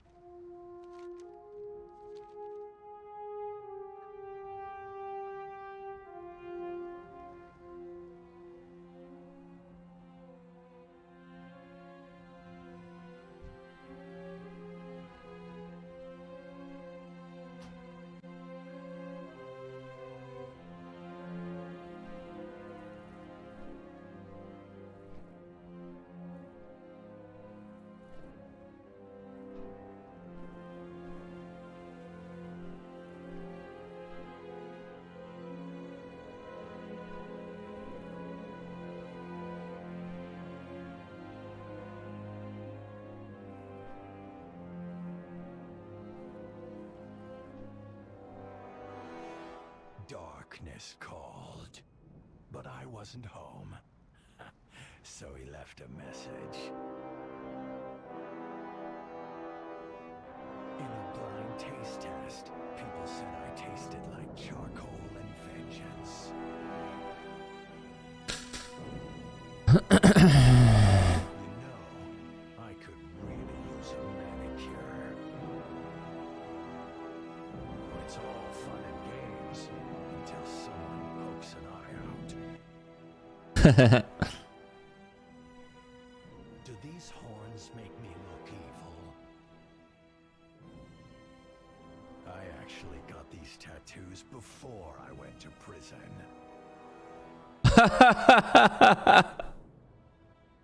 I eat demons for breakfast and vengeance for lunch. Oh man. I usually skip dinner because vengeance has Hey everybody, a lot welcome of back. We're now calories. in the North American Upper Finals. It's going to be 3.5 men versus Kauai. Supatis, Kauai's chance to reclaim their former glory. I mean, last time they met, Kauai had a really good showing with the Shadow Priest, Rogue, Paladin. I wonder what spec of Rogue we'll see from 3.5 men. Are they going to be the Asa with the Night Fae Priest, or are they going to do the Subtlety? That's really what I want to see. Like what spec of Rogue can determine things in this series, because the Assassination seems to be doing better and better and better. I feel like that's what I want to see as an assassination RMP. And then Kawhi, like they're going to be playing their Shadow Priest Rogue Paladin. Yeah, curious as well for sure. We know that the winner of this one moving on into the grand finals. Loser goes to face Cloud9. Do you think that there's a team, Seiko, that's better equipped to face Cloud9? I think they're both well equipped to face Cloud9. It's a hard call, to be honest, because I feel like both of these teams have been performing better than Cloud9. Cloud9 beating either of them would be maybe not an upset, but it would definitely be, you know, a little bit unusual with how things have trended. But now we've seen Cubsy in the mix, and he looked fantastic. So we can utilize Cubsy. I could see any of these three teams taking the whole thing, to be honest. So it'll be interesting to see who pulls out ahead. But if I had to pick somebody, I think Kawhi is probably a little bit better equipped with dealing with C9. If I had to make a prediction on that. It would be cool to see. I asked Cubsy, have we seen him play before in a tournament DPS? Nope. Don't think so. Yeah, it's really, I mean, he looked super comfortable. I asked him, like, last weekend if we ever going to see him alive, if we are going to see him play, and he just said soon, period. So it's cool to see him come off the bench and get some gameplay in. But we'll talk about that series when we get to it. We, of course, got to get through this one first. But, you know, both of these teams have been looking pretty good. Kawhi, of course, definitely a little bit less so in terms of performance where we're used to seeing them. So curious to see how they will be handling this series. We can take a look at, you know, where they currently are in terms of points. They're still in first, so it's really they're still a pretty solid team right now. That was their points as they went into this tournament. So we'll see what they can do. It's 3.5 men versus Kawhi, game number 1. All right, and so this is the same matchup we saw last time. Kawhi with their Rogue Shadow Priest Paladin going up against the RMP of 3.5 men. Faye on the side of Prev. He's going to be resetting Drake's Vendetta. So really, really scary. One difference actually is Drake is not playing Necrolord, so he's going for a more aggressive build in this game than what we saw the last time they met. Beautiful with Disarm immediately on Calvish. Drake really shutting down that opener, but they might be able to push through. Prev does use the Aegis. Still crowd control here on Brain. Can they get more? Kick on Mass Dispel, but it looks like Prev ultimately will survive. Kicked him right in the face. Anything in the opener. Yeah, beautiful disarm there by Drake, and now they're going after Calvish. Instant Trinket coming out from Calvish here. Trading out the Cloak of Shadows as well. Big damage coming out there from Drake's Vendetta. And they're going to have that coming back up very, very shortly. Getting now onto Prev. This is going to be a deadly go here. They get the sheep shot. They do get the sheep shot onto Brain into the Ring of Frost. Prev here might have to overuse. Let's use his Trinket from Brain and that dispersion in the same go here. And there's still more pressure. They shut down the re-CC with a beautiful fear onto Nuke. And now all of a sudden, they are going to go back there behind the pillar and just try to, you know, get their cooldown back, get their stun DRs back, not allow Drake to do too much work here, and then look for that next setup. Well, still the freedom here, nicely done by Nuke. And now they're trying to just stack up for that combustion. Prev going to be a big target here if they can get a Garrote Kidney. They actually get a counterspell onto him. Sheep here onto Drake potentially. Nuke doesn't land it, unfortunately. And Calvish gets kidney shot. And that's exactly what Drake needs to do. He needs to find these disarms, these kidney shots, anytime Prev is in a kidney shot. And now Calvish is in a lot of trouble. They got a full silence with the Kearney. They have anything else? Doesn't look like it. Kearney and Calvish will survive, but still, there's a threat of the smoke bomb ever lurking in the wings here for Drake. Could easily just drop Calvish in a kidney smoke bomb. They're moving in. Now the setup. Full fear onto Brain. Full kidney onto Prev. Cheap shot onto Nuke. Kidney shot onto Calvish. And that's going to be the grip to avoid that smoke bomb. But a blind onto Kearney. Big damage coming out. Oh my god. Rocks the Guardian Spirit there. Almost killing him through everything. And this is looking like Kawhi is just in a big driver's seat right now. Just driving laps around that ground. Yeah, I'm worried here for 3.5 men. They're going to have to turn it around with this Vendetta bust. Where are they going to send it? Vendetta, looks like he's holding on to it. Just that kidney shot got gripped by Prev. Calvish is going to go for a re-stealth and find that opportunity. But every second that Vendetta isn't on cooldown, it's less and less value from it. It is such a short one. So I do want to see Calvish find an opportunity as soon as possible. Nuke has combustion as well here. So stun on the Calvish, though. It's 3.5 men that need to focus on staying alive. Polymorph spam out from Nuke, trying to protect his rogue here by polymorphing Prev.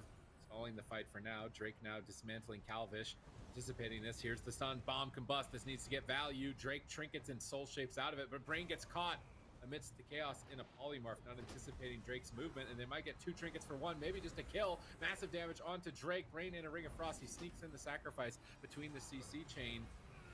Sacrifice should be enough here with Brain's avenging wrath. It's Calvish who needs to be careful as he shadow steps back to Kearney to escape the fight. Drake swaps over to Nuke while Calvish is behind the pillar. He gets Frost Nova, trying to stay on target here as much as possible. Brain is moving in as if he wants to go for crowd control to win the game.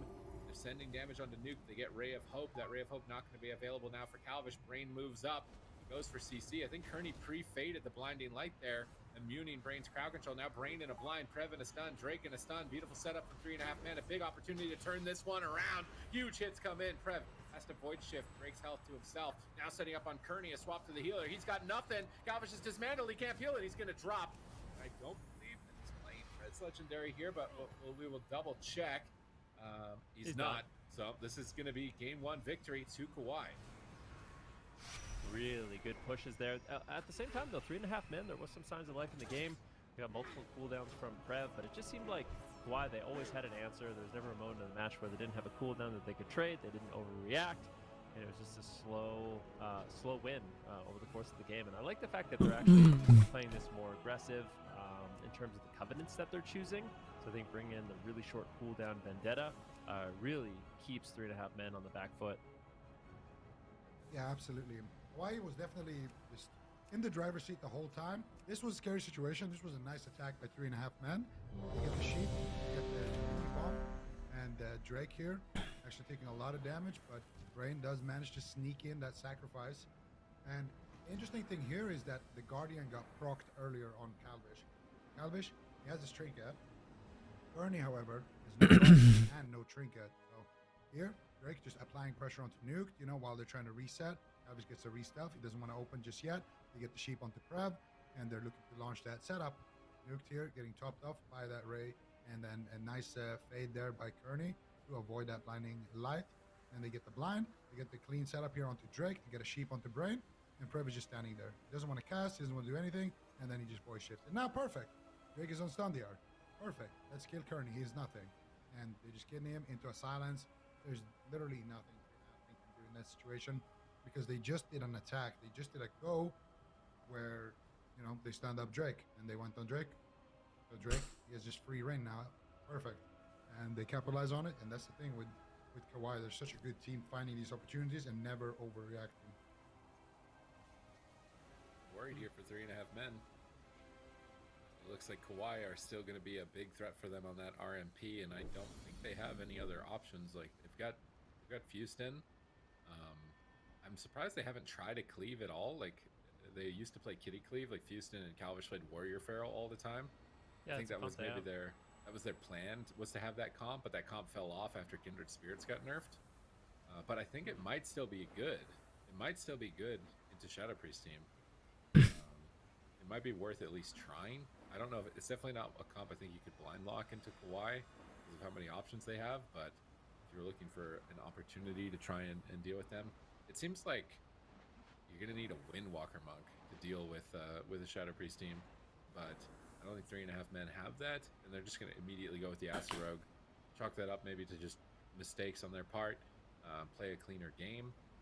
But they fell behind really early, which was surprising because I was expecting the RMP to be the one that was kind of in the lead. And that might just be because the Shadow Priest is such a hard target. It's just so many defensive cooldowns. You get a dispersion. It's like, okay, well, that doesn't really mean too much because then later on they're going to still be able to trinket. We still have to get through 2 more pops. We're leaving Drake on a second contested. So this comp is actually a really good pick into the Rogue Mage specifically. I think we're likely going to see other teams have to pick it up as an answer. Yeah, we'll definitely have to wait and see what exactly 3.5 men is going to be able to do here. And you're right. I mean, maybe this is something that other teams could invest in. Kawhi, though, they do it so well. Going to be moving forward. Drake, who are they going to open on? Calvish playing Assassination this time. I wonder how much this is actually going to change the matchup. Can they actually get a lot more pressure on Prev, really is my question, because it seems like it's really difficult to actually take Drake down, especially with Prev backing him up. There's going to be beautiful cross crowd control, basically cover everybody. Prev immediately into the growth silence, and Drake is there with the dismantle. So he gets the dismantle on Calvish immediately. Drake always there to peel the opener. Really good job. Basically, the first opener from 3.5 men is always just kind of like a wash. Like, no big deal. Get the re-stealth and do it again, because Drake shuts it down so hard. They're really not going to be able to accomplish too much. So I like the fact that they don't overcommit, and they're just, now that Drake's out of stealth, going to be able to reopen and try to get something here. 2, 1. Yeah, Drake been kind of a thorn in their side with those disarms, but Drake also now getting a re-step, and even if he doesn't have that disarm, you're gonna see the exact same thing. As Calvish opens, that's what's gonna happen. You get kidney shot, you get cheap shot, you get stun and swap, you know? So it's a hard situation. I think the only way out is to actually find Drake. Oh, Drake gets a sample from Ernie, and Drake leaving him. Just allows Calvish to become the defensive role. The counter setup. Here we go. Who's going to get the stun first? Calvish in the kidney shot. Drake's in the stun as well. By that holy priest. Still getting a lot of value there with the kidney shot. Calvish watching.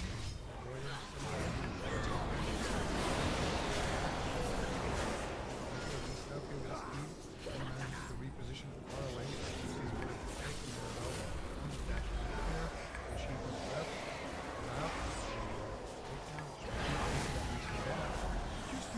It's 20 seconds now. So Drake's gonna have that in his back pocket. Stun. Preemptive Aegis trinket right there on that swap, and he actually gets out new kind of side there as well. So clean defense there from Wyatt, and now it's their turn to go. Drake gets that vendetta as well, back up. Actually, Trinkets here to try to get aggressive. And that could cost him a little bit later. They get a pushy kill onto the brain. Disconnect from the Drake. Could be something out with Drake, but you realize it's going to be It's a bit surprising to see Drake trinket when it's not his vendetta window. There wasn't really anything committed. Kind of went all in at that moment. Calvish is looking to punish it. Kidney shot, smoke bomb, brain gets stunned. This could be it for Drake. He's regretting that trinket. They can sacrifice the pod though. No, they sacrificed Drake. It's over. Oh, I think he sacrificed the pod. The pod dead, right? There's no way the pod would be alive right now if it wasn't sacked. Drake's alive. He lives to fight another day. Pod tender once again prevailed against all odds. There. He had to use everything. Look at Brain. He had the trinket, he bubbled, and he sacked. So that aggressive trinket earlier. This is why you can't trinket aggressively against RMP. You just immediately regret it. But at the same time, here comes vendetta from Drake as Calvin ready for the hit. Turning up into mind control. Now he will leave this Calvin throwing some hits. Throws the Guardian to secure it. Ray of Hope now as well. And Drake is so far behind. Trying to escape. Trying to support him with battle. Stabilize him. Now they're swapping back to Brain. Tries to look at Brain, but Luke is still right on top of him. Triple here. Brain stands up. He's going to fall here. Are they going to hold it going? There's worry. Brain something again. Going off a miracle. Turning it around. Trying to go after Calvish. They get Brady's trinket here. Just balance him afterwards. Trying to push Calvish down, but no way they're going to vendetta is up for Calvish. Blind is up for Calvish. And Brain can only bob one of those. It's going to be a tough choice for Brain. What exactly is he going to be able to do? He sacrificed a lot in order to keep that pod alive. Now they're going for a full blind on Prev. Try to down the trick potentially. They're going after Brain. Can they take him down? The Prev drop. That will be the end of this. Set up there by 3.5 men. Right back with the assassination order. Very aggressive push there on Brain. I think this was really, really nice to play by 3.5 men. Feel like Trinket of Drake will kind of set everything down. In motion, Trinket wasn't really a value trinket, and immediately finish. The brain was way too much to keep that pod alive. They just never let go of that motion. The right person, didn't like that flank of Trev as well. Chip and just after the pod, I actually want to see spots because I swear I saw a sack buff and Drake, not actually on the pod. It would have been nice to see that. Anyway, here's the swap thing on the Brain. This is the first one, right? They get the spear there on the Prev, got saved by the light, there's no divine shield, there's a black protection, but that's about it. At this point, Calvish, 9 seconds. Survive here. Use too much, see Trinkets out, keep him alive on that blind. And at this point, all you need to do is just ensure that Crab doesn't play the game. What actually happens is Crab's Trinket. Because he still has Trinket Void Shield when you go for this kill. They blind Crab, and he actually just doesn't Trinket it. They just kill Brain. And they smoke bomb late, so even if he trinkets at that point, yeah, he does trinket late, but I think as soon as that trinket lands, or as soon as that stun lands on Brain, you have to trinket the blind. It's blind, 8 or not, BCC don't trinket, the dragon will smoke bomb, exact same time, but a little bit of a misplay there maybe from Crab.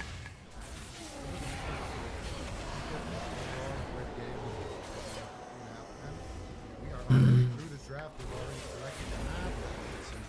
Interestingly enough, why they want a small map? This one's the bigger map.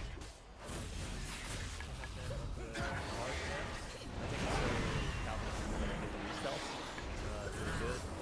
Small map is why he's really good at everyone gets on top of them. Really solid for crouch. I think that's kind of the line of play. They like the small maps. They can get the really long extended crouch controls and not take down a target. It's game. They are going to be going to the small map. And they strike back with the assassination mode, showing a lot of improvement. I would say I'm curious to see if they can actually win another game here. They might force Kawhi to actually switch up their composition. I kind of wonder what they would switch it to. Yeah, a lot of pressure on Kawhi here. You know, this would be the second fight. Maybe he won't make it to the finals, you know. So, a lot of the mind for that. They're doing such a still, even now, I think that every nice racing, so I can't really say anything about them, but definitely, you know,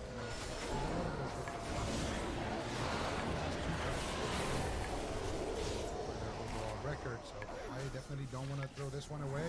See what they can do here. Shot up the brain. They're going after Brain immediately. Take it first pick. And Meta is combustion there as well. So two big cooldowns. They run out of the Brain. They're looking to swap over onto Drake. They're stun up Drake into a restun. Into a triple DR stun. And it will survive without actually using it. They use always overshadows and rage of it. Which is the cooldowns that you want, or Brain's Bubble, which are the cooldowns that you wanted in that situation. So Drake, I'm pretty sure he's playing Orc Sephuz, and really saved him there, that's for sure. Alright, the Fey Guardians are out, reducing that Vendetta cooldown. Drake almost has his again. See Drake gripped back. A Bloodstained Protection actually used onto Drake there. Trying to set up for damage. Where are they going to go with it? Calvish is behind the bullet, trying to restyle. Gets from stealth. Set up in crowd control off of that. Drake Shadow steps in. Calvish into the stun. Blind on the Kearney. Big power play here, but Nuke gets combustion rolling. Going after Brain. Trying to get Divine Shield from him. And they overwhelm Brain and get to Divine Shield. It's not stunned up, so it doesn't look like any heals coming out from him. Stunning the Kearney. Swap back to Calvish. Down to half. And that is ticking. Drake managed for 1 more second in that hand. Drake could finish him. He blinks in the line of sight. Calvish collects. That is around.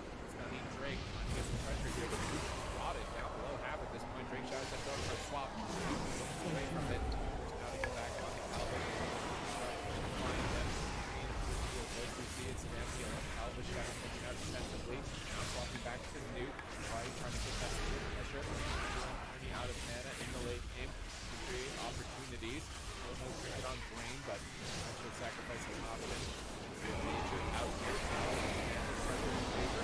Why maintain it? Vendetta around. It's going to double here. Kidney Vendetta. Massive damage. Drake gets to get stunned on his Trinket. Pops the Aegis. Is that going to be enough for Drake here? As Brain is struggling to heal him. Calvin! Pre-sacrifice. Swap back to Calvish. Likely going to proc the Guardian. Maybe kill him through it. Blinding light comes out from Brain, but he's a pod. Will he fall? He will. Why strike back with massive damage here in game 3? Yeah, that's exactly what I'm talking about, though. It's when they can just get on top of Kearney. They have all that instant crowd control with the blinding light, the Hammer of Justice, Shadow Freeze crowd control, silence. There's just so many different combinations that they can use. They land the kidney shot, and although Calvish, I believe, does Trinket there, it's just not able to survive, and Kawhi are able to push through. Drake is not playing Sephuz, by the way. I have no idea how he lived earlier, but yeah, Hawaii with a really strong performance and you know, very strong performance from 3.5 men as well. This is definitely a close series. Both teams with a lot of pressure, but I'm thinking how the way or how the scout is actually going to handle their hand, because it looks like off the Guardian, but he actually in after that. It looks like he heals up with the Guardian and then he's a pod at the same time. So we're gonna see it here doing the kill, but it looks like the Guardian proc and the pod proc, but I could be wrong about 100%. So we'll see that in the replay. But right now,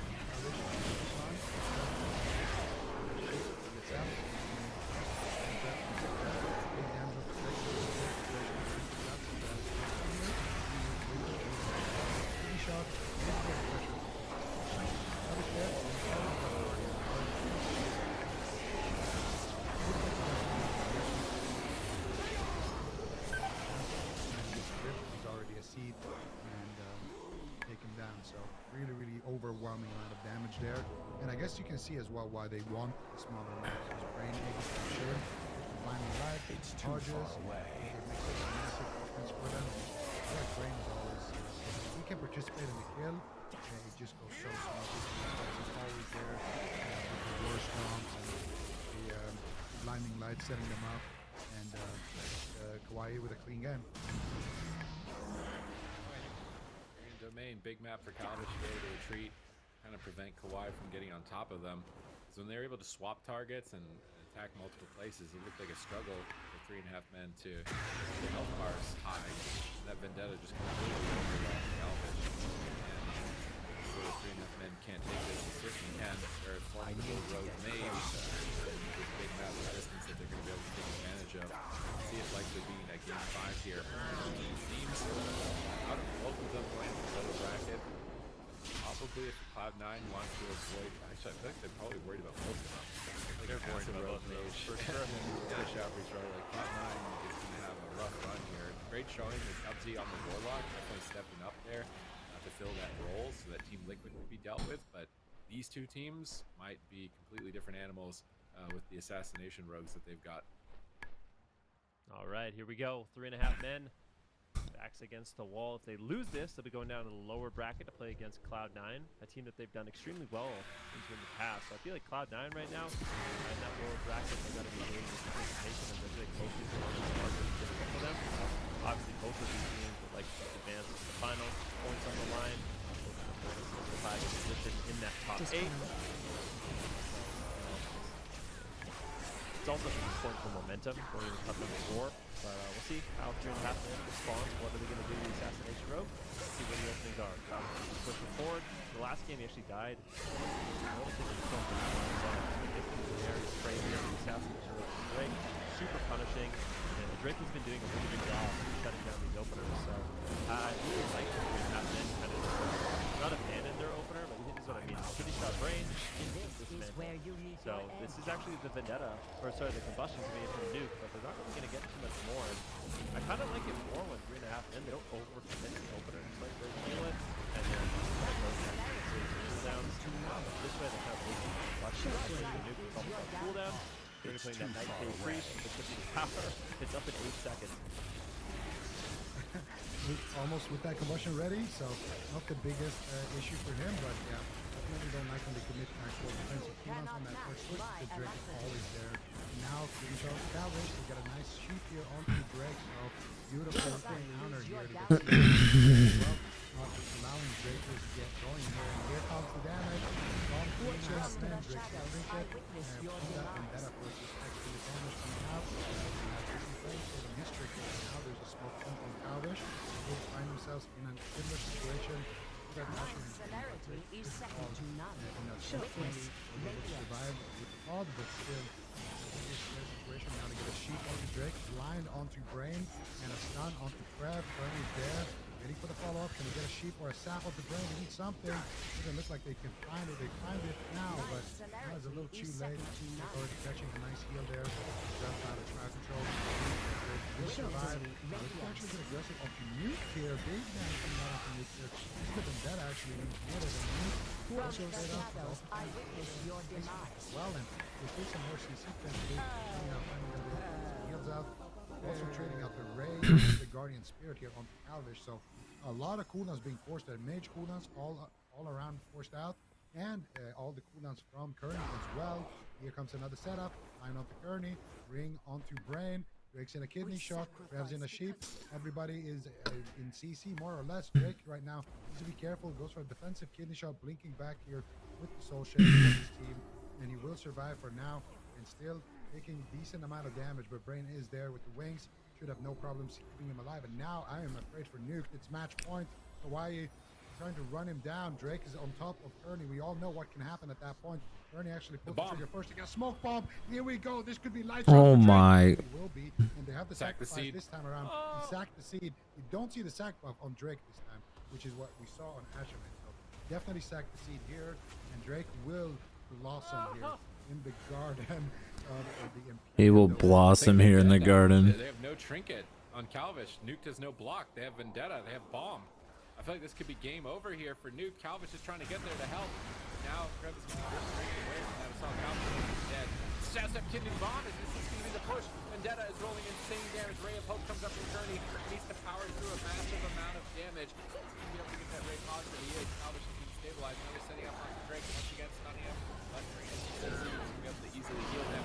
Get his team aggressive, running right on top of Calvish. They're going to pop the Aegis. That may not be enough here as he's being overwhelmed on match point. Looking like he could be sent down to the lower bracket. He's Cloud9, a blinding light onto Kearney. Calvish is desperate. Cloak of Shadows around the corner, trying to get a re-stealth. Manages to get it. Man of Knives not hitting him. He's line of sighting in stealth. Kearney manages to recover him. Now Drake's stunned up. Brain and a Poly trying to go for the kill here onto Drake. Cultivation trades, and he should be able to recover with those cooldowns. Calvish now on defense. No trinket for his healer. No trinket for himself. They can reduce that Vendetta cooldown. No Guardians onto him here. That's going to kill Calvish. So they don't even need it. Trev links in for the spear, going for the win. Can they get Drake to target? They grip Drake to Calvish. Calvish vanishes away from sight. They can't see him. He may get popped from stealth here, though. He gets popped from stealth. Drake's going to vanish. There's a Ring of Frost blocking him from getting back to Calvish. He doesn't want to run into that CC while Brain is in a polymorph. He's going to take the safe route, open up on Calvish, and here comes the Sepsis. Massive damage on to Calvish. This is going to be it for him. They're going to proc the pod. Kearney's still in the blind. Can they solve for the pod? They Ray of Hope the blind. Can they kill through the Ray of the Hope on the blind here? On the squad. I don't think they can. The Ray is positive. Calvish is going to stay alive. Calvish now has Vendetta rolling. He's going to aggressive, but he's on the back foot actually. Drake has Vendetta. They can kill him here in a second. They have any CC for Kearney. They need any CC at all. Maybe they don't even need CC. Calvish is taking so much damage. Step Kit comes in. Drake closes it out. Why 3-1? I think that's the most impressive thing for me there. But yeah, Kawhi doing an excellent job there. I mean, there's such scary moments. I was really thinking, like, maybe it's risky to play the Night Fae. It was looking so good with the Sephuz, Necrolord Rogue, but I think they realized, like, as long as we hold sack, even if you die, you're probably going to survive. They kept him alive twice with the sack on the pod tender, getting his second release on life, and Kawhi, once again, earned their position in the finals. He actually didn't sack the pod. Sacked Drake as he died. After he died.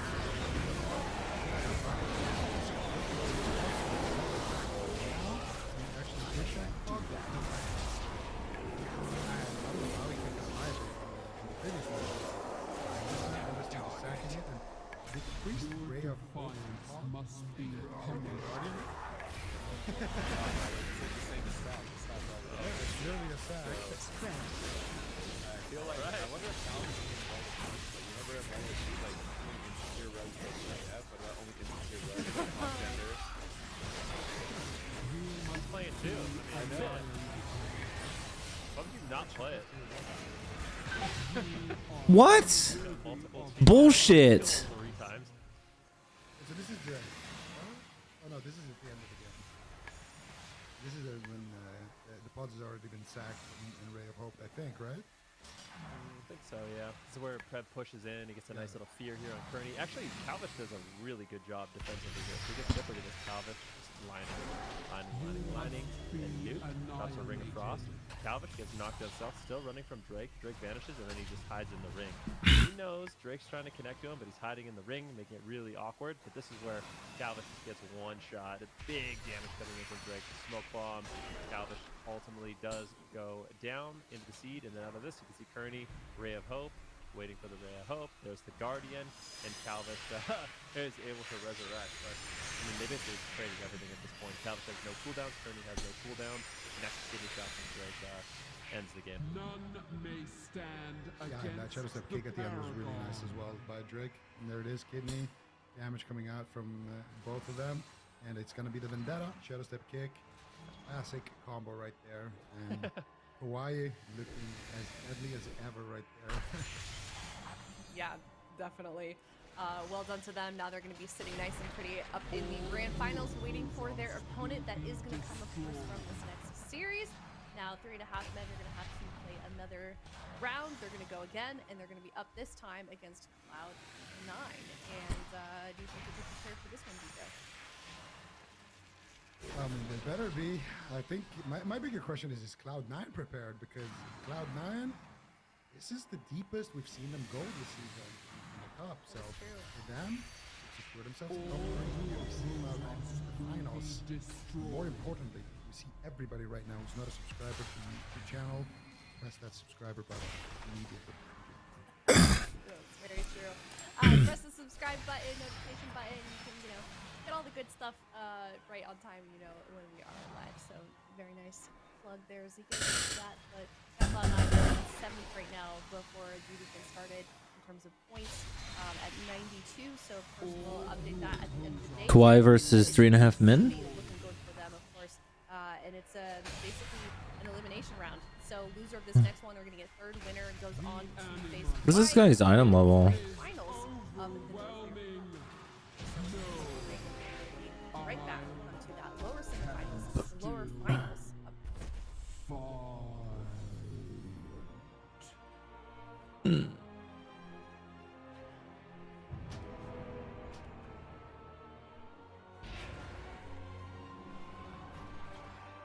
As I peered into Uther's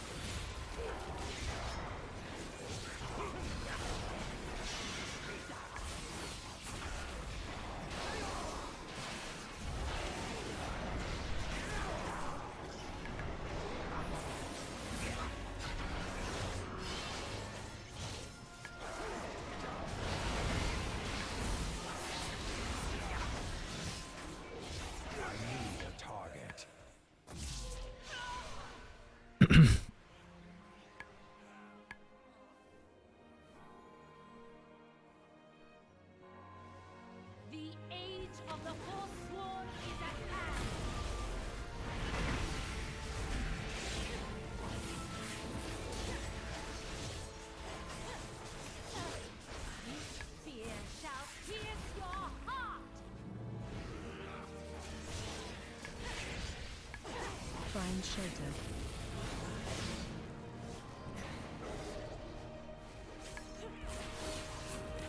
I will strike you down.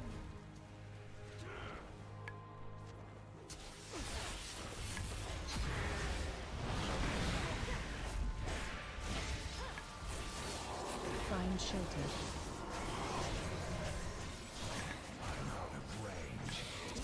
Fear shall pierce your heart. Phase change. Obey my command.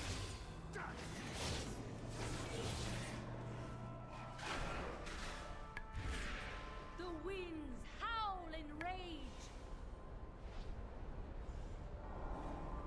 The spear! Use it to bring her down!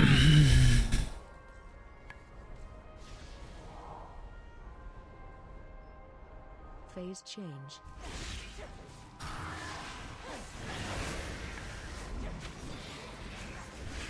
We are now in the North American lower finals for the AWC Cup number 3. We're about to eliminate another team, determine who will be third and who will go on to the grand finals and face off against live Find shelter. champion of the third cup for North America. Here are the rosters. We've already eliminated quite a few teams, only 3 remaining. And this next sub series that we've got coming up here is 3.5 Men versus Cloud9. We know that, you know, both of these teams obviously really need points. Cloud9 is 7.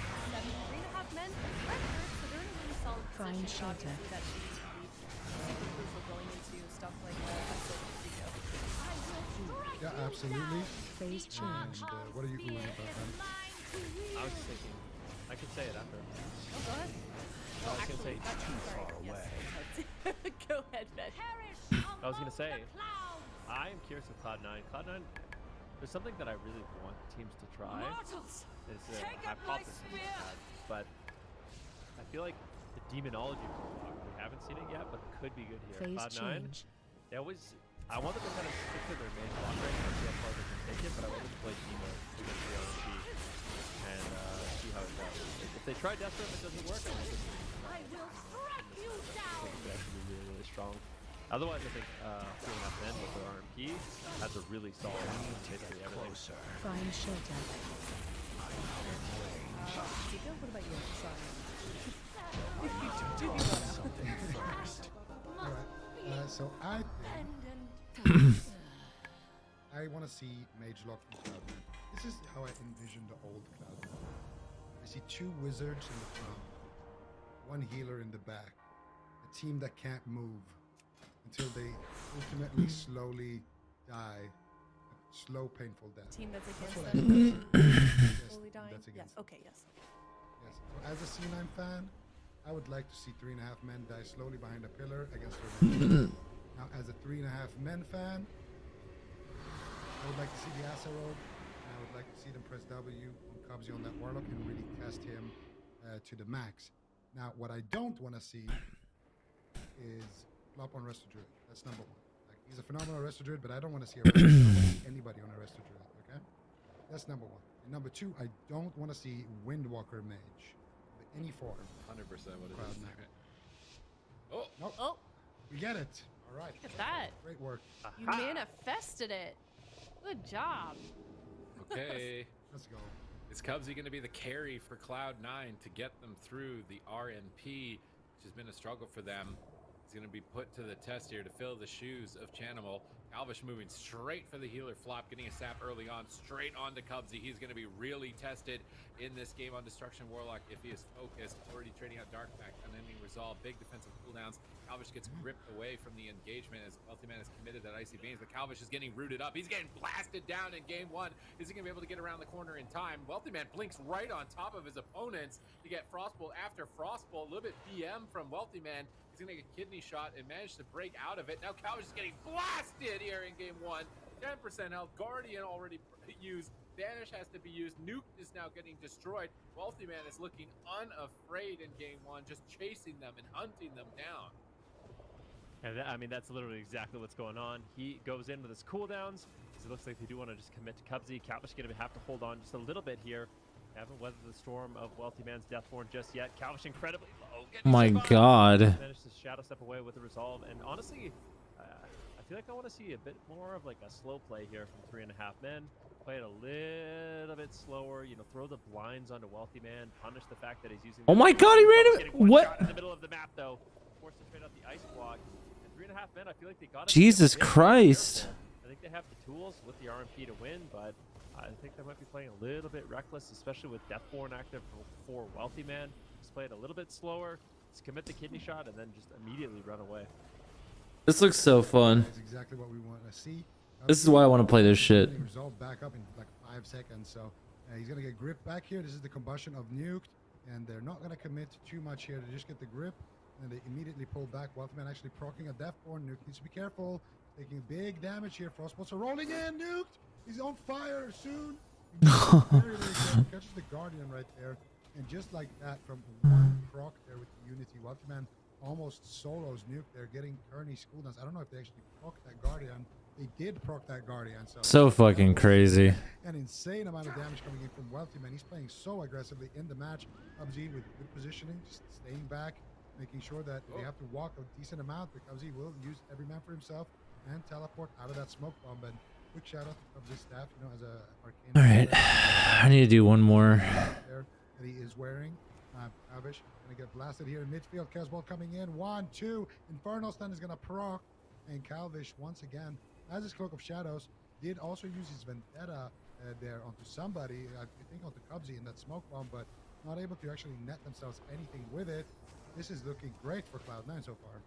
See if they can keep it up here. I think dampening is definitely going to be a double-edged sword with the recovery onto Cubsy, but Flop has so much mana. Kearney is almost doomed. Cubsy just portals away from Calvish's step. Infernal's called in. Massive damage on Calvish once again. He shadow steps back behind the pillar. Nuke now trying to line of sight. Wealthy Man moving to the left. Cubsy moving to the right. Bonza fell down. Wealthy Man is unafraid. Blinking on top of the Rogue Mage over and over, almost taunting them like, here, hit me, I dare you. Try and get them off of Cubsy and get. We're trying to kill his pet. Which I really like. I think Cringe.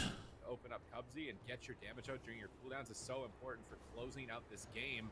They've got them pinned. They're getting withered down. They have to do something. What are they going to do? They're going after Flop. It's a Hail Mary. YOLO onto Flop. Can they manage to net enough damage to take him down? Doesn't look like it. And now Calvish is getting ravaged by Wealthy Man. Insane pressure. They proc the pod. Kearney's in the fear on his Trinket. Holy Fire is going to close it out. And an aggressive Cloud9 making this comp look good. Oh, it looks real good. that was a great game one. Yeah, they're back. I kind of wonder. So I do think like that. This game, first of all, looks really nice from Cloud9. Wealthy Man playing exceptionally aggressive, and the Night Fae Priest is an adaptation we really haven't seen too much of. Having a really short cooldown on Icy Veins, even more so. It just really makes the match chaotic from the Rogue Mage side. That being said, I feel like there's more you can do to kind of weather the storm of the Frost Mage. Like when he's blinking in, throw a blind on him. Like that's what we're seeing the Rogue Mages that are successful against Mage Lock do. Like there's multiple things they could do. So like Nuked, for example, shifting power with counterspell is really effective against Wealthy Man. If he's using this trinket, you can go for like a counterspell and polymorph or a fear just to knock off the trinket and then counterspell him again with shifting power. That's a way to shut down Deathborn for a long time. Blinds coming in from Calvish also. It just feels like 3.5 men. They tried to play the aggressive really aggressive, which I think plays into the favor of Mage Lock in this one. Yeah, and I think specifically, I'm guessing this is what you're talking about as well. Early on, when Wealthy Man has Deathborn, Veins, TI, it literally has everything. That's when you run, and they actually did trade into that, and that's what really put them behind early on in the match. And then here, of course, they're just going for a desperate play. They can't really stay at the pillar anymore and try to, just wait it out. And they felt like they needed to do something aggressive. They went out. They got instantly punished, and Cloud9 just took the win early on. So what I want to see from 3.5 men is go in, go with that same aggression that we saw in the start, but as soon as they pull the trigger on Vane's Deathborn, just throw a blind, throw a slow Wealthy Man down, and then once Wealthy Man has nothing, you pull the trigger and you go for a big all-in. You see what you can get. Some kidneys are going to get gripped. Some kidneys are not going to have that much value. Just keep looking for them. Eventually, you can win that way. We've seen it happen a lot. But Cloud9, man, what a statement. Cubsy's coming in on a Warlock, and so far he's undefeated on the day, playing for top 4. Man is a legend. I mean, we already knew it from his Resto Druid, but right now he's just sitting there, sunshades on, blasting away with Chaos Bolts, and just looking like he has the most fun ever, just deleting these people. Definitely made the matchup look a lot more favorable comparatively to the Mage Locks we saw in the EU matchup. Wealthman blinking on top of them. Like, what? Not a single Mage Lock was even getting close to the RMP at the pillar. They're like, you guys stay behind the pillar. We like you contained over there. Wealthy Man's just like, nah, I'm jumping on this RMP like a trampoline right now. Like, I'm unafraid. It was crazy. And they go to hook points. So it makes me think that 3.5 men want to do maybe a Holy Priest strat. They obviously need a small map. They want to be able to close the distance. But maybe like a subtlety all in on the priest over and over might be a decent option for them. I actually think that maybe going sub in general. Assassination seems like it was just struggling. Anytime he would step, Cubsy would just instantly port. He was literally just like he saw Shadow Step, Cubsy would port away from it in the middle, and Calvish would get stuck. So I'm actually not sure if I like Assassination, at least with the way that Cloud9 is playing. Calvish had smoke bomb last game. Let me check. Was he playing? Oh, no, he was playing maneuverability. I want to see Asa again, to be honest. He's not. Get it. I think Ass is better, but Yeah, me too. I feel like This is a Calvish's team is mistake. probably more used to sub though. I feel like this is new tech. Face stuff is new tech, whereas they've got like hundreds of games on the ladder of subtlety. So for them, it's just like this is comfort. And with the way that they were playing the game, like they like doing these hit and runs. Calvish isn't getting the momentum. It feels like as Asa. So it's good. I think this plays into their strengths in the short term, although Asa is likely better. That's fair. Sometimes you got to go with comfort, even though it might be a little bit worse. And who knows? We haven't really seen, like, you know, because the meta is new, everything is new. There's constantly changes happening, you know, and people get more used to just 4 sets and the double Legos and whatnot. I feel like there is, you know, we could use some more games in our sample size because we used to think sub was better in week 1, and then in week 2 we're like, Asa seems better.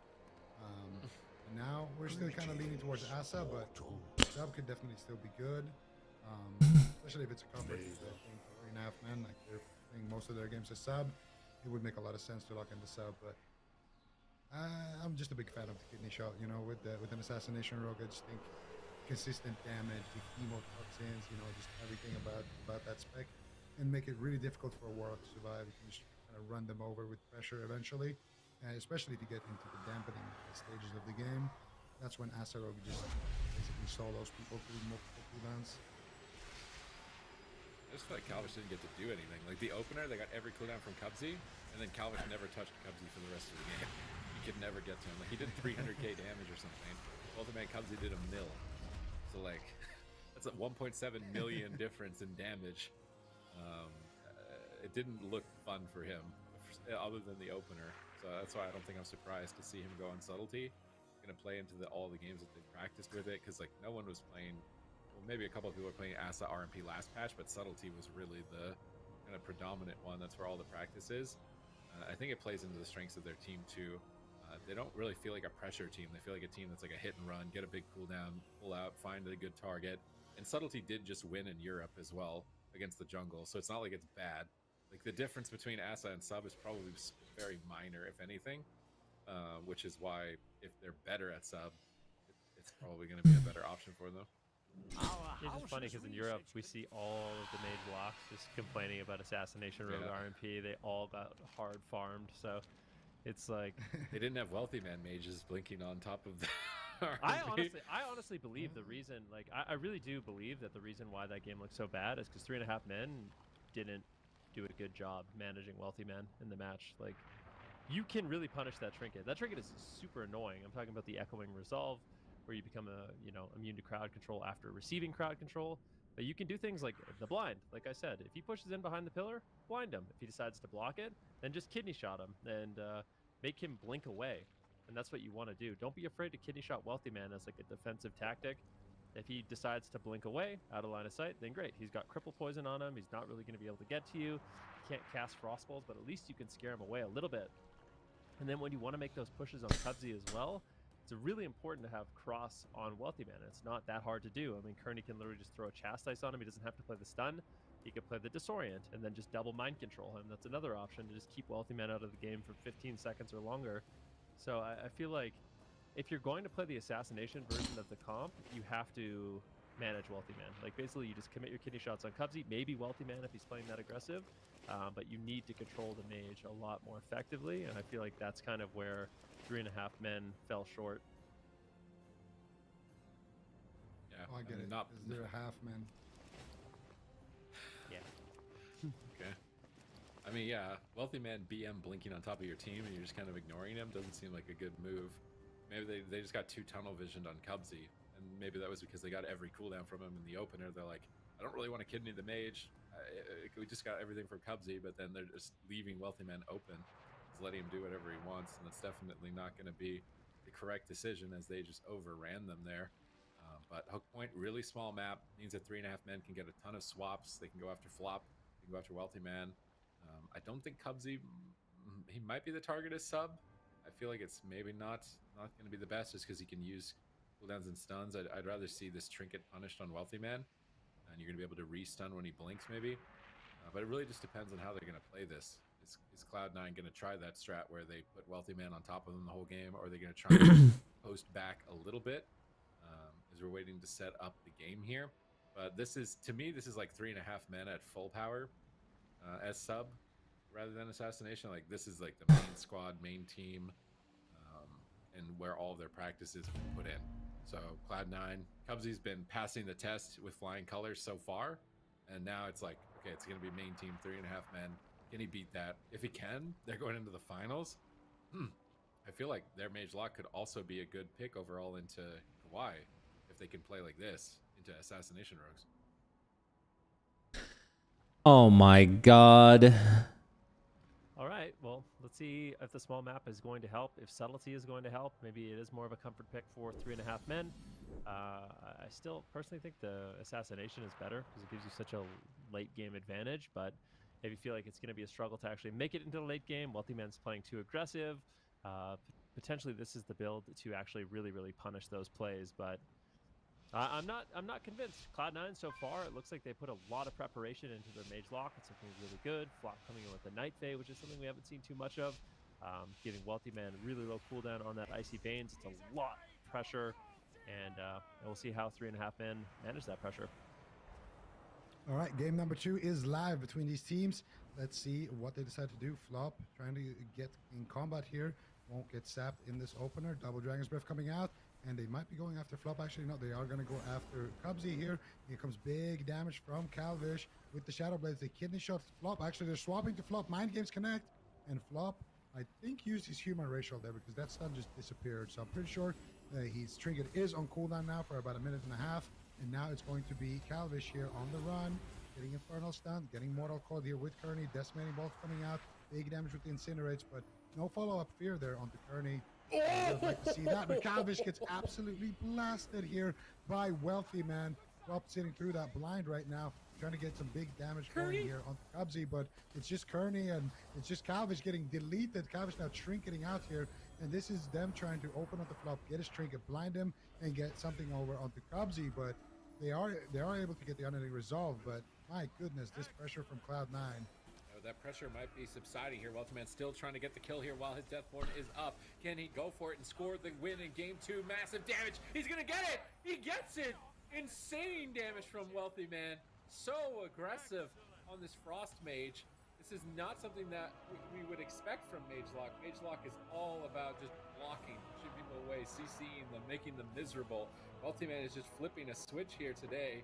In this series, going aggressive, going all out, blinking on top of the RMP, giving them no room to breathe, just totally suffocating them. And now they're on match point. And Cloud9 are looking good. Like, if they've got defense and offense in their arsenal as this comp, I'm a bit worried for Kawhi. I mean, we'll definitely have to wait and see. Kawhi has been the one team, though, that has really made it difficult for Cloud9 to continuously play Mage Lock, but we can see a really aggressive open here by Calvish to get the kidney shot onto Flop. A big hard swap here on Flop right now, but he will ultimately survive. There's a gap in the stun. He's able to fade to safety, and this is where Cloud9 gets a little bit of control of the matchup, and when we start seeing some aggression. So this is the Icy Veins. Deathborn's going to be active here for Wealthy Man, and Calvish almost gets one shot. So incredibly big shatter combo. Wealthy Man. Calvish is forced to trade out the Cloak of Shadows. Wealthy Man's going to be blinking out of the sun as they continue their push here onto Cubsy, but that's what I'm talking about. Like, you can't, when you see Deathborn and Veins, you should just be out of the game. Like, immediately be running away. Has he committed blind yet? I don't actually know who he decided to blind in this game. Who did he actually blind? He blinded, so they forced Flops to a human racial in that first stun. He humaned out about midway through and then used his fade. And then they blinded him and they wanted to go after Cubsy, but Wealthy Man had Deathborn up and he's just been doing this the whole game, basically what we saw here at the end. So they wanted to do a counter go when Deathborn was active. The Wealthy Man just sheep nuked and just free casted and 1v3'd basically during that time. I really believe that they're playing the matchup entirely wrong, and that's why this looks so one-sided. I mean, Cloud9's doing a really good job, but the game, in my opinion, when Deathborn and Veins is up, the game's unplayable. Like, unless you're gonna go after the mage and like actually attack him and force him to run away, like, you should not be in the open whatsoever. And I honestly, like, these map picks, I feel like are bad too. Like Dalaran Sewer, there's nowhere to run, there's nowhere to hide. Like, you want to have a pillar that you can actually run to. Like, in the past, it might have been good against Mage Lock, but now you need to run for cover. Like, you need line of sight, and they're going sub again. But yeah, for 3.5 men, I really feel like we need to see how it was played in Europe, which is very defensive. You play a very defensive RMP instead of aggression, because I don't think you're going to be able to out-aggress and out-trade Deathborn Veins. You're not going to be able to out-trade Dark Soul with Infernals. Like, you really have to be careful in this match. And I think if you are careful, you can live a long time, but we're not seeing it here. I definitely agree with you, and for that playstyle, Asa is way better, but it's just to dial it back for a second, it's so funny, because when Team Liquid are playing and they're picking all the biggest maps, we're like, bro, what are you guys doing? You're picking all their favorite maps. And then now they lock in like Hook Point and Dalaran. We're like, bro, what are you doing? You're locking in the small maps. You can't run on these maps. No matter what these teams are doing, it There's just seems other like every map options, is bad. Black Rock Hold is a good option. You have like somewhere you can actually like bunker down in and hide.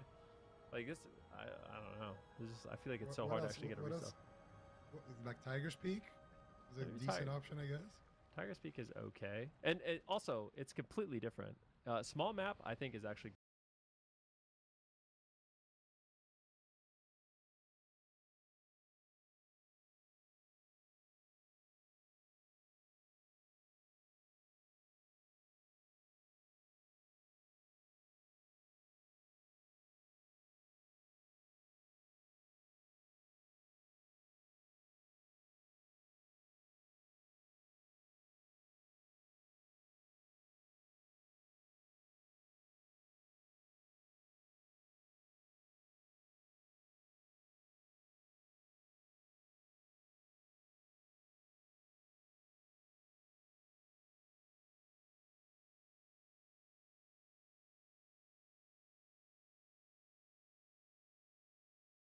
Shadow Stealth, it's not looking good in the opener. They get a sap on the flop though, and now they're gonna swap over onto flop. Big damage coming in here, but they coil Calvish this time around. They're not gonna let them get that same kind of pressure. Do they have a restun? They do not. And Cubsy calling in the Infernals, immediately sending the damage here. That ray of hope better be positive, because right now Calvish actually didn't even top him. Okay, there we go. Calvish getting back to full HP, but now look at Wealthy Man. He's just standing on top of them, spamming Frostbolt after Frostbolt here behind the map. Cubsy on one side. There's nowhere to run on this tiny little map behind that little box there. And Wealthy Man is just having a field day right now. They blind him, so they do exactly what we were talking about there, just slowing down the Frost Mage a little bit with that 10-second blind. And now Wealthy Man will kind of go back to his team there. All right, let's see if they can manage to turn this around. They've survived the initial round of cooldowns from Wealthy Man. Cubsy still has Dark Soul, so he's going to be a threat in the near future. Cubsy putting his port in the middle of the map so he can position aggressively here. Kearney is trying to drink. Really importantly, stop these drinks. The Fell Hunter of Cubsy going to move over and punch Kearney, keep him in combat, is whittling them down, running him out of mana, hitting him at the pillar, AoEing them down, and keeping them contained is their main objective right now. They've got them locked in a good position. Now Cubsy's getting aggressive, running in line of sight here. We see a pre-ray of hope here. It looks like activated. But now They're turning it around. Infernal popped in from Cubsy. Coming in, decimating both. Last fucking dungeon of the day. Thank God.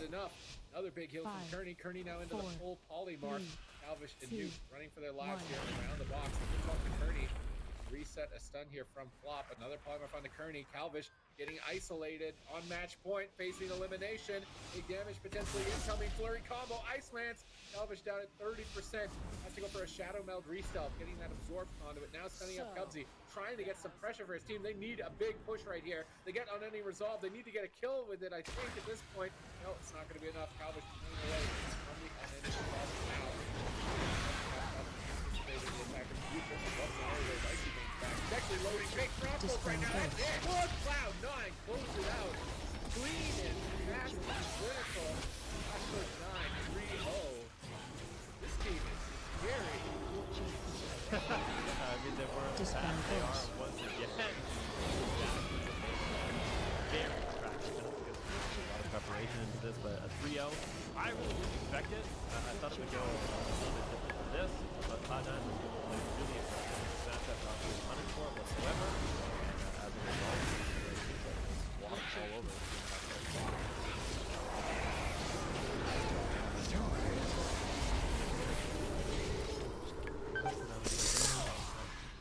Absolutely destroyed. And Cloud9, we had questions. Where's Cubsy? Why aren't they playing Cubsy? Well, Cubsy was visiting the reroll factory, just making sure that everything is nice and in order here for his Warlock. He looks like he's a Warlock man his whole life here. There's no difference. And take a look here at the end. I mean, look at this beautiful game. Shadow, Cubsy goes Shadow Fury. You don't even get the Shadow Fury. Shadow Shield is nice. Shut on there, goes to Shadow Man, goes to shut. Counter attack. RFB, Resonators down. And the Shadow Hero. So we're going to get one shot. Resolve. Shadow Blade. That's it. Ash Cap. Block up. See, the hitter. They just defend it. Double kill. Comes up. Double kill. Comes the double. Boom. Triple. It's a triple. Oh. Headshot.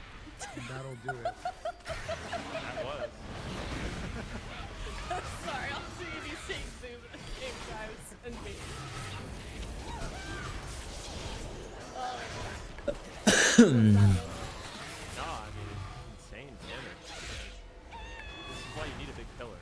I think this is why you need the assassination. At least you can throw a dagger at them, scare them a little bit, get control of the map. This is completely different than what we saw in Europe. There are way differently, and they ended up pulling ahead. Here, though, I don't know what it is, but this just looked like an entirely different matchup. Yeah, it would be super interesting if we could ever see those two different play styles play, against each other. Time will tell. However, Cloud9, one thing is for certain, is moving on to the grand finals. He's going to be facing off against Hawaii. A super clean game here against 3.5 men in the lowest team. And I can only hope that this is riding that momentum into the grand finals because Hawaii had a really good day today. So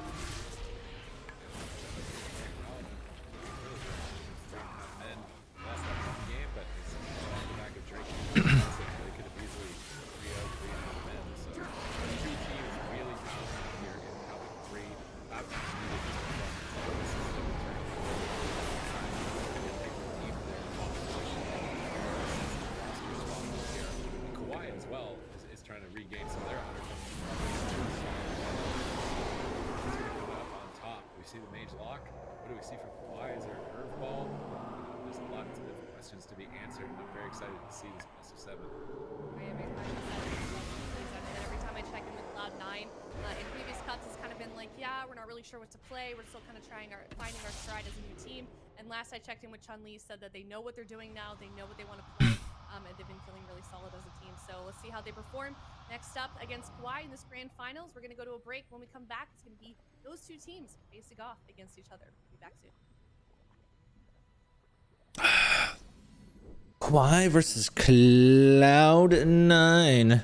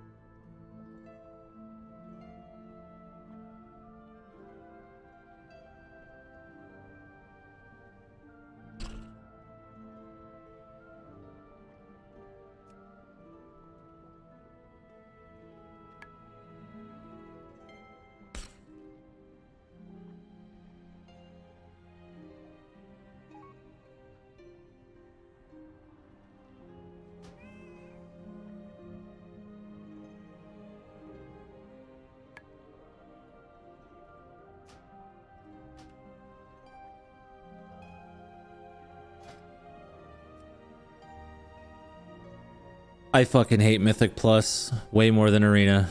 Holy fuck. This shit is so fucking toxic.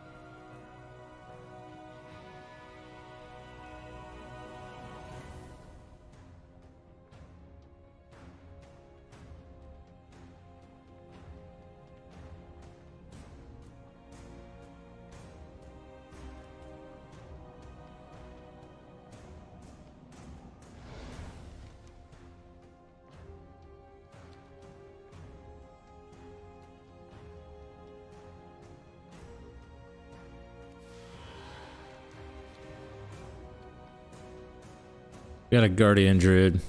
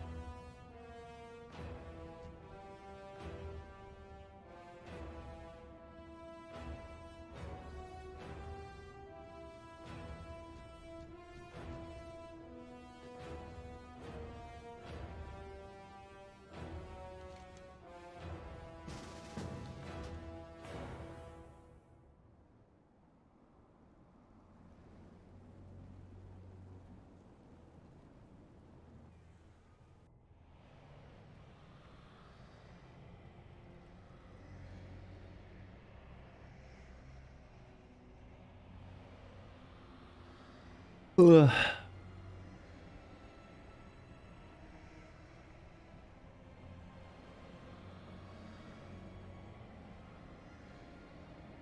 This looks like the exact same fucking game against CD's team. Same position and everything.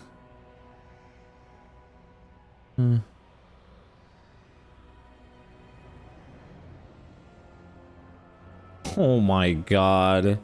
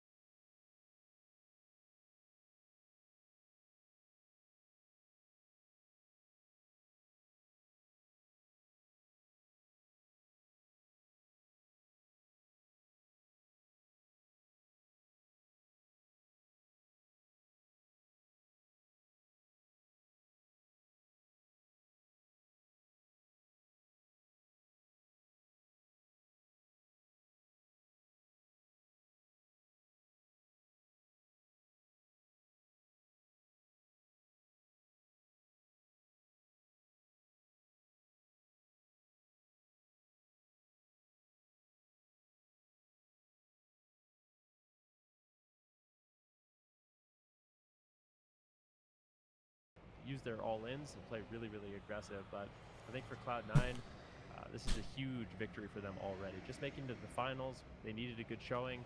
Even if they lose here, this is a great outcome for them. Look at who they beat. They had to beat Power Men, second place last week. They had to beat Golden Guardians. They had to beat Team Liquid. Then they had to beat 3.5 Men. Now they're fighting Kawhi. Like, this is the biggest road to glory ever. That is I think a long time in the It's world actually so bracket. for a team. Like, this is an insane North American gauntlet for them. And I feel like we're all starting to question, like, is Cloud9 going to be able to step up? Are they going to be able to step up? And I think they did. Even if they don't take this series, I think that they did in a big way here. But this could just be their home tournament. This is the return. You're so right about that. Like, look, Powerman came second. Golden Guardians came third in the last couple. So top 3, and then 3.5 Men has been second in the past. Kawhi only has one. This is literally definitely powering up. I think this is the performance we were talking about it because they almost got knocked out Saturday started in their first two. They should have gotten knocked out because they were one game away from it. We had a lot of questions. Definitely brought in their potentially. Number 1. First chapter Adam. It's a big surprise. Cloud9 leading with the Mage Lock. Let's see how it plays out. No surprise at all here in the first round of this best of 7. This is the return of Cloud9. Are they going to establish dominance here? This is their final boss, Hawaii of North America. The gates have opened. Drake and Stealth crossing the midfield. Before Sap. Sap gets crossed over immediately by Welcome Man. He gets freedom. Comes the kidney shot connecting massive damage. Dark back to this open set up. Welcome Man down to the table here with that down towards Matt. They need to get away from Welcome Man. They do Welcome Man at May survive this and just hit additional assault.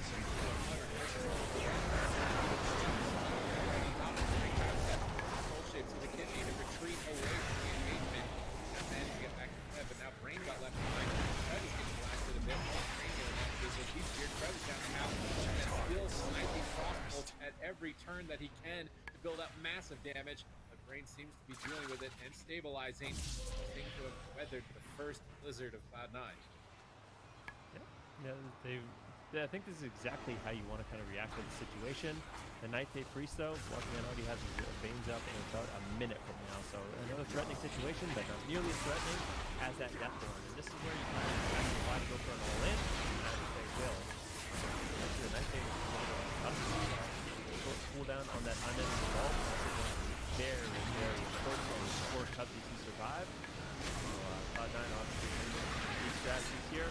Kawhi though, I expect to take all in with anticipating, taking their moment. I don't know what exactly they're waiting for. I feel like I'm for that exalt gets on cooldown, but it's already back. So basically gates are open. Gates have opened. We'll see what Kawhi decides to do.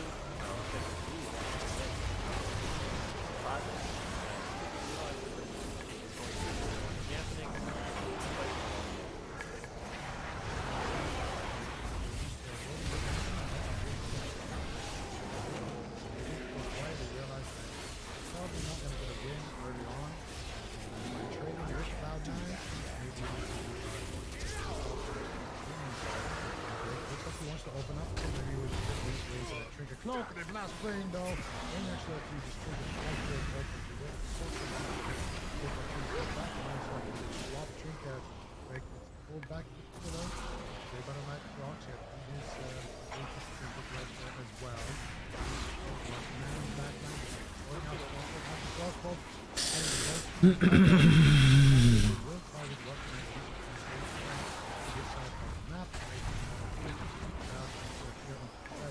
Available. Get full Shadow Fury. She's on the Brain. Potentially they get it. And now here comes the damage where they're going to go after.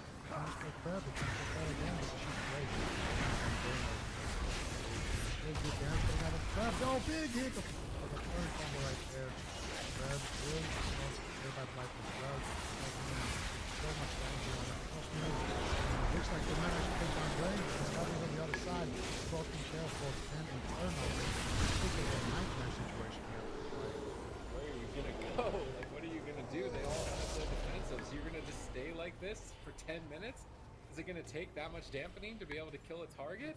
Cubsy gets gripped away from the kidney. There's no way Drake is getting back to that. He's trying to get back to the pillar in line of sight. And Assault now shut down once again here by Cloud. Positioning aggressively. He's caught in a chastise. He lights out for him. One of his civilian combos. Infernal's called in. Awesome. Looks to do something. Trying to open up a Cubsy. He managed to get guard attack. Rain is getting aggressive. Criminal justice on Cubsy. Trying to hold him in place a little bit longer, but he's going to get up and take him out. Lock down his conquer ball. Finally a little bit of offense here. From the Y. They haven't been able to get one ball. Didn't get better one side. Drake is trying to disengage. Special coming. Now this isolated threat, he's all alone. They know he's all alone. They're starting to run on top of him. He's going to be able to get to his team here. He's great space, but he's stuck in the crossbow. He can't go anywhere. He's stunned on his freedom. He still can't move. He's trying to deal him all the way across the map. Here comes the dead on the Cubsy. And the Messi unable resolved. Sorry, doesn't look like it. No death. No icy. Drake needs to get out of here. Prep needs to get out of here. Are they going to be able to get out in time? Drake soul shapes against Frost Nova. Trying to get behind the pillar, but he's getting Nova after Nova after Nova. Ultimate taking aggressively. Prep once again is isolated from his team. They're going after him. He's going to take him big damage. He has to disperse all by himself. Drake will save him. But now Drake could be held liable. He's Molly. Backline Rain is shooting his drink. They call this Prep saves Drake, helping him back to the forward to the team's favor. Interrupting. Earlier, have now managed to survive. This is going to be a long finals if every game is like this from Hawaii. I feel like they almost have no choice. Like their win condition really is pushing through multiple defensive cooldowns. And with that short unending resolve, it's going to be difficult. Up here right now, going for a chaos ult. A little bit of a hit and run here. Drake gets caught with a stun. A bit of scary, but looks like Rain does have the heals to power through. 5% damage at this point of the game. I don't expect it to end until 30-40%. Lucky Man has that death point coming up in about 2 minutes. Icy Veins rolling up as well. Flopping 100% mana, but Rain actually, he snuck away in rank, so that's going to be massive. Right before dampening kicked in, he was able to get away, got created out of dispersion, and they were able to actually recover completely cold. Kitty shot now into Cubsy, as it looks like Drake does want to get that, but blind on Flop, can to get a trinket. Big push here on Cubsy. Cubsy portals away, Guardian Spear, but Drake is in hot for 2. He gets low, he gets interrupted. A scary moment here for Cubsy. Trades in a big way. Wealthman trying to generate some pressure here on the Prev. Prev is going to trade out his trinket, grip Rain behind the pillar, and Drake vanishes out. So good hit and run strategy from Hawaii. Beautiful hit and run right there. And he gets top trinket now. Has an opportunity maybe later to drop. It's not potentially, but right now they're going after Rocky man. With the Psyche next to him. A lot of those others putting that off. Finally, he gets killed out by Cubsy. And now, once again, we have you're alive behind that pillar. Very combo with it as well. The big damage here. Big hits coming out from Cubsy and from the rest of C9. But Rain, as always, to make his way towards the other pillar here. They want to split up. They don't want to play on the same pillar as Rain. Rain's mana still looking good from that drink from earlier. Actually, has a bit of a lead on top right now. She's very, very in this situation. He gets a Cypher. He needs to pull that off immediately. What can he pull off? Big damage on Drake. Now he's going to respond. Arnold gets dropped onto him. He gets stunned again. He has to trick the focus shadow snipe through the pillar here. And Drake will survive. They could have a sheep onto Brain. Still a lot of opportunity here to catch Drake out of that vanish. Because since we set up on him instead, after Brain, they do get Drake out. And they resheet Brink. They're going to clear onto Brain here. That's the question. Somebody's moving into close on him. And they're going to shadow step over to Cubsy. He gets out and that will be the end of that push. 9. We got what they came for. They got the shadow. And that's going to be all in from Drake being a lot less scary. We're at 90% dampening right now. Those are 2-3, and Arrow is out of control here. Fourth to wide. See if they can manage to find a light at the end of the tunnel here. Dark Soul available, Deathborn, Icy Veins available, Vulcan and Pubsy with dampening. This is looking very scary. They need to poke power weapon right now before they can pull the trigger. Can they take out Cubsy in time before they're able to activate those powerful offensive? Cubsy's taking him out with the flesh grab. Now Mortal Coil, Wealthman. Here comes the damage from Wealthman. No Cloak of Shadows available. Cubsy portaling into midfield. Drake is left behind, getting blasted. Where is he going to go? He's just trying to get out of there. Cubsy gets pulled away. Cubsy's going for the kill. Drake it out of line of sight. Chaos Bolt after Chaos Bolt. Drake on the run, gets stunned up. Krebs gets speared. He can't help. But look at Krebs damage. Cubsy and Wealthman don't have. No, it will not matter. They're going to proc the pod. Get ready to save the pod here. Bubble, no, double kill. Proc Krebs pod. Double pod. Drake pod. We got a double pod here.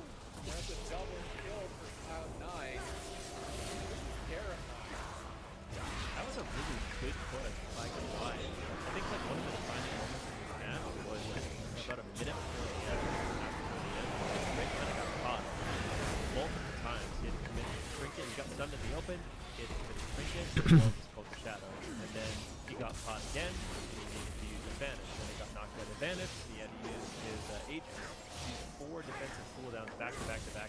Right before this moment, you can see Drake has nothing. He's got no Trinket, no Soul Shake, no Cloak of Shadows, no Vanish, and no Agents.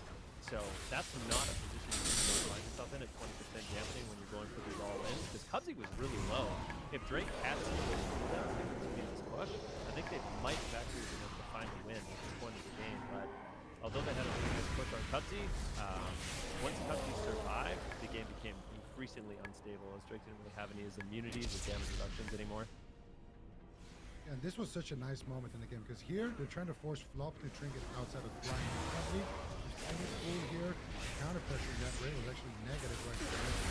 He does survive barely, and there's the DR blind. Flop Trinketing out there, being on script, and then here a little bit unfortunate here from Wyatt as well. Drake gets stunned, gets caught up, he has a sacrifice. Blind for now, then he runs out and gets ripped out of his own bomb. He takes his own demise. He drops the bomb. What happened there? How did they get Krebs off of the bomb? Insane amount of damage coming out. Being too close.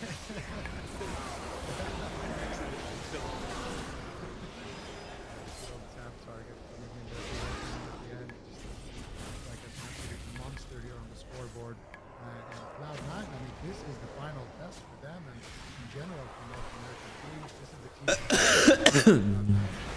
Beautiful job here.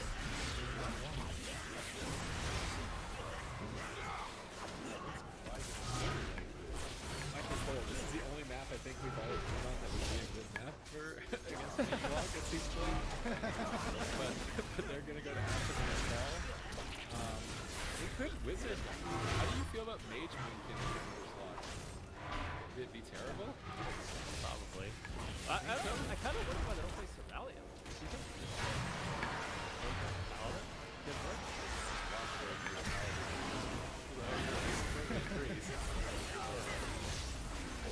I don't know, maybe it's I'm not sure. I wonder if like Fire and Shadow can do it. I don't think so. Oh, Shadow Priest. Shadow I think Destruction Warlock's like King Wizard right now. I think it's Wizard battle, Destruction Warlock reign over everyone else. I mean, Frostmage is good too. Very good. So. I think, like, what is there another option? I feel like fighting. What about an Affliction Lock? Do they have that? I don't think they have that. Historically, the only thing that out Wizards Mage Law is LA Shaman Blood. Yeah. They're gone for it.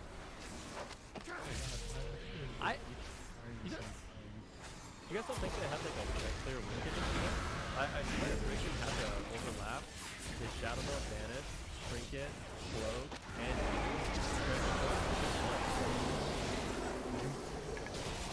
could have just been Brain Trinkets there. Instead, when Brain sat for 30 seconds of CC and Drake traded out his entire survived. It was almost at the point of no return for Fana. To get 20-30% dampening for things as a Warlock, it was just a nightmare against an Assassination Rogue. So Cloud9 looking I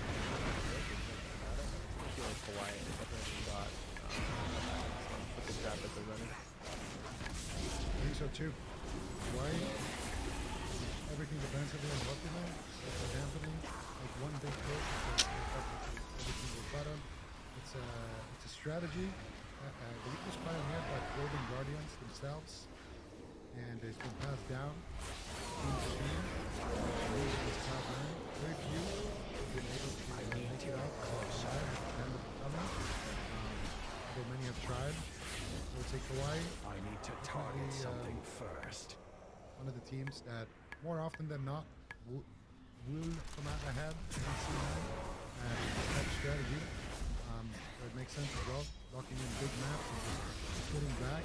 But what I want to see now, Kawhi is maximum increase. Only stop like one stack on the same pillar. So keep Trev and Drake maybe on one pillar, Brain on the other. Or at least try to make sure that you're really spread on that big pillar. And just don't be too aggressive.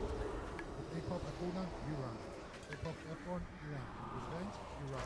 And we'll see if we can do that. Push C9 over the national here and win it. And immediately they're running. Then gets caught up in midfield. Nice run there by Pop. Soldier, Pillar. And I think that was the death point for Welcome there as well. Grace still caught up in midfield. Welcome. This is where you need to just CC him and make sure that you get a full blind on him. The kidney shot Welcome. He actually used this human racial right there. He must have used this to get out of that. Now, once again, Welcome last. Grab a call. You never know these days, man. Fred is alive. You never know with Welcome. But so far, he's not going to be able to find it. Oh my goodness, Drake now getting Infernal stunned out in midfield, trying to kidney shot Cubsy, trying to get aggressive here with Dark Blue. Very prep, and he thinks that shit brain isn't there. So he's back up. Revelation playing a really high damage build. Could be risky if that Necromania falls for a long time, but a lot more time. Still wasn't even able to outdamage. I think it was Welcome Man at the end of that last game with the Shadow Priest build, so it's gonna be a tough ride. I feel like the Psy Fiend is a key part of this. If they can stop Welcome Man with the Psy Fiends while they're going after Cubsy, I'd almost rather see Prev Psy Fiend and then just mind during the Psy Fiend. Let Drake do the target with massive back. Here comes another round of Vendetta. They drop the smoke bomb. They pre-Guardian it. Will he die through Guardian? With the fort. Maybe not. If they want to stay on top, they can overrun it. Trying to push Cubsy over. They get a sap here off the flank. Full sap. They're in trouble here. They want to throw. Trinkets lead. Trinkets into a silence. Still an opportunity. Trev blinking in. Trying to get crowd control. Gets around the corner. The deal. Still right top. Gets a fear. They might take Cubsy out in game 2 here. They are so close to a full hammer of justice, and they get it. Why? Execution. They do. Is arrived. Look at 2.5 minutes in. We're tied up 1-1. Alright, good pick there by Kawhi. Really aggressive there on Cubsy. They take their moment, and they're just so good at the team. Extended crowd control chain, really just all inning. I think that's one thing that's been their strength for a really long time, is they just know their win condition. They wait for that perfect moment to execute, and almost always they're able to find it. So Kawhi comes victory in game number 2, tying up the series, and I feel like this could be one of those series that goes very back and forth. Ball was nice for Kawhi. I guess they just like the big pillars. It seems like those big pillars are so important. Frost Mage. Otherwise, it seems like it's much too easy for Welcome Man to run on top of them and get out of all of those softly cast and kind of lead them down. The big pillars, they actually have an opportunity to pass inside. It comes down to the size of the map. It's about the size of the pillar. If you pick a map with small pillars, it's just going to be a good time. Big pillars have to come closer. I wouldn't even prefer to see something like Full Beer locked in as well. Why? But we're going to see here last in the match. Block made a mistake here. Now, please treat it out of line. Do that with a lot better. Up here, you get Malcolm, nice with Ray, nice Guardian.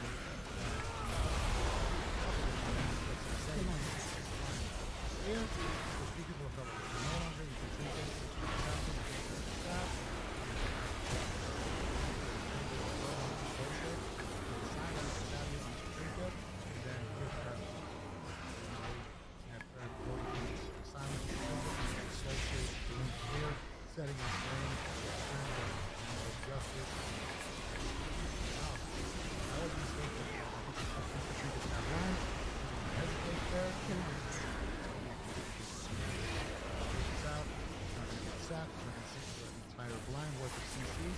that same attack there for Fred to shin and try to go for the win like that. But honestly, beautifully played there by Fred. By Brain as well, always ready. Quiet in general, that front, and going So small pillars would make our bad. Well, I said so 5 minutes of this. I'll take the small pillar back. Small pillar Size of the area doesn't matter anymore. It's just the size of the pillar that counts. So this way you can't line of sight. At least one player will be able to get you. The last round, the Ashen Mains, we saw them playing on that wider pillar statue.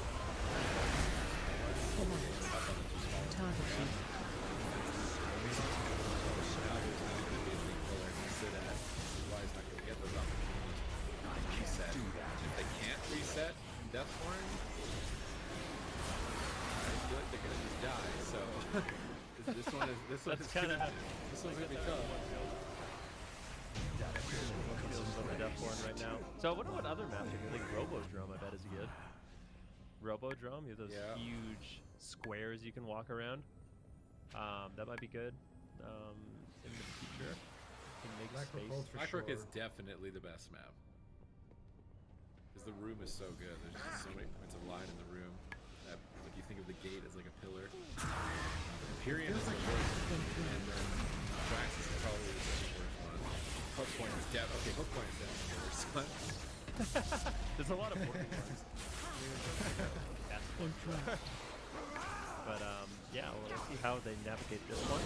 So I guess we thought that maybe Flop got a little bit confidence hitting the blind in the last game. It's rough though, because he immediately triggered on CC as well. So here we go. It's gonna be a sap on Flop into a vanished resap on Flop. Drake is gonna throw the blind into Hammer of Justice. A big push here on Cubsy. They get on into Flop, and then just take him down to the opener. Where is the blind? Flop Trinkets. They get unending resolve. They get dark back in the blind. They get guard in his head. Walking in. So here it is. Here's the Deathborn. Here's the Icy Veins. Here's the Infernal. This is the big damage and pressure. We want to see. Let's see how they decide to navigate this and if they can hold on. Honestly, at this point, you still have blind on Drake. You have no cooldowns of Cubsy. Just try to survive. You have to use the bubble. Try to get Drakes with Pedophile.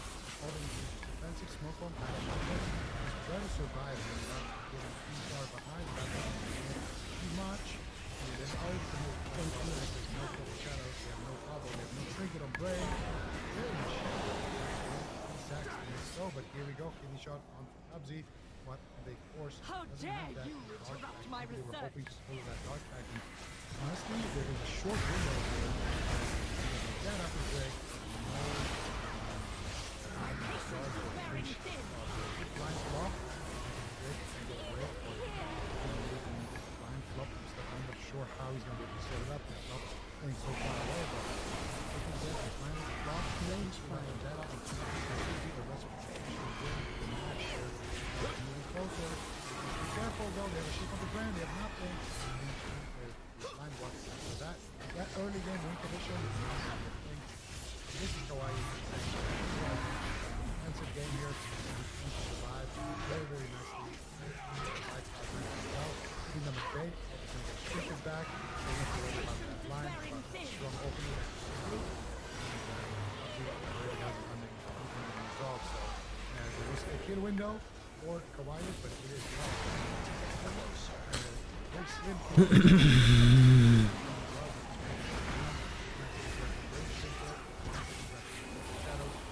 Should be able to get this back, no problems. Now that we hit that one, Marshall is well available to Cubsy, so this is going to be a stall to bring up the best needs to be able to have fire still defensive and do little hit and runs, but don't commit anything, don't stay out of the open field too long. And to the point where Brain can safely stay back and heal a little bit and then get Drake gets pulled back with that life grip. This mating bolt going to be casted by Cubsy. He's setting up missing rights. Why going to line of sight of him once again? Welcome moving in on the left with the close north. Cubsy moving in on the right. The Resonator is loaded and ready to send. He's going to be able to connect. Blizzard cleaning here. Cubsy a bit reluctant to get too close. His Drake shadows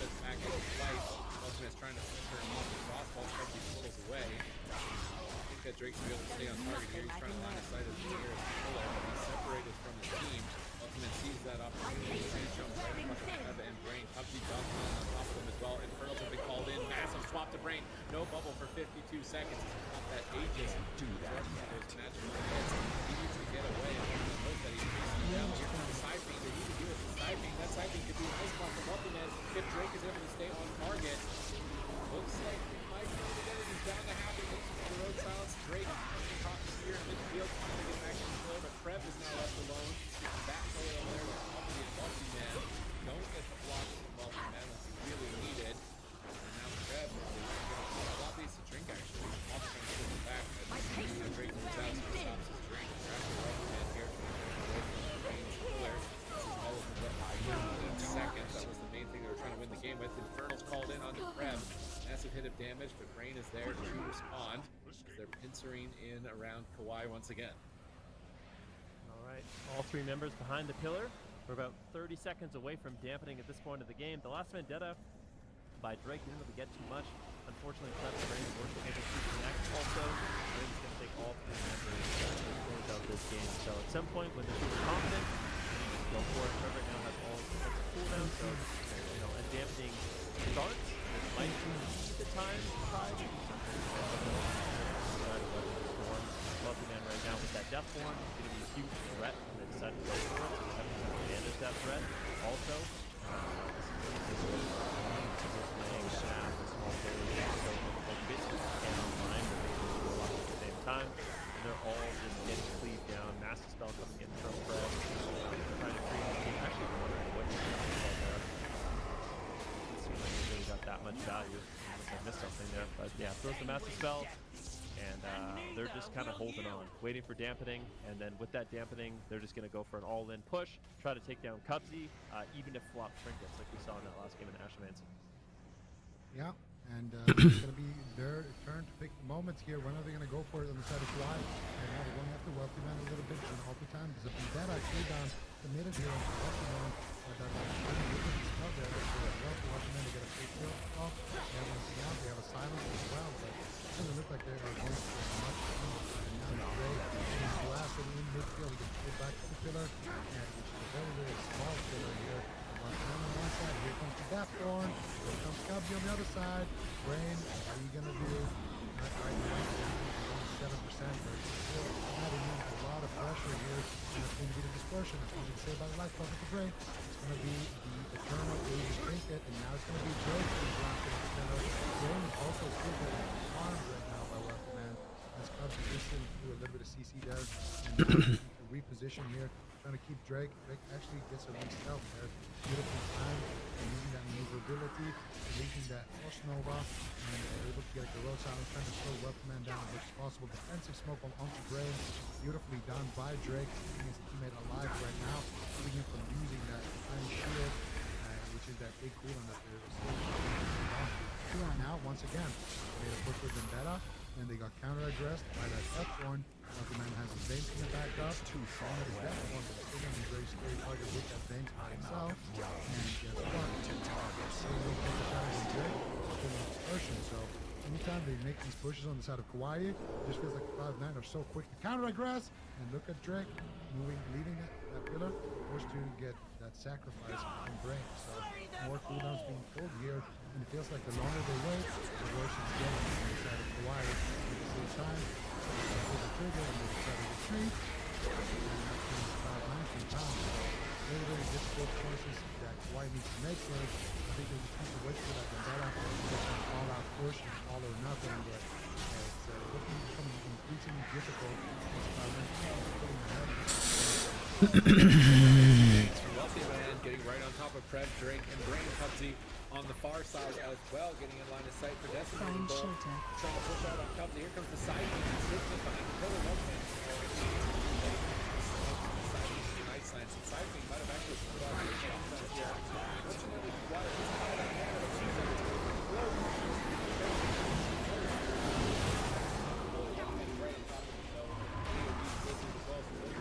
Chaos Code's called in. Massive assault and Drake immediately behind the shield. Now doesn't take here on the dark side. Feels great. Shadow 7 is 50, trying to pressure Cubsy, trying to go for the win here.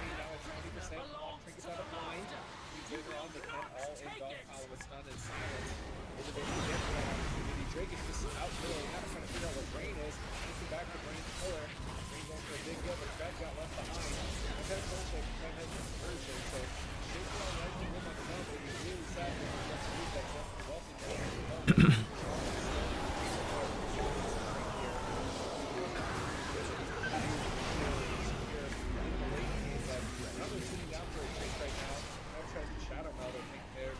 shelter. He's eventually going to kill him if he's not careful. It's urgent.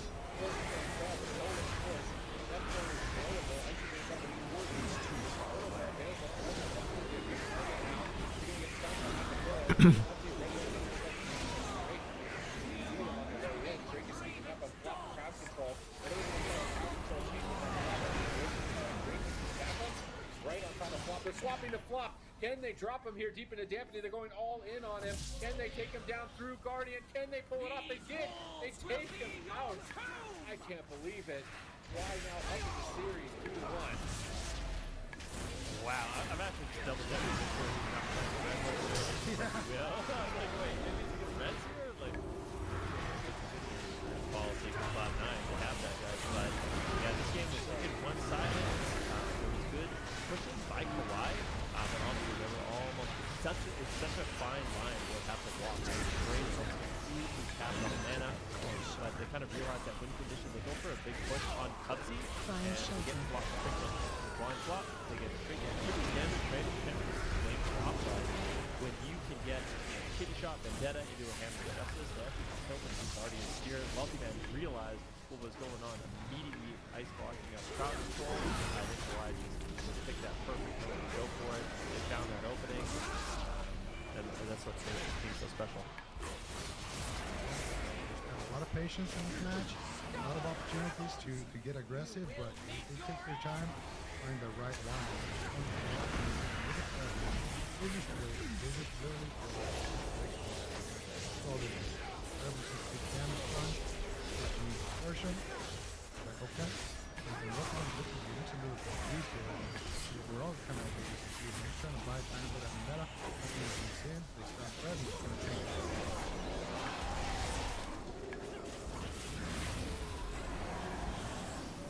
Did we lose Zico? No, I think we lost.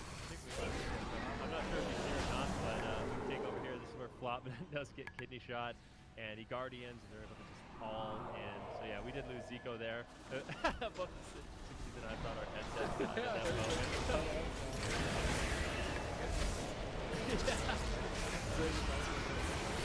Alright.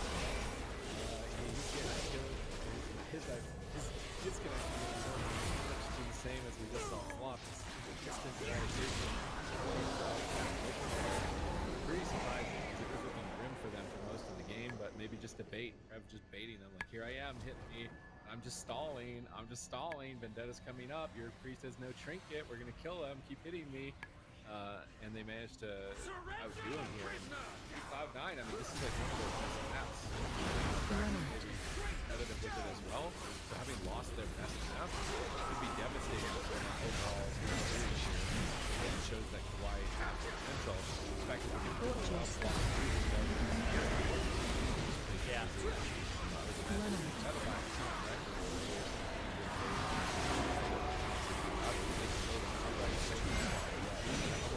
wonder if he's going to put the rest legendary just so that isn't an option. All in.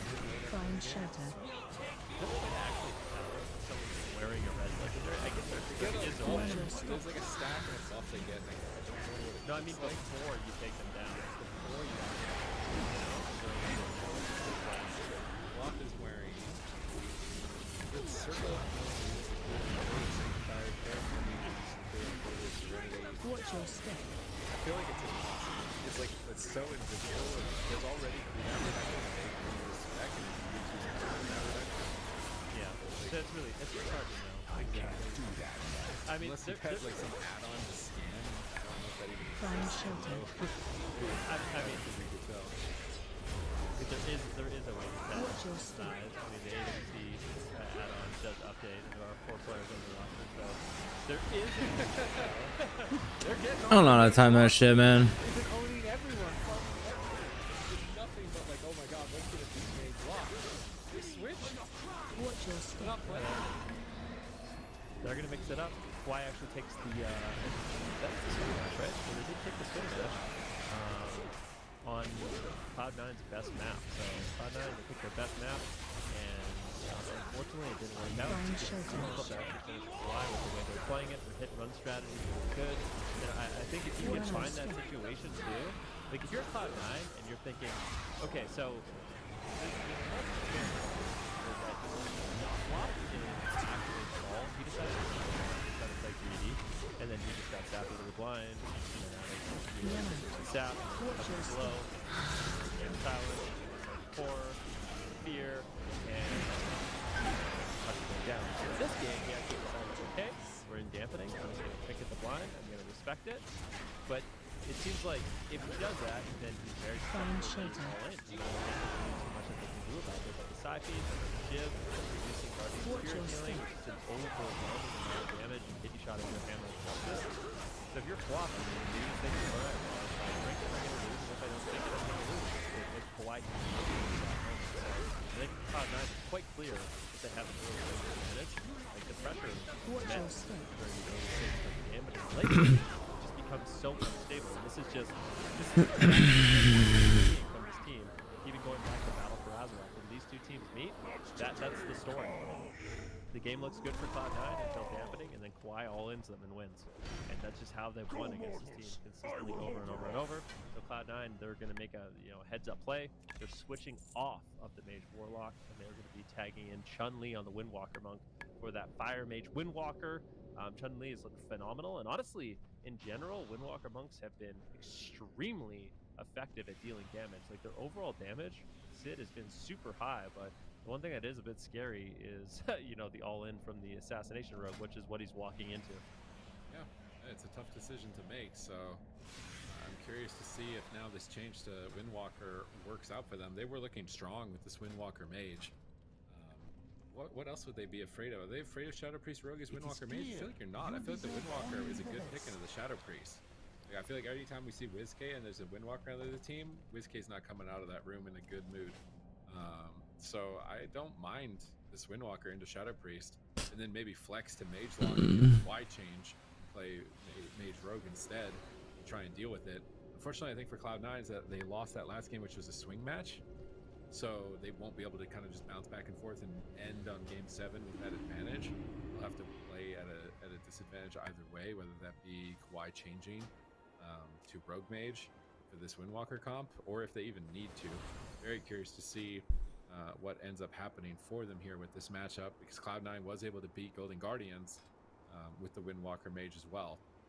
So let's see as these teams begin to get loaded up into the game. Kawhi are going to have to switch gears also. They just went from like this all-out turtling strategy to now you're going to have to play some mid-game. Now you're going to have to play some aggression, and they switch gears and get ready for this. Is it going to be the test? I mean, I would hope so. I mean, Kawhi is a top caliber team, but I know exactly what you mean. I think it's similar for Cloud9 too, though. I mean, Wealthy Man has been playing a lot of Frost Mage. Now he's going to have to switch over, playing a completely different Covenant also. So both these teams took a little bit of time, making sure all their characters are good. This is the finals. I mean, there's a lot of points on the line as well as bragging rights. Right now, Kawhi up 2-1. Cloud9 forced off of their Mage Lock for the first time today. They'll be bringing in Chun-Li on that Windwalker Monk. Let's see if he can survive. It's going to be key in this match. If Chun-Li can survive, I think the overall pressure will probably overwhelm Kawhi, but it's not an easy thing to do. Kawhi looking to get aggressive early on. They get a sap on Chun-Li. Wealthy Man blinks in, unable to find really an opener or any initial crowd control. There it is. Big damage. They're actually going after Wealthy Man, a full blind on Flop. He just Trinkets. Overlap on Trinket. This is awful, Sid. Flop and Wealthy Man Trinket the opener. That's a huge win for Kawhi. Yeah, big opportunities moving forward now in this match, as we see Chun-Li trying to roll across the field here and get on top of Drake, trying to stop him from resetting. And he does manage to pull him out of stealth for now. No, it looks like maybe he did get a re-stealth. He's going to open on Wealthy Man. They're setting up damage onto Prev. Massive pressure from Chun-Li here. Prev trying to trade out that Gladiators Aegis and stabilize the kidney shot Wealthy Man to hold him at bay. Prev now turning it around, but Drake gets done. They're going to have to grip him away from the engagement. Chun-Li rolls in, stacking up on Prev and Drake, looking for some cleave, trying to get back onto the Shadow Priest. Drake once again back onto Wealthy Man. They're waiting for that stun silence, and they do have stun silence available right now. Drake just needs to work that Vendetta cooldown down by spending energy. He's polyed at the moment to dispel that. He needs to spend more. Another kidney shot. Are they going to commit the silence? They did. Silence over on the Flop. Brain is charging in. to get crowd control to win. Flop pre-fades the crowd control, and Brain is now in a polymorph. They're turning it around onto Prev here. Fists of Fury are flying. Prev gonna trinket and fade to try and stabilize. Is that gonna be enough? Brain finally out of crowd control. Chun-Li quaking palmed away for a moment. Flop finally stunned up by Prev.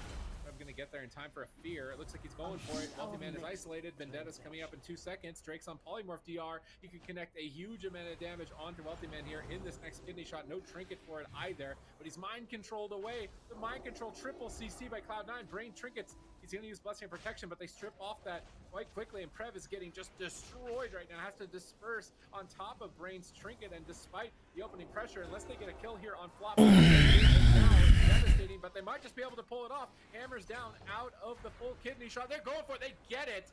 Another point on the board. Kawhi moving to match point. That was beautiful. I mean, we're going to see it in the replay too. Chun-Li vivified, I think, like 7 times in a row.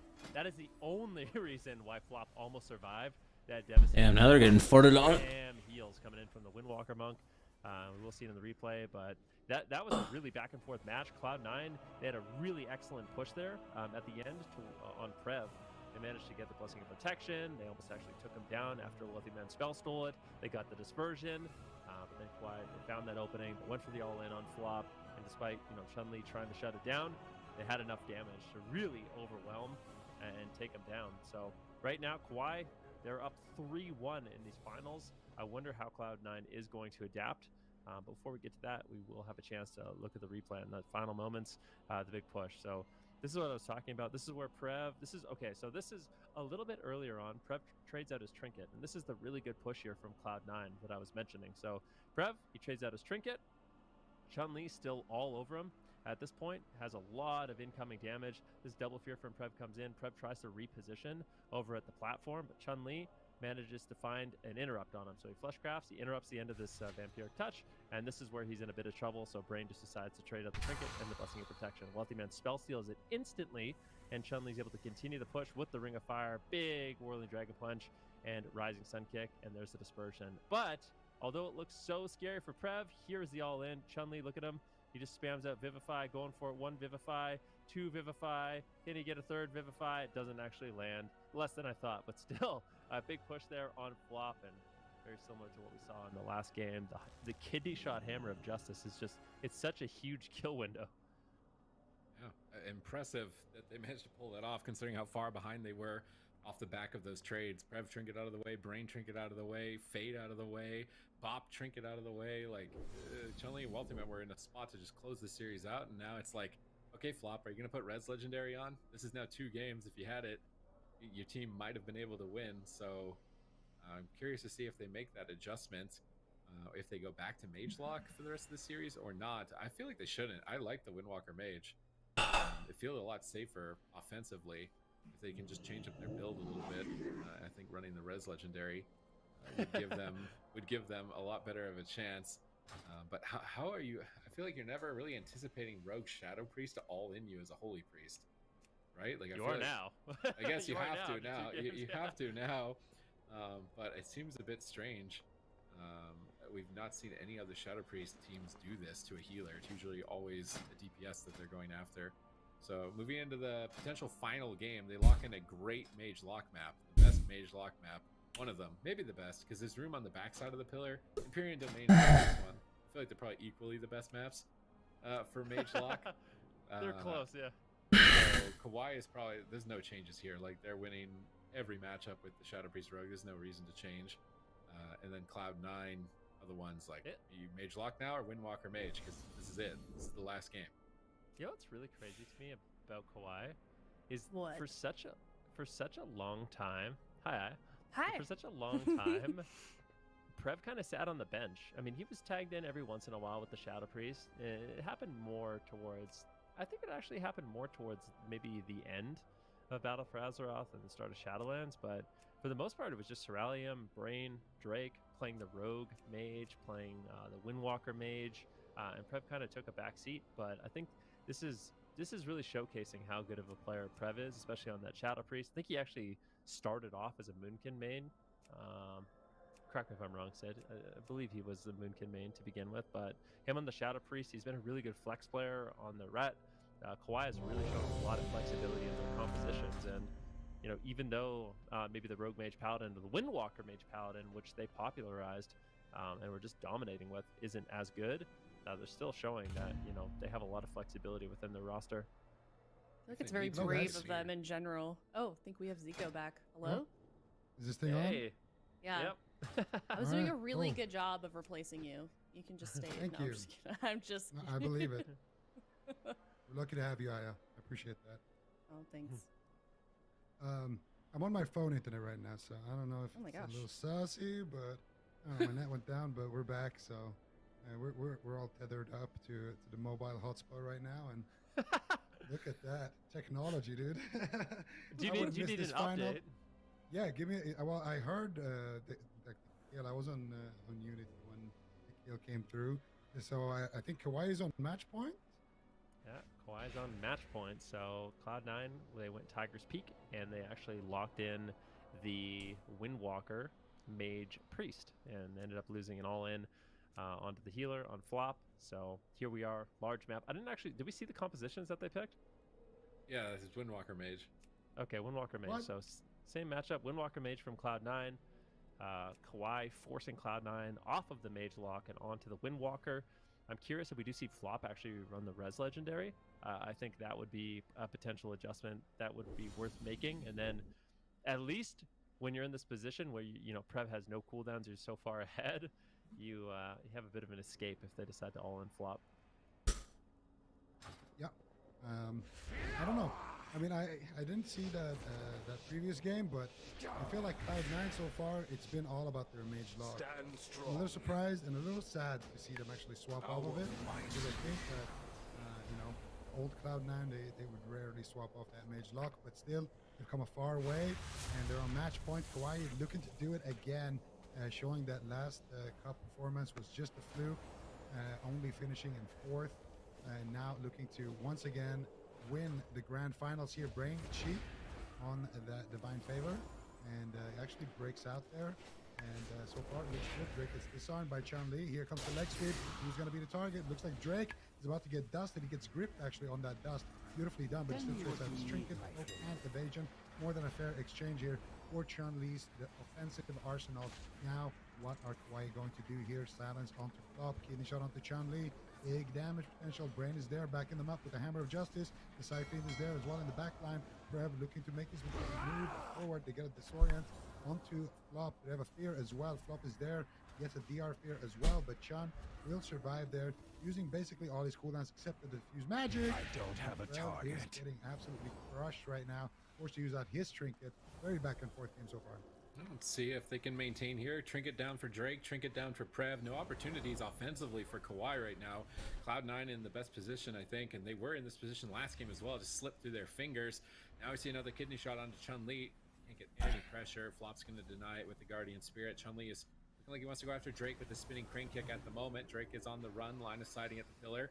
Multi-man moving up, double leg sweep. Nice punish by Chun-Li. Massive damage incoming. Brain pre-bops the stun here on the polymorph as he looks to try and line of sight. Prev gets the Master Spell. They fear Drake, but it's not going to really do too much here. Chun-Li now into the stun. Vendetta popped massive damage on a Chun-Li on match point. They cut him down through everything. The Ray of Hope at the last second. It's a negative ray. It's still negative. I think they're taking him out here. He's going to flesh grab. That's it. Why crush him? 4-1. And massive push there by Kawhi. That was through the Trinket and Touch of Karma of Chun-Li. So a huge push there by Kawhi. They will be the victors. They strike back. I mean, last week they had their worst performance in quite some time, making top 4. I mean, it's still not bad, but that was their worst performance in literally years. So they're going to reclaim their throne here in Cup number 3, earn a bunch of points. But for Cloud9, this is a really good showing. I feel like Cloud9 during this Cup has made a lot of the teams in North America kind of horrified of their Mage Lock. And, there's no doubt about that. And the thing about their Mage Lock is it's only going to get better. This is just the start. This is the first time we saw Cubsy actually tagged in. And what a joy it was to actually watch him. But quickly taking a look at the last couple of minutes here in the game, you can see a push on the Prev. He respects it. Trinkets out. And they know they have a big win condition here on Chun. So they get a kidney shot. They get a disarm. And they get What else? Sheep here onto Drake, so it's actually the next kidney shot that's going to be the scary one. Hitting Cranky coming out, big damage onto Drake. He's just running, trying to survive, waiting for that next DR. Double leg sweep coming out from Chun. Here's the dust. Beautiful bop there by Brain before he gets put up in that sheep.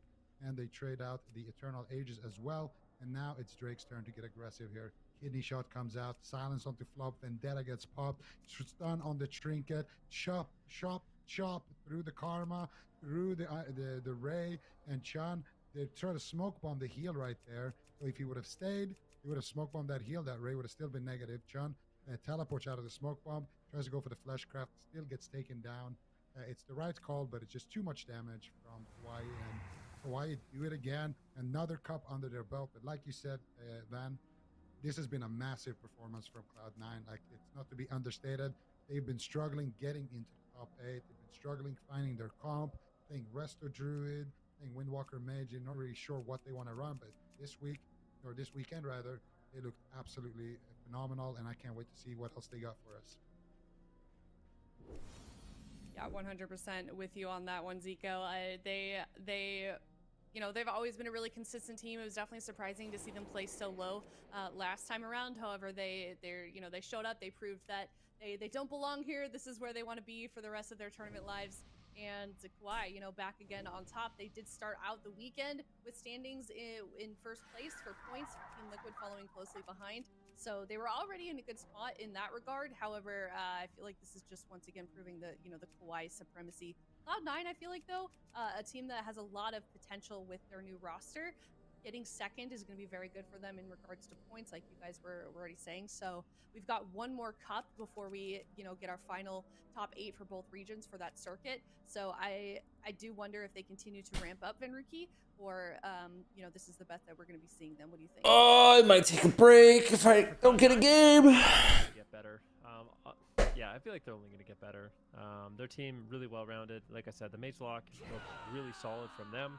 Kawhi has always, traditionally, Kawhi has been the only team that's been able to handle it with these all-ins. They just always pick their moment. But for everybody else, I think this is one of those things you really have to look at and prepare for Cup 4. Like, if you want to make a deep run in the next tournament, you're going to have an answer for the Mage Lock of Cloud9. Otherwise, you're going to see what happens. I mean, we got a bit of a taste of it today. Yeah, but Cloud9, to answer your question, I think Cloud9 will continue to level up. They keep practicing this Mage Lock, could get even scarier. And honestly, the Mage Lock into Kawhi, even though they were losing, the games looked a lot scarier for Kawhi. So I think this is a learning lesson that maybe the Windwalker Mage is not the answer into the Shadow Priest Rogue, and maybe they just continue to make those pushes with the Mage Lock. Or is it that Fire Mage Windwalker isn't the answer into the team that coined the composition? I feel like that's just so brave. Yeah, I mean, I suppose there is one thing that's for sure. I mean, Drake, expert Windwalker monk, he definitely knows how to kind of handle and dispatch of other Windwalker monks. What's going to be the most frustrating. He can really get into their head. So I think there is, a little bit of an advantage that does come from that. Yep. For sure. So, we'll see what they do bring out on the table. It was really exciting to see Cubsy playing DPS. He looked super solid. I am really curious about how much work has been going on behind the scenes in the wargaming and on the tournament server of, just getting him up to speed with the team and playing that new role for him. It looked really solid. And I mean, it's got to be, a lot of work that went into that. But Kawhi is going to be our victor for Cup number 3. So huge congratulations to them. Stick around. To get a interview in with one of them later on, but in the meantime, we're going to tally up those points after.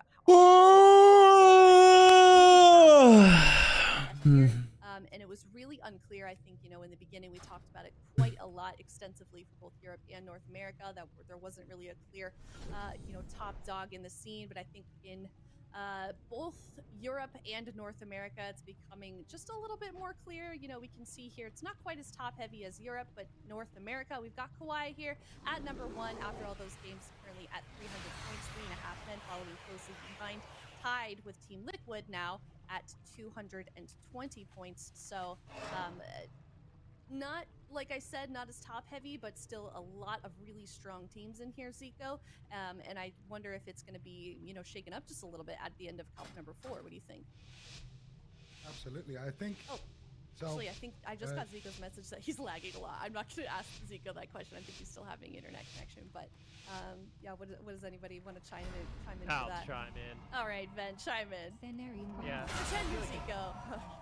I could never live up to that expectation, but I do think in both regions right now, you know, it was a little unsure if it was going to kind of rise to the top, but I think there's two kind of teams that are in the front running in both regions. Hawaii and America, really solid at 1-2 at this point. And then of course in Europe it's loss.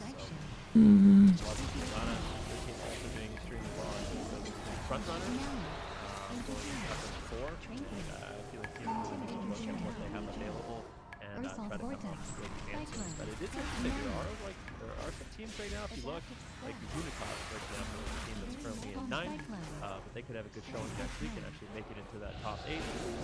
Cappy and Rue had a good performance this week. If they can come back with the CSG and the Rep Warrior, they might be able to make it into the top 8. Still not sure. If I just looking at this, I think the top 6 I think is really, really safe. Like, I think they'll have a good enough showing next week where I don't want to say they're guaranteed, but I wouldn't count them out whatsoever. It's that 7th, 8th position that are a bit, you know, up in the air still.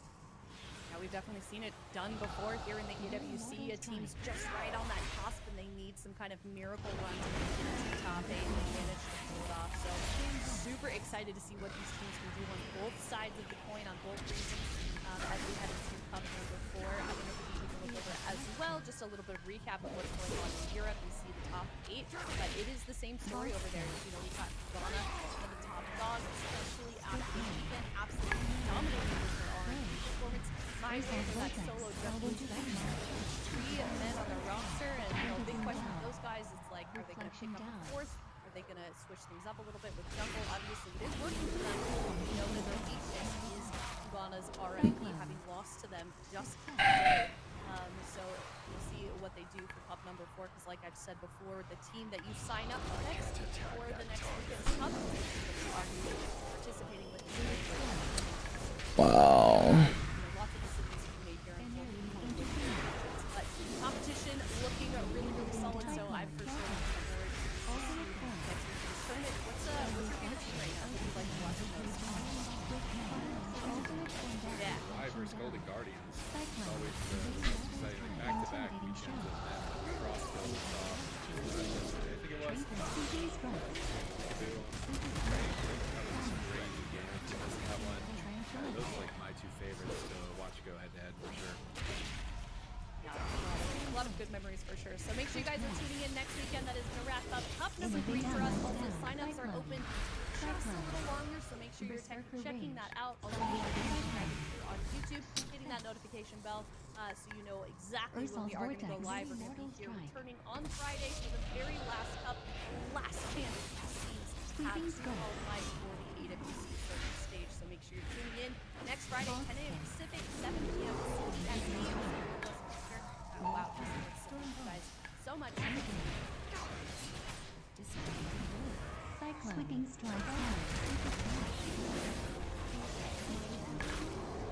Jesus Christ, man.